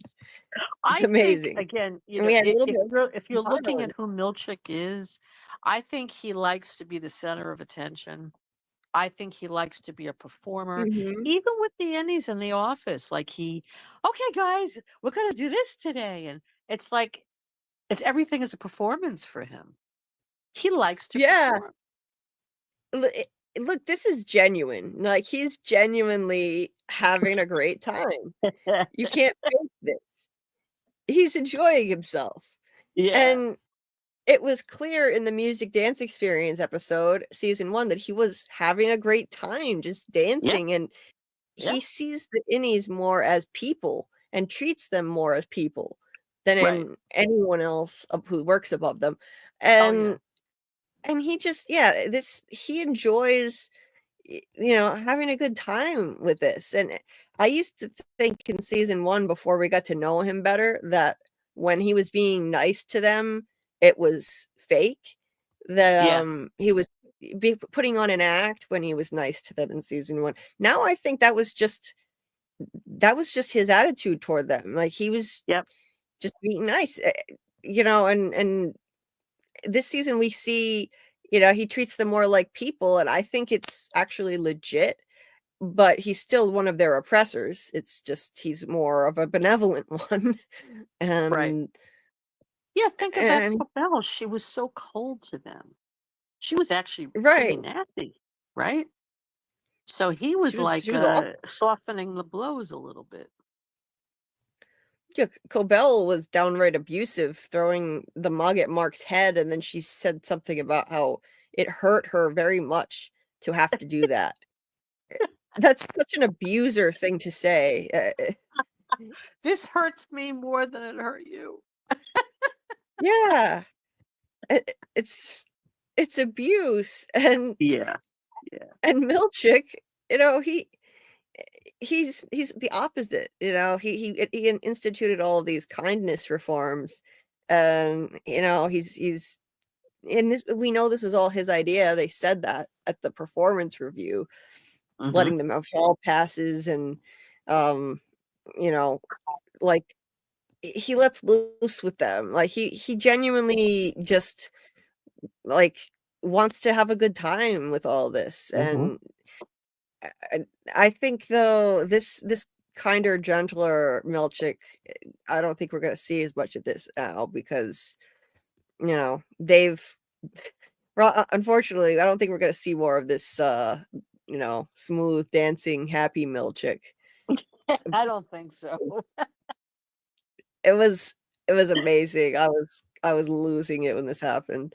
But next season, I think he's gonna be so broken down by yet another failure, the worst one he's ever the worst failure he's ever had. He could turn really nasty toward Oh them. yeah. Really nasty. Yep. I could see him becoming ruthless, a much darker side of him. And I think we saw a preview of that when he's crouching on the vending machine, like, Yeah. Yeah. them down. Yeah, He's because they made a redeemable. fool out. They made a fool out of him. Okay, and his whole thing is about he wants to be the good person. He follows orders. He does what he's told. I mean, even if he doesn't want to do it, like with Gemma, he had to run there to stop Gemma from when she was trying to leave from leaving. I'm sure he Yep. didn't like doing that, but that's his job, so he did it. Right. You know, so he prides himself on that. So when he's being told, you know what, you screwed up, you're not doing a good job, and so he Yep. beats himself up, and now he's got these innies who have berated him and disrespected him, and yeah, this man's going to go into a rage. I mean, he's going to lose it. He's going to see blood. He may actually be, you know, having fights with some of them and, you know, punching them out or something. I could see that. Oh, me too. I could see that, and he definitely, you know, he wanted to be kind of like their friend, and um and he had a gentler touch with them, that, like, unlike anybody else who's dealt with them. And yet they keep on lashing out over and over again, because he does still represent their oppressors. So they don't want to be his friend, and they don't respect him. He's so No. nice to them that they don't fear him enough. It's not really that they respected Cobell, they were afraid of her. Yes. And they're not afraid of him. No. So how can you be afraid of this? Like, so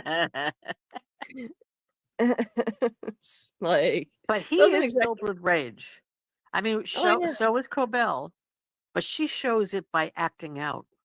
She threw the coffee mug at Mark. She acts out. Yep. But he hides it. But Yeah. now he's not going to hide it. And he's going to become a terror. Oh, yes.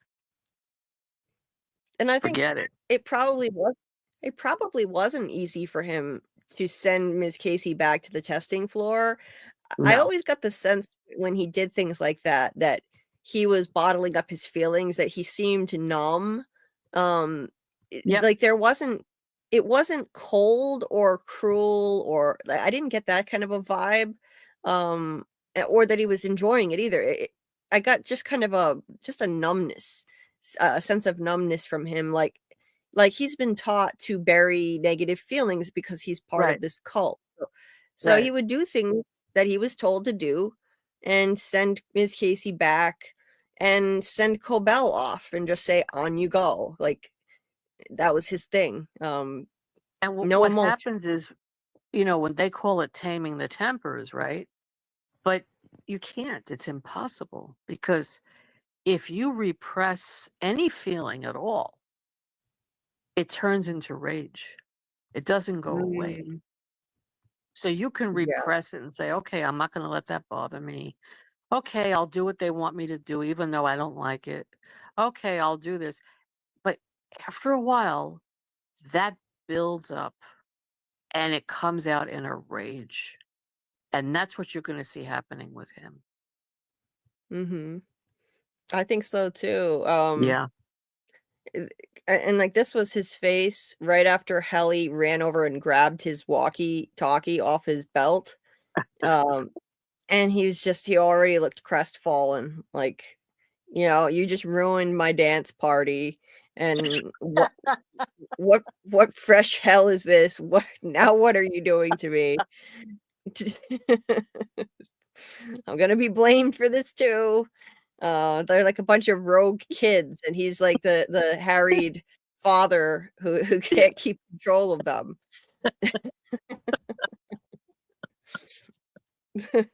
I feel sympathy for this character. I really do. Like,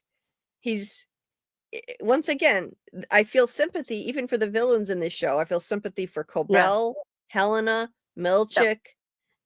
It was harder to feel sympathy for them in season 1 because we didn't know as much about them, the three of them. Now their characters have been fleshed out a lot more and humanized. Now you can sympathize because you know their backstory. They're not cartoonish villains at all. Right. So that's what's great about this show. Yeah. I mean, we didn't know much about them, it's true. And we thought they were all villains. But just that quote by Mary Shelley, right? Villains, you're not born that way, you're made that way. Villains are not born, they're made. That's right. Yeah. So everybody was an infant. Everybody was a child. Okay. And then things happen to us and we change. So when we see the humanity in them, we're seeing the little child in them too, right? When he's dancing, there's a little child in him that's having fun. Think about it. He's so constrained in every other way. This is his one chance to let loose and have some fun. And he's loving it. He's loving it. He's happy. Just the way Helena was happy at the campfire. It was her chance to let go.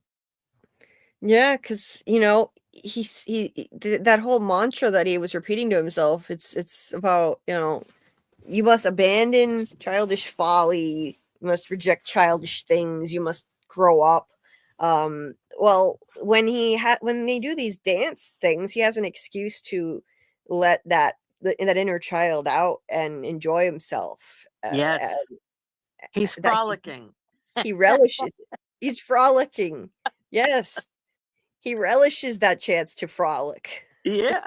I don't blame him. I guess that video that I did today, when I think about it, I think that's the message I had in the video, that he was going over his performance evaluation and he was so upset. He's reading about the paper clips and about the big words, and you see the look on his face.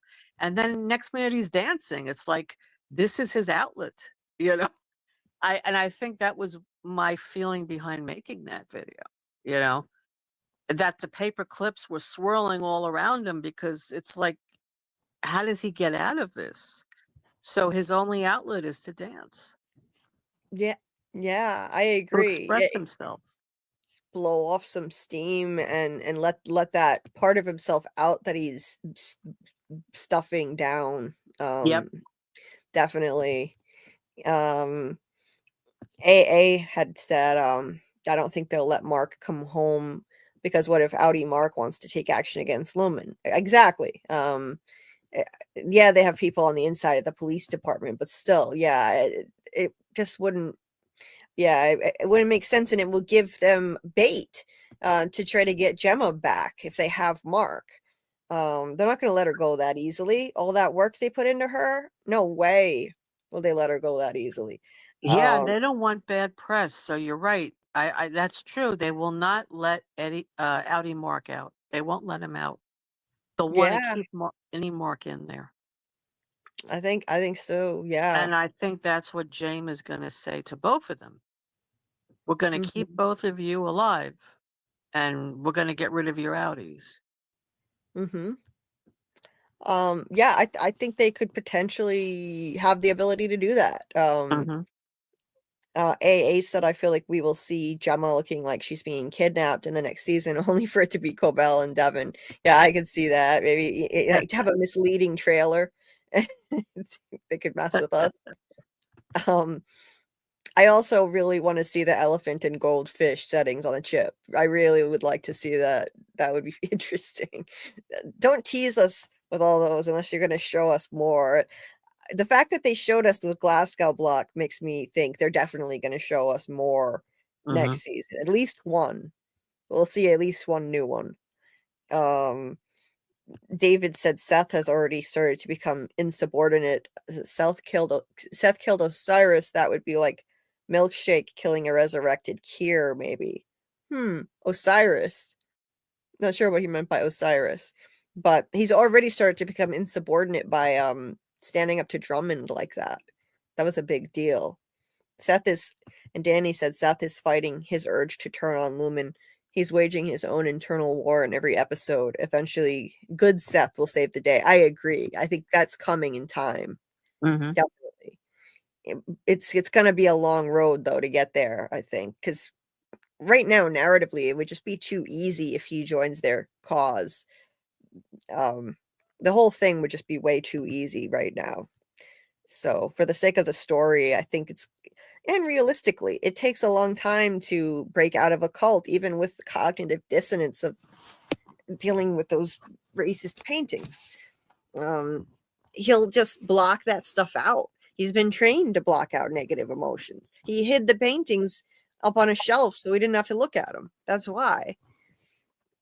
That was a metaphor for hiding away his negative emotions, blocking them out. Yeah. Same as Sissy locking her sister's room up, saying no one can go in there after she died. That they're blocking out negative emotions. That's the whole point. Drummond said that Kier's waging, Kier has an eternal war against pain. That's at the core of this whole thing.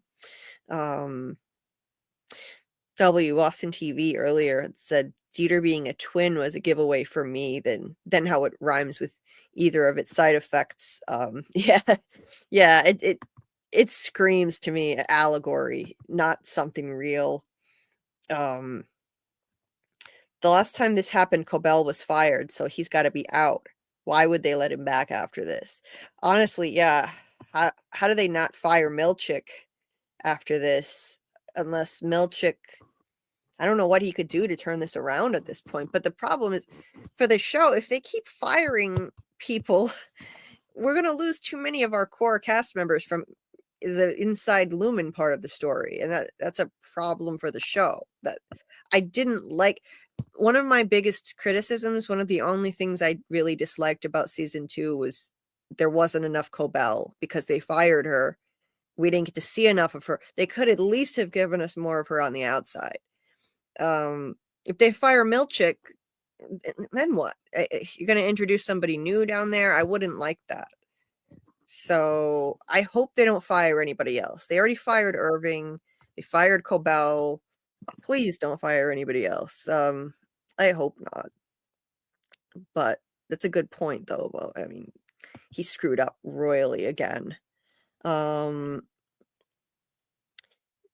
I think Cobell knew what she did. Like when she was sending Gemma back to the testing floor, she did it with no hesitation. I think she knew what she was doing. Boston TV. I agree on that. And Dieter had said this earlier. Yeah, I think this is so fitting that they named the company Lumen, because it sounds a lot like Lumen, as in LUMEN, a unit of light. Yet the company thrives in secrecy and shadow. It's a subtle irony that plays into the show's theme of hidden truths. I love that. Yeah, so good. That was definitely intentional.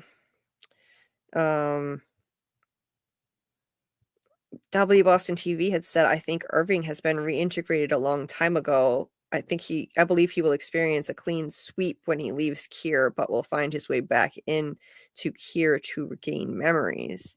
That's interesting. I would like to see him come back. It would be great to see Irving back.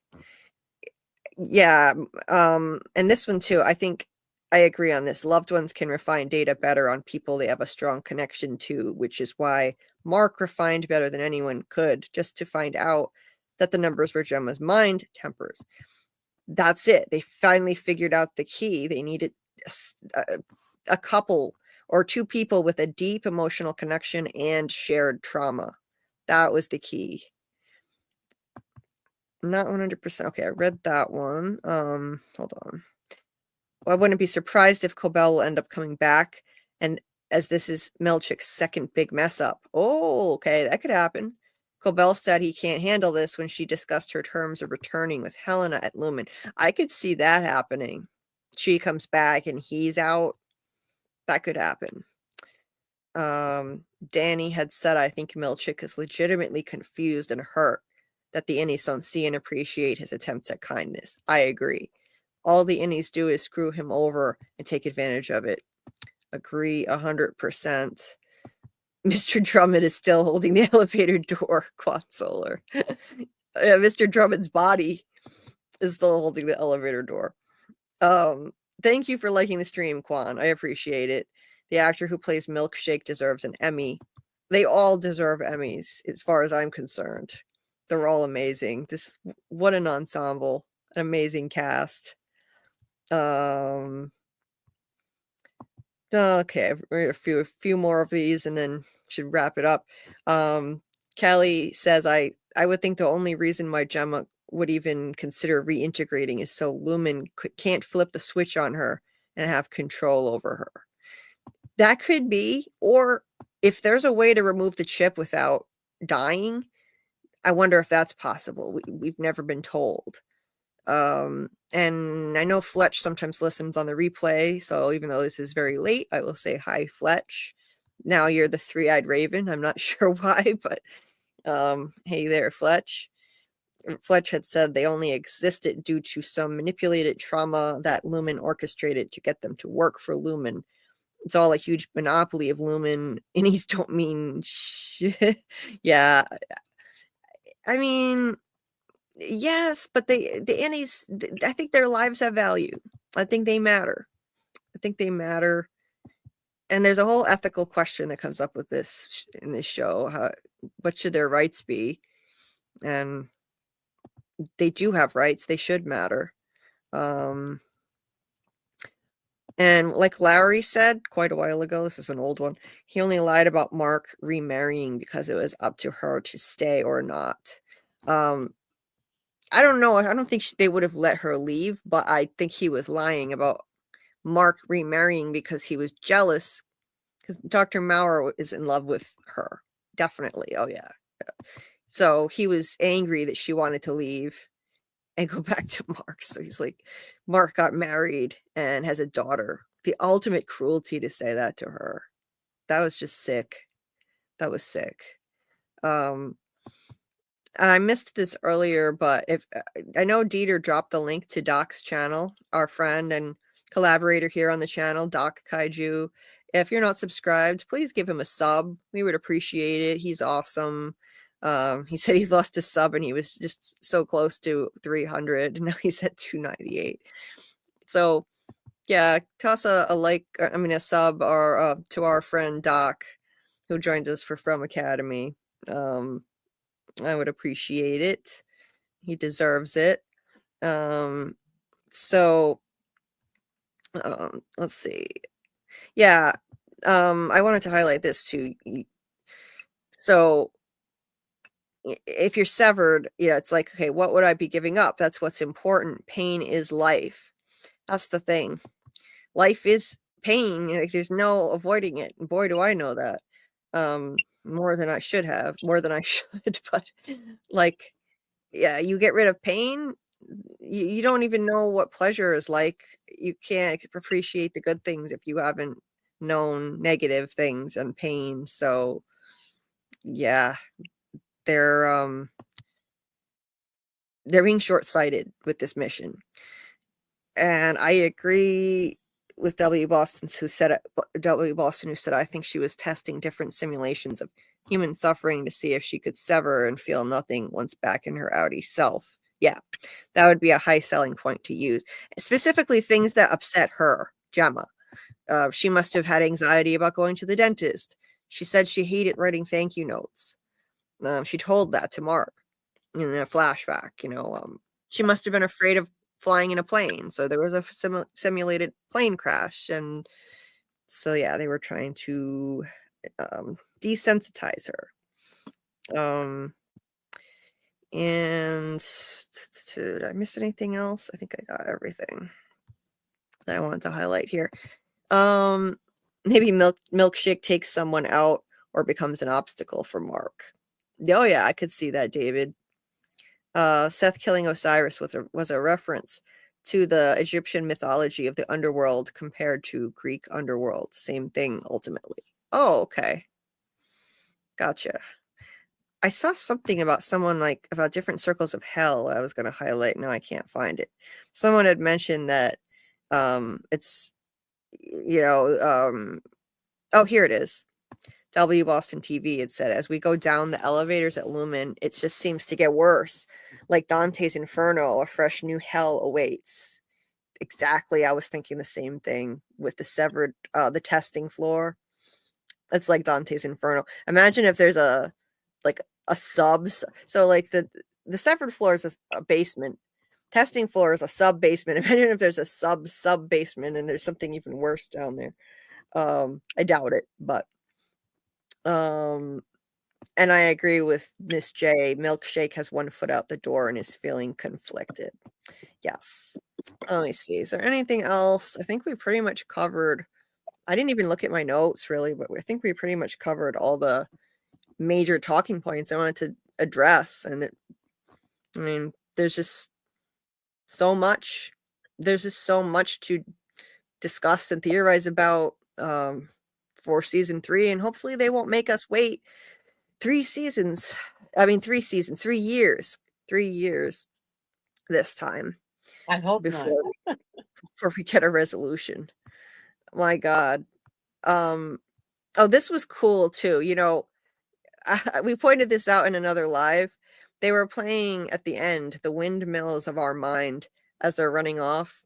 And the hallways of Lumen have always symbolized the pathways of the human mind, the winding maze of pathways in the human mind. Some of the hallways are really dark, like they're entering the dark recesses of the mind. And so there's so much of this show that is psychological, so it's fitting. And then they play The Windmills of Our Minds, or your mind, The Windmills of Your Mind. I forget which it is, but there was foreshadowing that they were going to be that this was going to be the ending. They foreshadowed the ending song by having the dancers flip the tables around. And it's like a 3-part cubicle. Looks exactly like the windmill at the end in the credits as they're dancing and they spin it around. It's a windmill. I just love this show. The attention to detail is amazing. I think it was first they played the Cure hymn, and then where is it? This was this entire episode was kind of interspersed with, here it is. It was different things interspersed with each other, but yeah, it looks just like the windmill in the credits at the end, and they spin it around just like a windmill. And then at the end, and it's all blue too. The lighting is all blue, innie blue, as it were. And then at the end, they're running off into the unknown together. It's like they're running off into the sunset, but it's not at all like a happy, calm moment. It's running off into danger, the unknown. The red is indicative of blood, revolution, violence, anger. You could even associate it with communism. There are Marxist themes in the show as well too. And red is also associated with love. And love. So layers upon layers of meaning. And as usual, their reflections are prominently featured, of course, reminding us of the duality of their selves, that it's still part of them, even as they're down here. They're not whole individuals. They have those dual selves. As long as they're down there, their outies are trapped down there too. So yeah, what an amazing ending to it. I thought Looking the back ending now. was so well done. I loved it. I love the song. I love the hallways, the set. I just Oh love the God, whole yeah. thing. You know, Yeah, when I first saw it, I was a little disappointed. I said, "That's it? It ends like this?" But I know. then I saw it again, and I'm like, "No, this is perfect. This is the perfect way to end it." Because Yeah, they don't know where they're going. They have no idea what's ahead of them, and neither do we. And we're gonna have to wait to find out. right. And they're actually running for their lives. I mean, because again, if Mark would have left with Gemma, Audi Mark never would have gone back there. And he probably wouldn't even continue the reintegration. He wouldn't have cared. Maybe he Exactly. was pissed off at any Mark. He said, the hell with it, right? So Yeah, any Mark is gone. That's the end of him. He's dead. It's like he never existed. I think so. I think Any Mark was right. He said in this very episode, he said, I think the minute you get your wife back, you're just gonna forget about me and all of the other Innies down there. That we won't even exist. I think I believe him. I honestly think Audi Mark would just stop the reintegration process. It was Yep. already risking his life. Once he got Gemma back, I think he would have stopped it. Yes. Yeah, and he would have no incentive to go back to work at Lumen with No. Gemma out there. So we wouldn't have the same kind of show anymore. I wouldn't enjoy watching the show if it's just him trying to fight Lumen from the outside to help the other people who are stuck there. Honestly, Audi Mark doesn't seem to really care that other people are stuck there. He only cared about getting his wife out. That's right. So Audi Mark is not a nice guy. Any Mark is a nice guy. Audi Mark is a lot more self-centered. Yes. Any Selfish. Mark is all about like unity of the community here, his family. These are his family members down here. Mm-hmm. And he cares for them, and he stayed not just for Helly but for everybody down there. He mentioned when he was talking to his Audi, he was referring to everybody down there, Yep. not just her, everyone. And the that same thing with Helena. I mean, she's out for herself. She's selfish. But Yeah. Helly is she's for everybody. She wants everybody to survive. She wants to help everybody. Yeah. So they have a very altruistic view. And it makes sense that they would not want to leave that building. It makes perfect sense to me. In a But he was way, a good guy, Mark. He got Gemma out. He yeah, kept his side of the bargain. I he don't know if did. Adam Mark would have done it because he's selfish. I think He if is. he felt he was going out of his way too much, he'd stop. The only reason he agreed to reintegrate is when he found out Gemma was alive. He didn't Right. care. When Ragabi told him in season 1, you brought Any Mark into this world without his permission, and he's suffering down there, or whatever she said, he didn't care. He wouldn't consider reintegrating until she told him Gemma is alive. Right. He didn't care, and then all of a sudden in this episode he's apologizing to his Innie, saying, I'm so sorry that I created you. I was trying to escape my own grief, and I promised you as soon as I get my wife back, I'll continue the reintegration process, because this life belongs to both of us and I want to share it with you. But if that's the case, then how come he said my wife instead of our wife? He said, as soon as I get my wife back. Yeah, So, Mark uses a lot of we. Sorry, I fell asleep. oh, it's okay. Doug was here. Oh yeah, did he call in? Yeah, he called in for a few minutes to say hi. Funny. Yeah. I have one other thing to do. I think I'm actually going to get off of here, but if Mackie's around, I got a surprise. Well, it's not a surprise. You know what's happening. Yeah.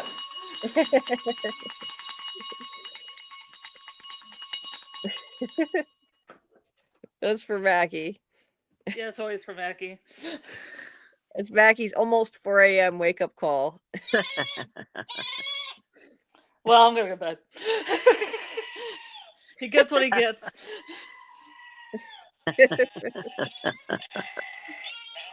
Plus, if people fall asleep with this, what's it doing to their mind? You know, at this point. Yeah, they gotta have some strange goat-filled dreams now. Yeah. Yeah. I often think of the outies as almost their innies are almost like kids that they had, you know, and they need to take some responsibility for them. Yeah. And it kind of restores them to a better version of themselves before life kind of sent them down paths that made them more self-centered and you know, like Mark became more self-centered and bitter, cynical. Helena, you know, she became cold and calculating or whatever.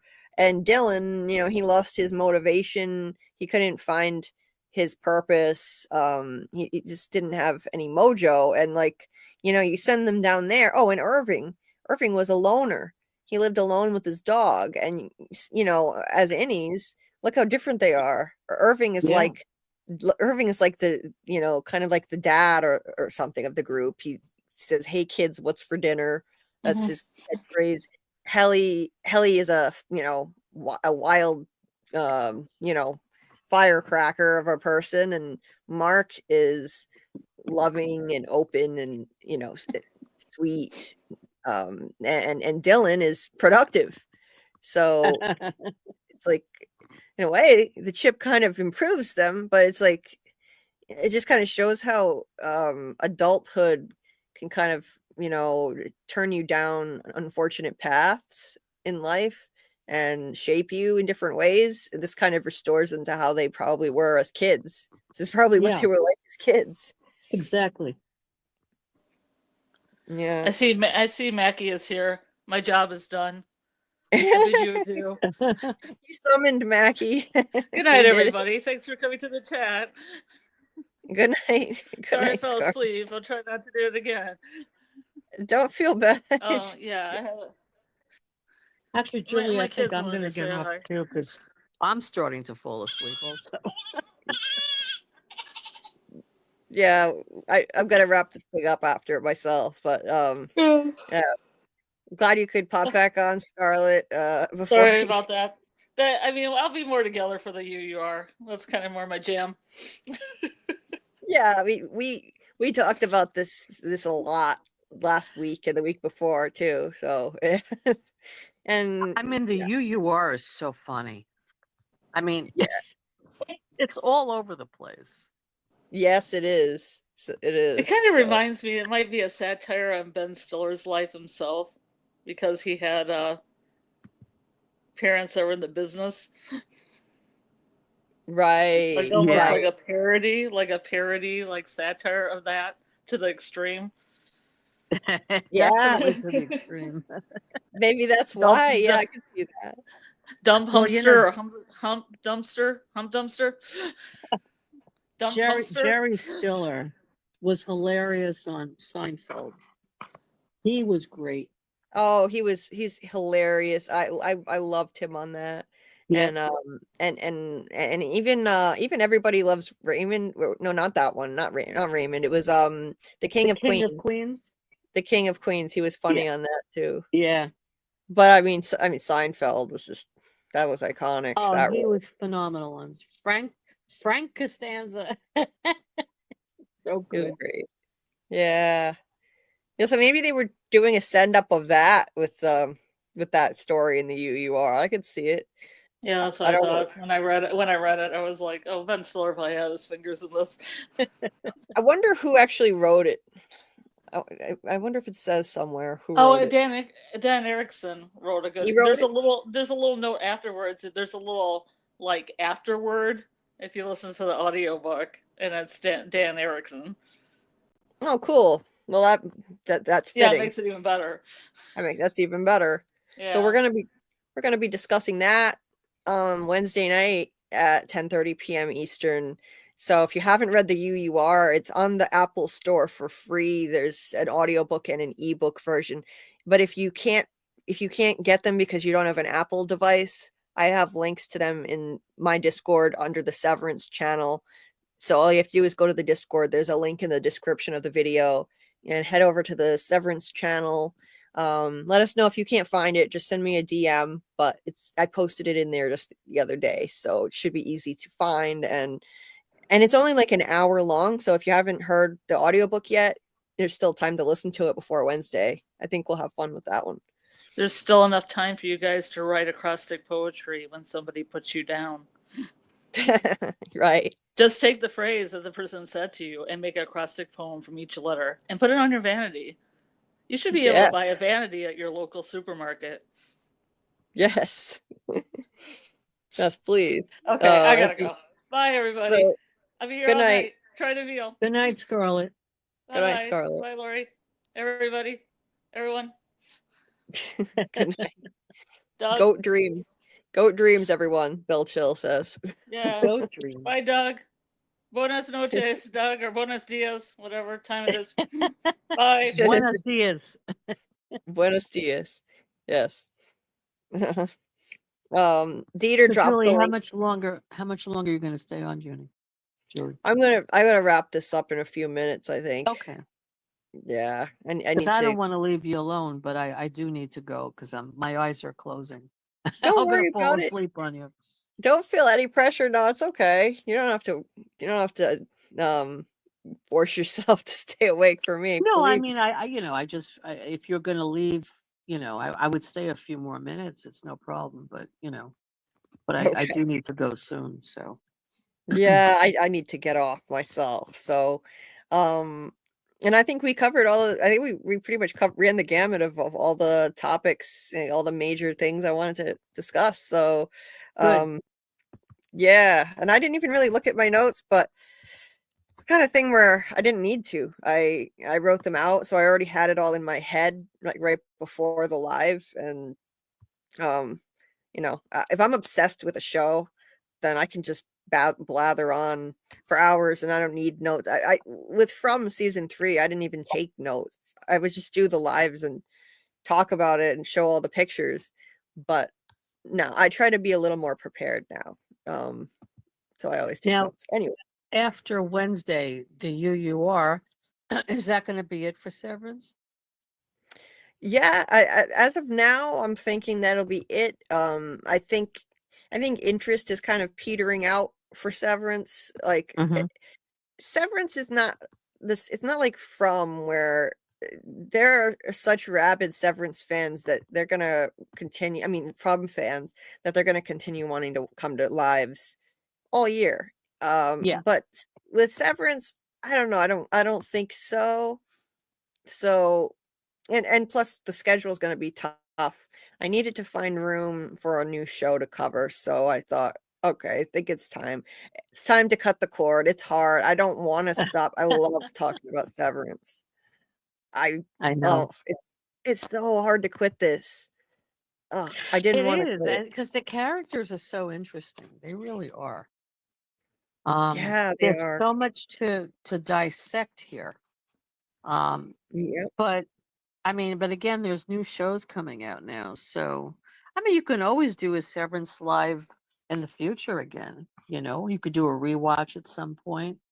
Oh, definitely. I don't know how long it's going to take for them to come out with the next season. I don't know. Yeah, I know they it's were not going to even. be 3 years. Ben Still has said it's not going to be 3 years. So it's like, They okay, so it's going to be 2 years. I mean, what are we talking about? Right, like they even joked about it on the podcast. Like yeah, we'll see you in 2032 or Oh, something. please. They joked about it because they know the fans were not happy about that long wait. They are well aware. Yeah. I don't. I don't think it'll take them as long. Hopefully not. They're obsessive about this show. That's the thing. Like everything is intentional. The blocking of every shot is intentionally done. The way that everything is arranged in the shot, it's all intended to convey some kind of meaning. The lighting, the angles of the camera, the way they place certain objects, the way they emphasize duality with reflections, the symbolism of the color schemes and the lighting of the color, the colored lighting, and like they'll have the blocking of the shot so that the characters are off to one side all the time. So it reminds you that they're not whole people. They're Right. so they're so perfectionistic about it. I think that's why it takes them so long to make the show. And if that's the case, well, if it's such a masterpiece, then it's worth the wait. But Right. 3 years is a long time, and Yeah, I don't think it's going to be 3, but it might be closer to 2. So that's still a long time. Yeah, I'm guessing it's going to be 2 years if I had to guess, like at least 2 years. I mean, you think about who's available, the amount of money that's needed, right? I mean, Christopher Walken may not come back. John Turturro may not come back, but they still have Patricia Arquette, her salary, and whoever else. They may bring on somebody else this season, another actress. I don't know, but it's hard to say. They may want to do it sooner rather than later because they have the audience now. It's people want it, they like it. I think a lot of showrunners are realizing that if you wait too long, people lose interest and you may not get that audience back. So why wait so long? You know? Right. Well, we'll see what happens. But so you said you're going to be covering Handmaid's Tale and The Last of Us? Yes. And what else? So for the rest of this week, this is the last week of this type of schedule. So we'll have on Wednesday, instead of doing the From Rewatch, we're going to do the UUR discussion at our usual time when we would do the From one at 10:30. Friday, we'll do another live on the Resonance. This one will be on episodes 3 and 4. And so we'll dive into that. That was fun. We got more people actually wanting to discuss it than I expected and watching it with us. It's a bingeable show, so I don't expect a lot of people to be interested because you've probably binged. Most people have binged it all. Right. Yeah. But we're still going to do it just for fun because we enjoy it. It's a great show. So we're going to keep covering it. So we'll do 3 and 4. We'll do a watch party for 3 and 4 at 8 p.m. on Friday night. That's 8 p.m. Eastern, Friday night in the Discord. We'll show episodes 3 and 4. Then we'll do a live to break it down. And then we'll segue into FROMACADEMY with Doc. And I believe the topic this week is going to be, I forget the way he described it, but it was basically like techniques for solving mysteries in TV series or in other forms of storytelling. So we're going to be doing that. That'll be for this week. Oh, and we're going to start doing Handmaid's Tale watch parties. So tonight, now it's already Tuesday. When we started this, I was saying tomorrow. Now it's tonight. We'll be doing a watch party for the Handmaid's Tale. First 3 episodes. I don't know how many people in these fandoms actually watch The Handmaid's Tale, but even if I get one person to watch it with me, that would be nice because otherwise I'll be watching it alone. That'll be at 9 p.m. Eastern tonight. I'm not happy about it, but it's going to be the first 3 episodes. I can't control their release schedule. It's 3 episodes dropping at once, so I'm going to stream all 3 of them. And and no live for that. I'm not going to attempt live streams for that one. That would be too much, and I really doubt people would want to hang out and discuss that one. It's so dark, but it's a beautiful series. Oh, So so that's you're just going to have the watch parties. You're not going to have the lives. no, yeah, I'm going to have the watch parties, and I'm going to do episode breakdowns for it. So Okay. just videos, scripted videos that I'll put out on each episode. And then The Last of Us, what are you doing with that?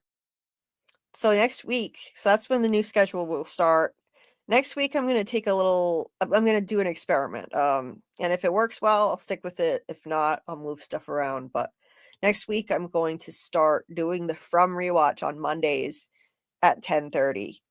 So we'll be moving it from Wednesday to Monday for the From Rewatch. And then Wednesday, I'm thinking that will be the best day to do The Last of Us. Gonna give it a try and see how it works at 10:30. So I'll discuss the first episode of The Last of Us season 2.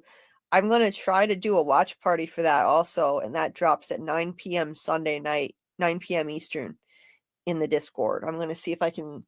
I'm gonna subscribe to Max and see if I can do a watch party for that.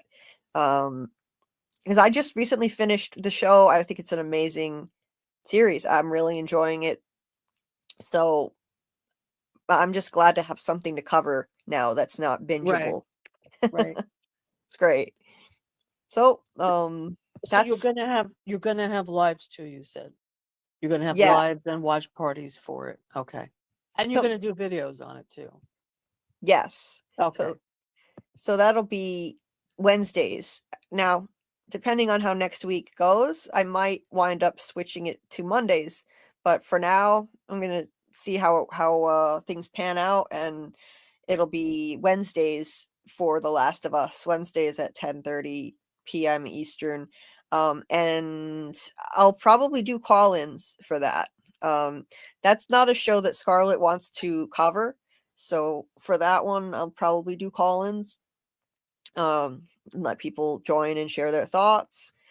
And yeah, I'm excited to cover it. I think it's a phenomenal show. So I'll do video breakdowns for that, and I'll do weekly lives and hopefully watch parties if all works out. So it's gonna be a lot to juggle, to be honest. Yeah, it sounds like a lot. It's a lot. It's a lot. So we'll see how it goes. I might have to make some adjustments to things, and every now and then I might have to skip something like From Academy or From Right. Rewatch here and there. But yeah, we're gonna see what I can do. It would be easier if The Handmaid's Tale was not dropping the first 3 episodes at once. I don't know how I'm gonna do 3 videos that quickly, but I'm gonna try and we'll see. But The Last of Us is the one I'm gonna be focused on a lot more. I think a lot more people are gonna be into that one, and so but they're both phenomenal shows. I've watched The Handmaid's Tale from the very first season it came out. Yeah. And was mesmerized by it. As dark as it is, it's just such a beautifully done show. Sure. It is. This is the final season, so I really want to see how it's gonna turn out. Right. Last one.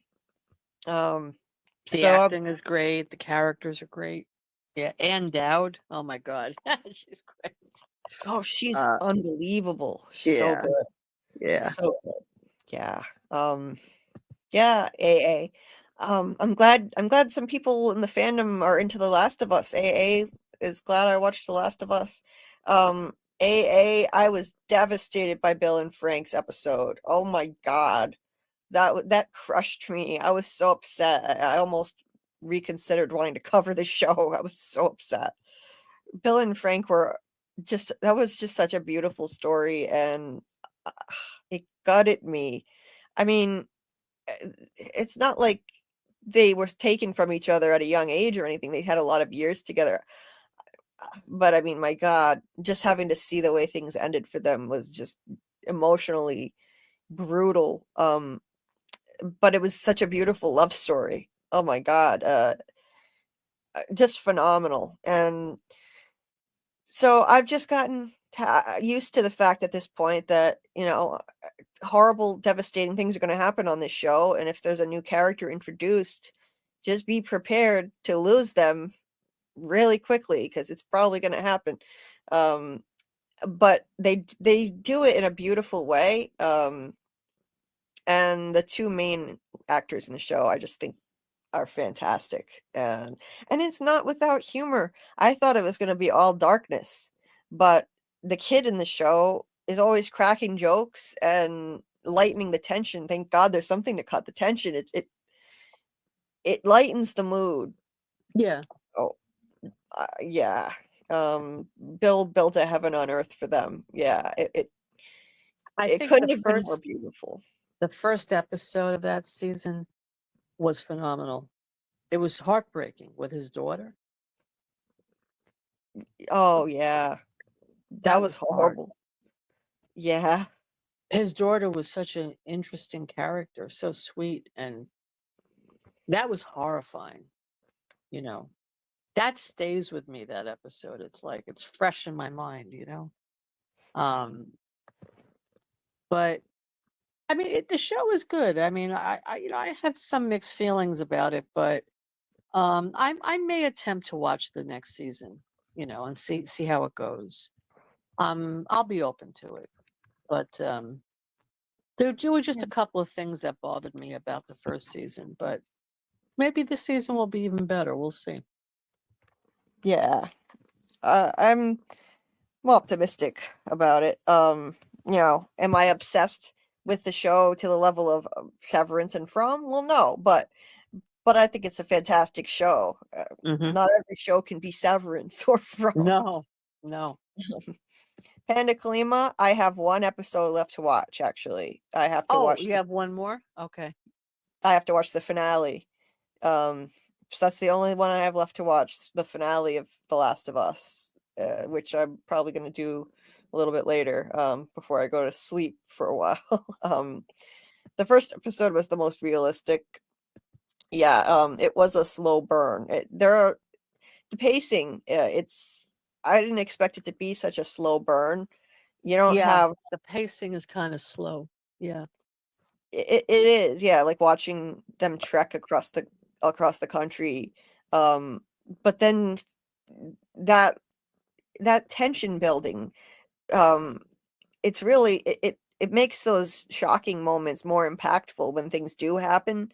Yeah. Because all of a sudden it'll be just completely calm and peaceful, and out of nowhere something horrific happens, or all hell breaks loose. Right. So I think people are just too desensitized and they're used to action nonstop. And this is more like the old school way of doing things, building suspense and tension. And then you get maximum impact when something does happen. So I like it. It took me a little bit to get used to the slower pacing, but I think it works well. Yeah. For it. And I think the relationship between the two main characters is just beautiful. The way that she becomes his surrogate daughter after he lost his own daughter, and she's the same age as his daughter was when she died. Yeah. And he won't admit the whole season, like he's so stubborn, like he won't admit that he sees her as his daughter. It's so obvious that he did pretty much from the beginning.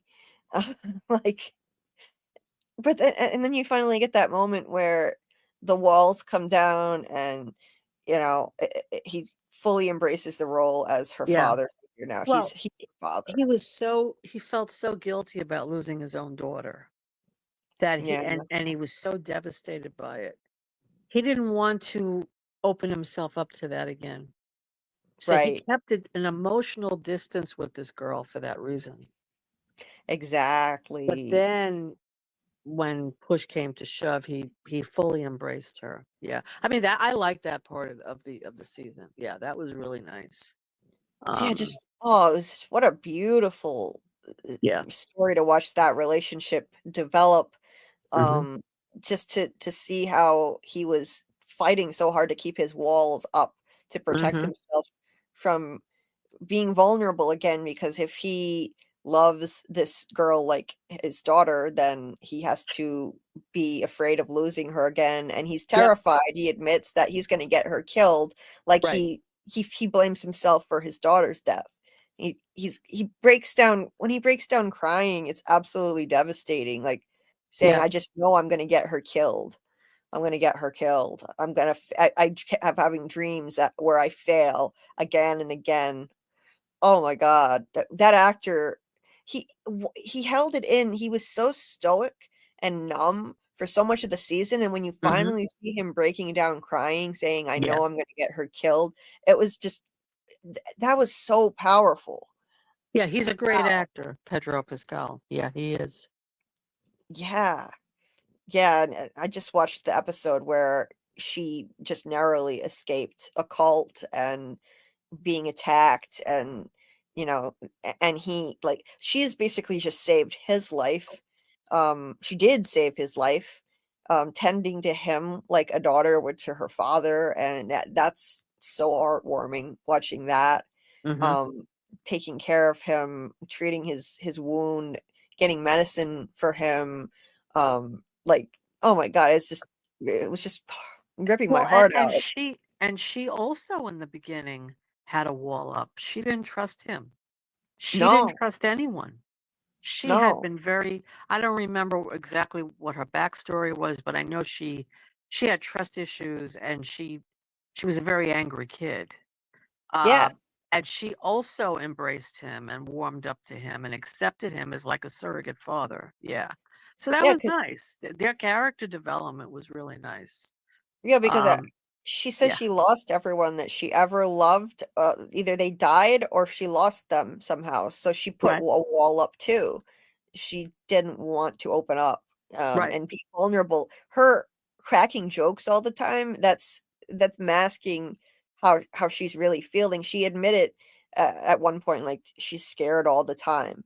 Yep. Um, it's masking her feelings and keeping a wall up around her, Right. so and then you Right. you see when he's knocked out, um, so wounded that he can't even get up, like, that's when her feelings actually come out, her tending to him, taking care of his wound. She found thread and stitched it up herself.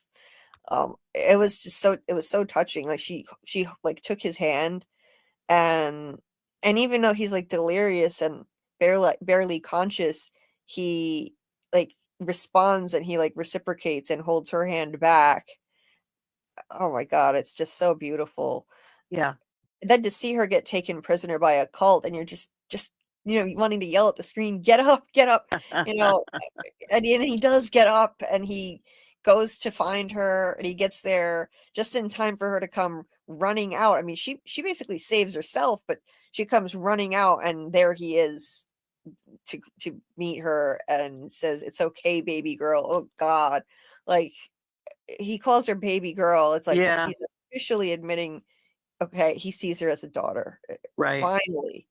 And the Finally. thing with his brother, I don't remember exactly what happened, but his brother screwed him over, right? His brother, I don't remember now. But His brother that was a shocking twist, I remember. It was awful. Yeah. I was pissed. His brother stopped communicating to him on the radio like they would regularly do to let him know that he was okay. So Joel thought that his brother was in serious trouble, and he risked his life and lost who I think was his girlfriend in the process, traveling across the country thinking he was trying to save his brother.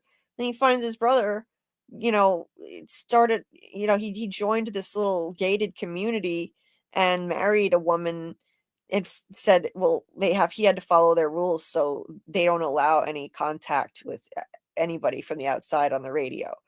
Like, that pissed me off. Yeah. um he risked everything for his brother. Yeah. Yeah. Well, that's Yeah. where and his brother was with him when his daughter died, right? Yeah. And his brother was such an ass too, because his brother said, "I'm gonna be a dad," and he's like, Oh, yeah, right, right, yeah. he's He like, was very insensitive.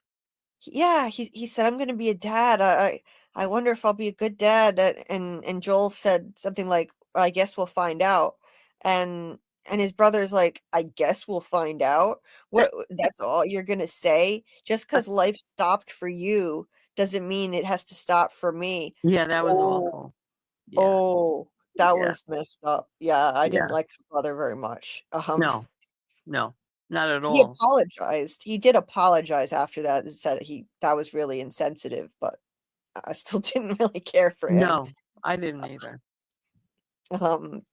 Panda Kalima, you watched the show too, huh? Yeah, the baby girl, that just gets you. Oh my god, in the feels when he's like, it's me. It's okay, baby girl, I got you. And I was watching this knowing my dad's about to have heart surgery, so imagine how I felt. Oh, wow. Yeah. That's when I was watching it yesterday. Watching Oh, this beautiful father-daughter moment, and I watched that scene. Oh my god. Yeah.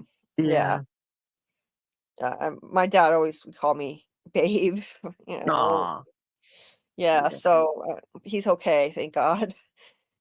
He made it through the surgery. He's okay. Thanks for asking, Thank AA. God. Yeah. Yeah, I remember thinking, oh my God, I'm watching this beautiful father-daughter story, and what if I'm about to lose my father? Um, I didn't know if I'd be able to cover the show if that were to happen, to be honest with you, Right. because my default is bury my feelings. I wouldn't be able to handle it. Right. Plus, I mean, I don't even want to think about it. It didn't happen. He's okay. Right. So, Right. He's um, okay. he's okay. Yeah. What an amazing moment that was, and like they saved each other. They've saved each other multiple times now over the course of the show. It's just so cool to see. And physically and emotionally, like filling a void in each other's lives, and then literally saving each other, and Yeah. it's a beautiful journey. And I've heard some upsetting things about what happens in the video game, so I don't even want to know any more details about it. Hopefully the show won't go there for a very long time. Maybe it won't even follow what happens in the video game exactly. I don't know. Right. But thank you, Trace. Thank you, Trace. I appreciate it. My dad had double bypass surgery yesterday, and he got through it. It was successful, and it was scary though. He'll be in the hospital for around a week, but he's okay. The two brothers, yeah. You mean Joel and his brother? I wasn't happy about that. His brother kind of screwed him over. Yeah. His brother was an asshole. Imagine trekking across the country for that. I wouldn't talk to him again. Yeah, exactly. Exactly. And his girlfriend died. Tess died on the way over there. So yeah. I would be so upset. AA says, I think my favorite part of any apocalypse show or movie is seeing the characters move through the different communities people have built to survive. Some are strong and positive, some are cult-like. Interesting. Yeah. Panda Kalima, I was shocked that they killed off Tess so quickly. I loved Fringe. I was disappointed because I liked having her on the show. I didn't expect Tess to die like that. Theories? I don't really have theories as of now. I don't know if it's not as big of it's not like an intricate mystery in the way that From and Severance are, but I'll have to think about that, about theories. And I've never played the video game, but yes, Joel is a great protector indeed. Mark watched the first season of The Handmaid's Tale, then somehow got distracted, but I will now have to binge the other seasons. Yeah, good luck with that. It's a heavy show to binge, but it's a beautiful, beautiful story. I mean, it's devastating and harrowing, but it's an amazingly done show. The writing, the direction, the art direction, the cinematography, the acting, everything is just stellar. So yeah, I highly recommend Handmaid's Tale. It's not for the faint of heart, but I've got to see it through to the end. It's a phenomenal show. Oh, I didn't see this. Sorry, Bart. I'll just answer this real quick. My only issue with Severance finale, and perhaps you can answer, why did Mark not experience any outie flashes of integration sickness during the finale? That's an issue I have too. It does seem kind of like a bit of a plot hole. There were expositional references to Mark still having flashes, but we just didn't see it on screen, and I think they should have shown instead of told. Show, not tell. But I think that'll still happen, though. He might still have flashes. I think he will. He'll have conflicting feelings. Sometimes he'll have flashes and probably want to leave in season 3 and go back to Gemma. Dieter dropped the link to the ebook and the audiobook for the UUR. You can get them there. It's free from the Apple Store, but if you don't have an Apple device, you can get them at these links that Dieter has in the chat. After the stream ends, I'll add them to the description of this video too. So if any of you guys don't have an Apple device and you want to listen to the UUR audiobook or read it, I'll put the links in there for you. And it's perfectly legal because it's free anyway. But not everyone has an Apple device. I don't anymore. Dieter dropped a link to Real Cinema Therapy's channel. I meant to draw attention to that. Thank you for dropping that link, Dieter. So everybody, please take a moment to check out Laurie's channel. That's Real Cinema Therapy. And it is also in the description of this video if you're listening on the replay. She does awesome content. She did great content on Severance, and now she's making content on the Yellow Jackets. So give her a sub. She's a terrific member of our community, and she gives great psychological insight into these series. So Thanks, Julie. You're welcome. You're welcome. And thank you for hanging around a little longer. Now we should get off and get some rest. Yeah, I'm falling asleep, actually. So. You've been a great sport. Thank you for sticking around. I would never expect you to hang around. I can handle it alone, but thank you. No, I know you can, but I mean, so are you going to stay a little bit longer, you think? I better get off and take care of myself, and I know you need to get your rest, and I need to get off and do some exercise, physical therapy, fun stuff for me, but I have to. All right. So then we're going to call it a night. Yeah, we're going to call it a night. Dieter, thank you so much for all of your support in the chat. We're really deep in discussion in this live, so sorry if I haven't been as attentive to the chat as normal, but I did wind up reading a lot of old comments just later. I starred a whole bunch of them. So I appreciate everybody in the chat. Thank you so much.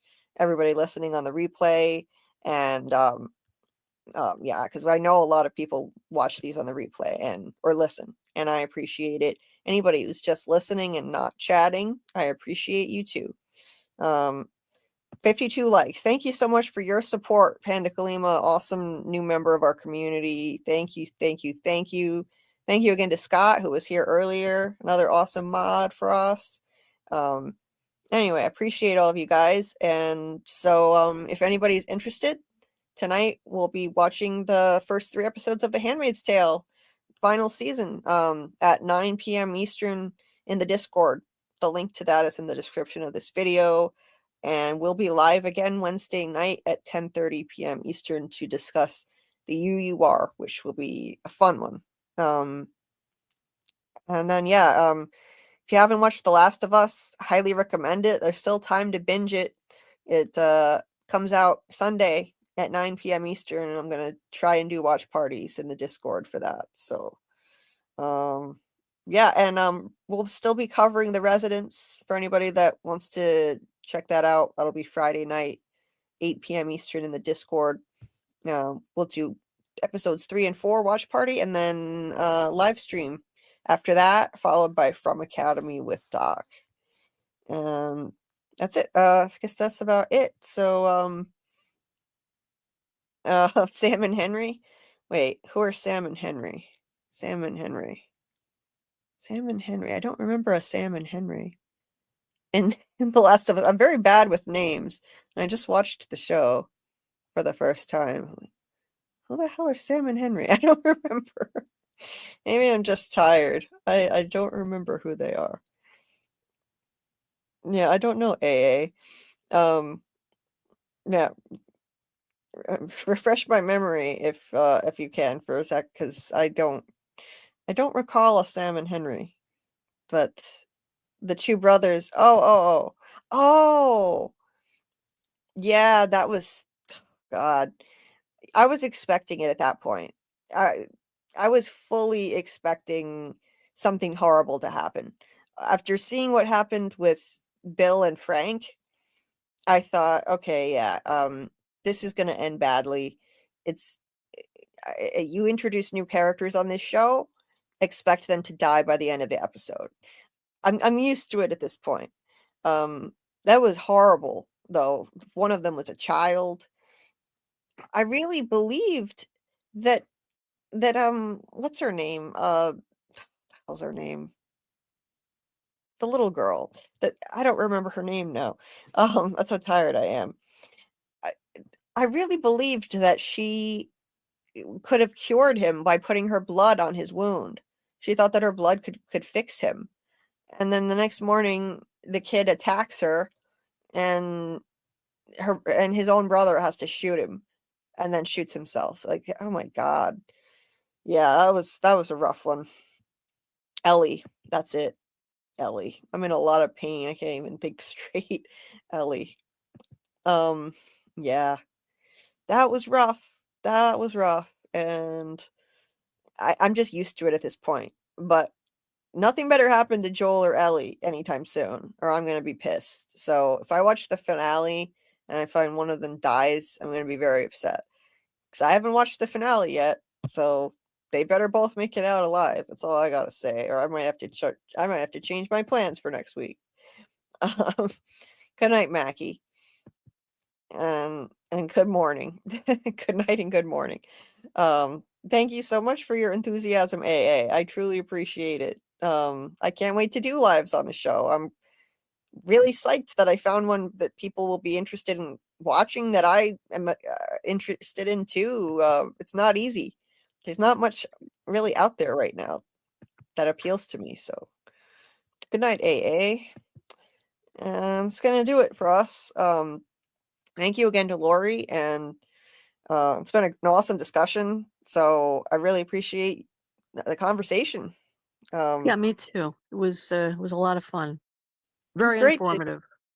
Yeah, it was great. It's great to just really dive into everything that's at stake right now, and everything to come that could come with Severance next season, and unpack everything. I think we really hit on like a lot of the major points of the season. So yeah, great discussion. So I appreciate you coming on and joining us, and hope everybody takes a look at your channel. And if I were watching Yellow Jackets, I'd be checking that out too. But anyone who watches Yellow Jackets, Laurie also covers that.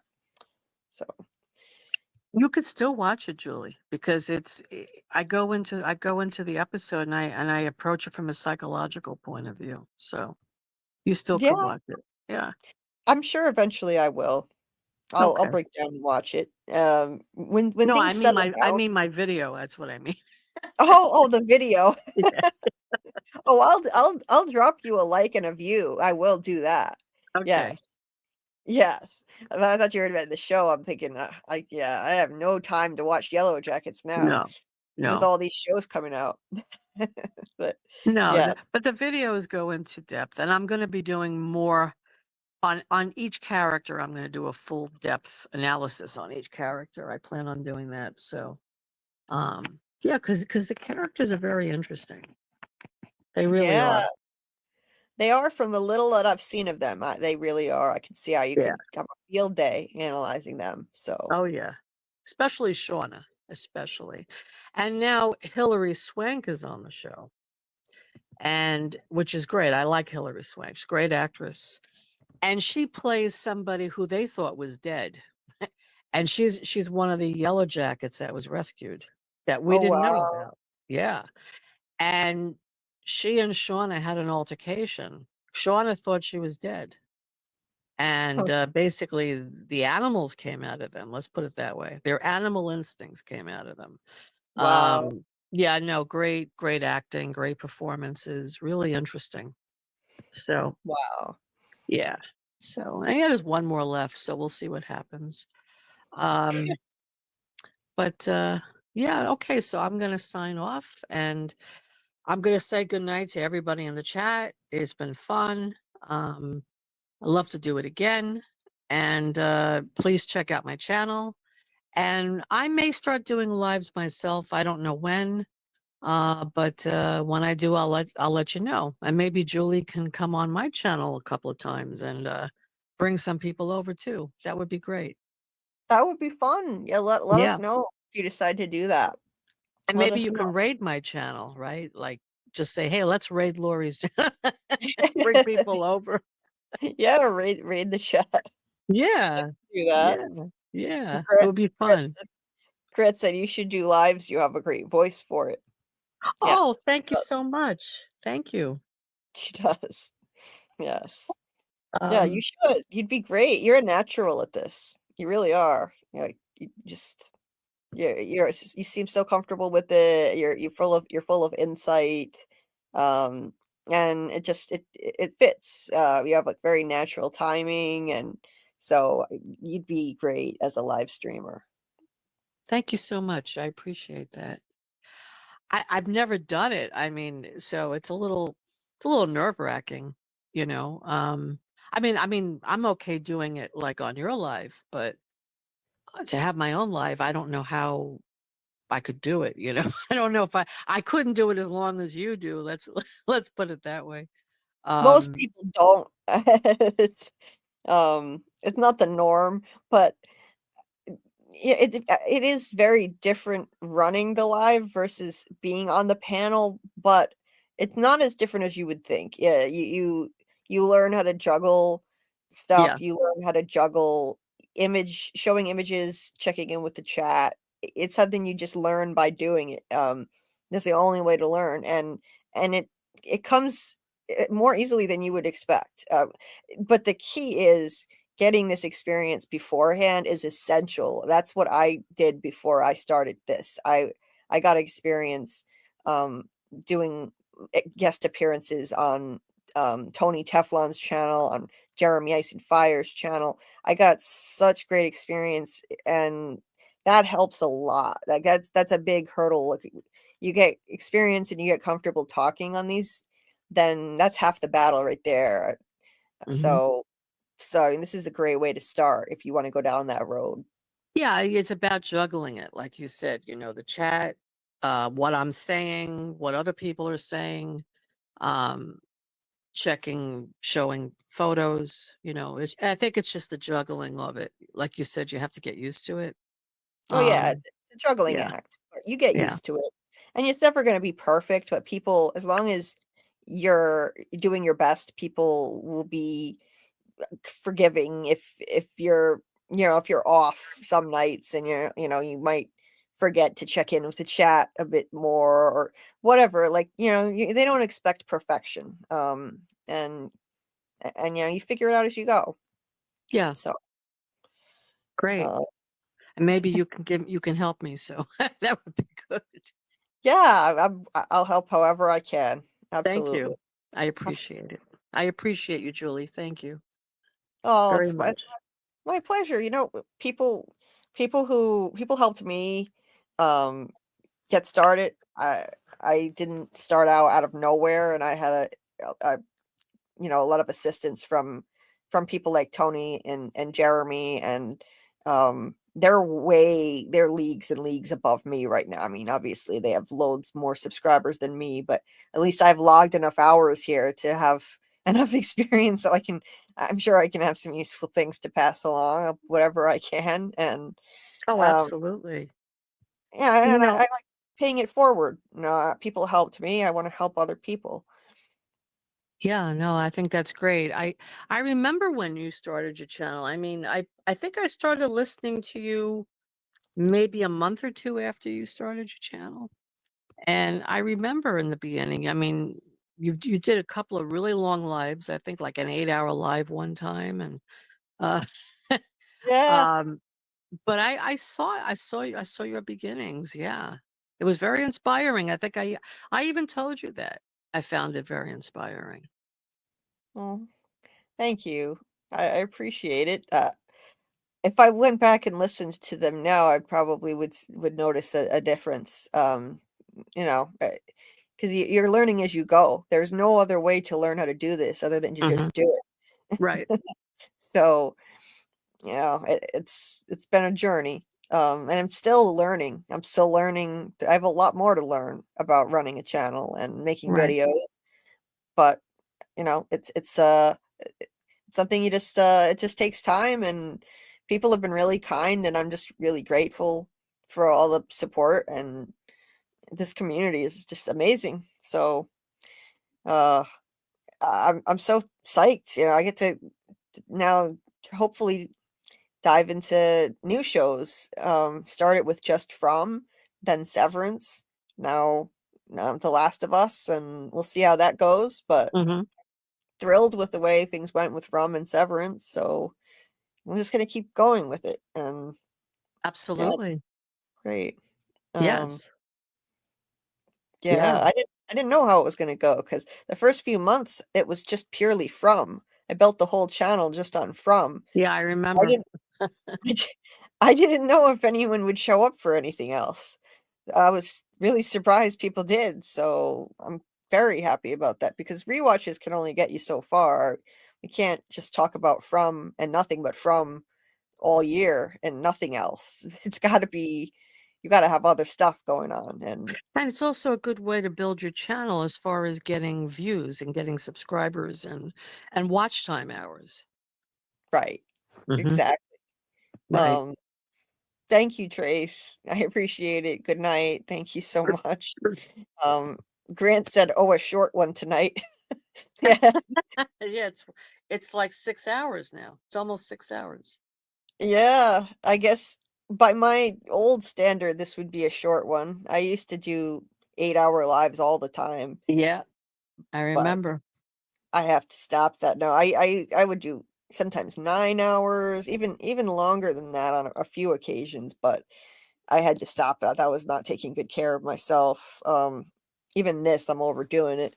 I should have been on the treadmill like 2 hours ago, but it's been hard. I wanted my full attention to be on Severance. I'm gonna miss covering this show, so I know.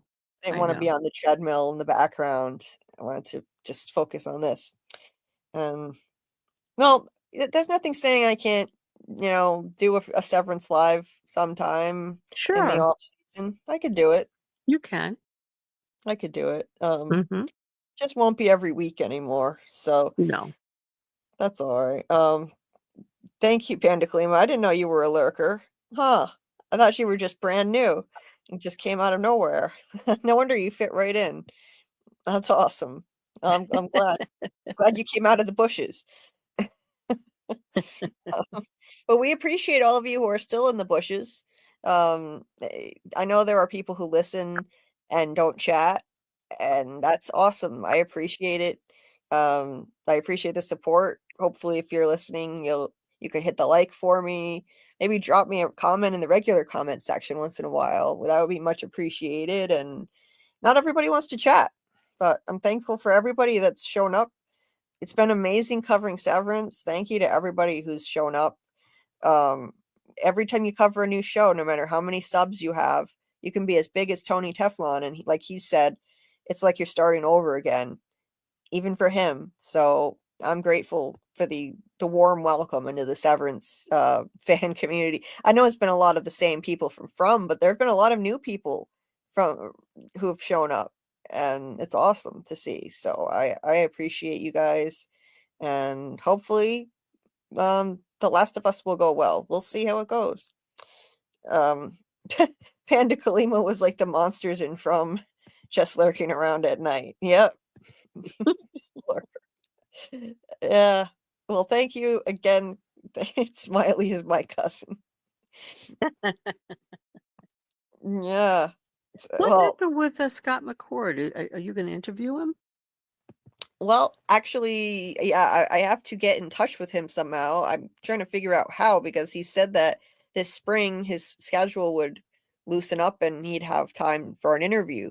So, because I talked to him for an hour as a winner of a contest, Right. and that one I can't put that video up publicly, but he said he would do an actual interview. So I'm gonna try reaching out to his agent. Dieter got his agent's contact info from IMDb, and I'll try DMing him. But a lot of the actors, they must get flooded with DMs. They don't answer them, so I'll try his agent. That's probably the best way to Yeah. reach him. See what happens. So I'll keep you guys posted if I'm able to connect with Scott. Right now he's going to be really busy doing a 2-person play for a couple of weeks this month. I'm sure he's really busy getting ready for that. A 2-person play, he'd have to have massive prep for that.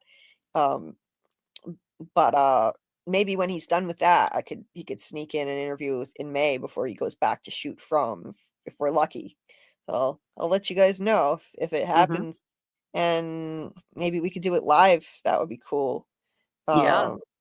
Oh, that would be amazing, because he is just he is phenomenal. I have so much respect for him as an actor, and he's a beautiful soul. So it would just be an honor to talk to him for an interview. It was an honor to talk to him at all for me, but to do an interview with him would just be a thrill too. Mhm.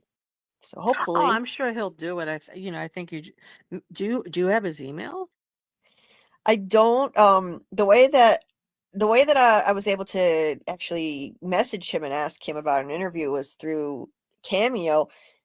Dieter got me a Cameo from him, and then I had this one free message I was allowed to send to Scott, and I sent him a message saying, thank you so much for the great talk from the fan contest. And if I'd love to do an interview sometime.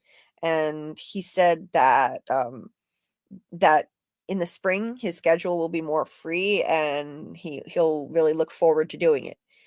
To check in with him in the spring. Oh, okay. So yeah, he said he'll be looking forward to it. It sounds like a yes to me. Yeah. So hopefully that'll actually work, because it'll be tight between his play that he's doing, and then if they start shooting From in June, hopefully we can maybe sneak something in between there. I'm gonna try, see what happens. That if that happens, that would be my 3rd interview from the cast of From, which would be so awesome. Yeah, that would be great. I never expected to be able to get interviews ever, let alone so soon. I know how lucky I am. I got to interview Simon and then Doug, and now Doug is like a guest co-host here. Maybe It's Doug can get Liz and her husband to come on. I don't know. I don't know. It's not really. I think someone asked him about that. He said for Liz, like, she's not really into live streams, but Cliff might. Cliff is more of a talker, so Cliff might be willing to do it. So maybe I could try asking Cliff. I'd love to. No, I mean even for just an interview. Yeah, yeah, Mhm. for an interview. That I would love to. He said Cliff might be willing to do it. Great. Like a live interview. So yeah, we'll see. Maybe I'll try reaching out to Cliff myself and see what happens. Mhm. He seems like a great guy, and Yeah. we'll see. We'll Yeah, that would see. be great. Yeah, it'll Yeah, be I awesome. mean sometimes, I guess it depends on the actors' schedules and uh what's going on, but if they see that you interviewed several people from the cast already, you have a better chance, I think. Yeah, I think that definitely helps. Mhm. Like, just when I email somebody's agent now asking for an interview, doing an interview request, I link the interviews I've already done, kind of like a Right. resume. Right. So the more I do that, the more that could help. And so now I've gotten 2 from, and then 1 from Severance. So it's it's something. it's a foot in the door. It is. And then but next time when the show comes around, you know, you might be able to get, you know, bigger players. yeah, maybe. Maybe Maybe. Harold Perrineau. That one, I don't know. Like that, he's like next to impossible to get for some reason. It is really tough. Maybe you'll get Patricia Arquette. Oh yeah, in my dreams, but that'd be awesome. But yeah, right. I think Dieter sent emails on my behalf to the agents of everyone on Severance and didn't get any responses. But Mark Geller, who plays Kier, he did respond. He was the only one. Thankfully, he was gracious enough to come on. Dieter he found out who their agents were and sent them all for you? Yeah, he did. Wow. Wow. He did. He That's great. all their contact info is on IMDb Pro. So he got I think he subscribed to it for a month and he got all their contact info. And he's like my unpaid manager at this point. He deserves a salary. So he emailed all those people and thankfully Mark Geller. I have no hard feelings toward everybody else. I completely understand. I'm brand new. Sure. I'm brand new to this, so I understand. And even people if you weren't, I mean, some of them, their schedules are full, or maybe some of them don't want to do it, you know? absolutely. There are loads of channels. We have to keep in mind. I mean, even though From is huge, Severance is much bigger, and there are a lot more channels covering Severance than From. So you got to figure these people's schedules are packed with interviews. Right. So I understand people saying no. I get it. And hopefully when I get a little more experience, more interviews under my belt for From, that could open the door to more interviews for other series. I think From is my foot in the door. You got to start somewhere, and you know, From is my foot in the door. I did get to talk to Mark Geller, but with From, I think I have more opportunities to connect with more people because I've got, you know, I mean, Doug has been on the show with us for how many times? Many appearances, and so hopefully MGM can see that and see that I'm legit, and you know, I'm not, you know, I'm not like a bumbling idiot. You know, might be worth letting you know having people come on, and I don't do sneak questions. I don't try to pump Doug for information and get him to risk his job. I would never do that. Right. So you know, I just try to treat everyone with respect and make everyone feel comfortable, and so maybe MGM might, you know, be more open to it than you know, other streamers. I think so. Sure. And yeah, and as your channel grows, you know, people will see that you have a lot of different kinds of content and you've done interviews and yeah, and they may even drop in and listen to some of your videos or your lives to see what it's like. So I think you're going to get some people, definitely. Yeah. Like I said, maybe Liz will do not a live interview, but a recorded interview. Oh, You know, yep. that's fine too. Fingers crossed. Yeah, anything. I mean, doesn't need to be live at all. Like, I'm fine with anything. I mean, told. the one who plays Elgin, like maybe he would be interested, or the one who played Fatima. Yep. You know, I think you can get them and interview them. That's a good idea. You know, I've heard the guy who plays Elgin, Nathan Simmons, is really chill. He's like basically friends with Tony Teflon, and he's appeared on Tony's show multiple times. He's so chill. He might be willing to do it. That's a good idea. I should try Nathan. Yeah, I should try Nathan. Even in the off season, honestly. And Elizabeth Moy, who plays Tan Chen, she did a few interviews recently related to From, and you know, even though her character was killed off, and that was last fall. So I've thought maybe I should reach out to her and see if she'd like to do an interview too. She was lovely. What about Smiley? Maybe Smiley.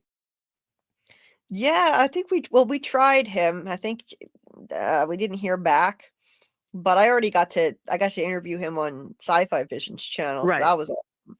Right. But Elizabeth Moy, she might. I'm gonna try reaching out to her, see what happens. Okay. Yeah. She was amazing as Tian Shen, and Yeah. I'm still she rooting for was. her. I'm rooting for her to come back as a ghost entity. So hopefully we get to Ghost Tian Shen, and Yeah. I'll see if I can reach out to her and see if she'll do an interview. I don't care if it's live, recorded, whatever they want. That's what I always say in these requests, like whatever you want. Mhm. I'm game, whatever they're comfortable with. Doug was willing to do live immediately, but I was too nervous. So the first interview I did with Doug was pre-recorded. I never would have expected he'd wind up on my lives all the time, but life is pretty crazy that way. It is. It is crazy. I was But terrified. a good crazy. In this way, it was good. A good Yeah. kind of crazy. 'Cause I was Right. terrified to do a live interview with him. And we did the recorded one, and near the end, he said he'd love to come on my live, and you could see my reaction in the interview. Like my whole face was like in shock, like, oh my God. And and I said, okay, I wasn't gonna say no to that. Once I got that under my belt, I wasn't as nervous, but that was the first time I ever went on camera on a live stream with him. Never did it before. And he helped me get over my fear of it. It's really helped immensely doing that with him. Yeah. Now I'm comfortable with it. It's been amazing to have that experience in more ways than one. That was just a fringe benefit. Just having him on here is just a blessing. It's just awesome. Can't wait for him to come back from his trip. Yeah, I know. He's having a ball. Yeah. Yeah. Maybe he won't come back. He may stay there. Who knows? It might just stay there, yeah. I could see him living there actually. Yeah. This is like his 8th trip, he said? He said it's his 8th time he's done this program over there. Yeah. Mhm. Mhm. Yeah. You never know. You never know. Luckily, if he relocates, he can still join us virtually. So, we won't have to That's right. lose him That's as right. a guest panelist. Mhm. Because we just love having him on. We love his stories, and it's always a joy. You never know what you're gonna get. You could get treated to a blues harmonica performance, or a period sonnet, or a dirty limerick. I was just gonna say the dirty limericks. Yes. Never know what you're gonna get. It's amazing. It's Yeah. amazing. What he's gonna Yeah. pull out of his bag of tricks next. And we're very fortunate that we connected. Yeah. So Yeah, it's great. It's really great. All right, I'm gonna go now before I fall asleep on you. So I'm gonna say goodnight to everybody in the chat. It was so nice having you here. I see there's a lot of messages and there's a lot of likes. So you got 51 likes right now. That's great. And there's 41 people watching right now. isn't So that crazy? yeah, Yeah. it's great. And I would stay longer, but I can't keep my eyes open. So, but anyway, I hope to come back and do another live with you soon. And guys, yeah, please check out my channel. I have a lot of interesting videos there now. Like I said, Severance and Yellow Jackets, and I will be doing for the Walking Dead people. I will be doing Dead City probably. So stay tuned, and we'll see what else comes up. And Julie, I'm going to get off, and you should get off too. I And will.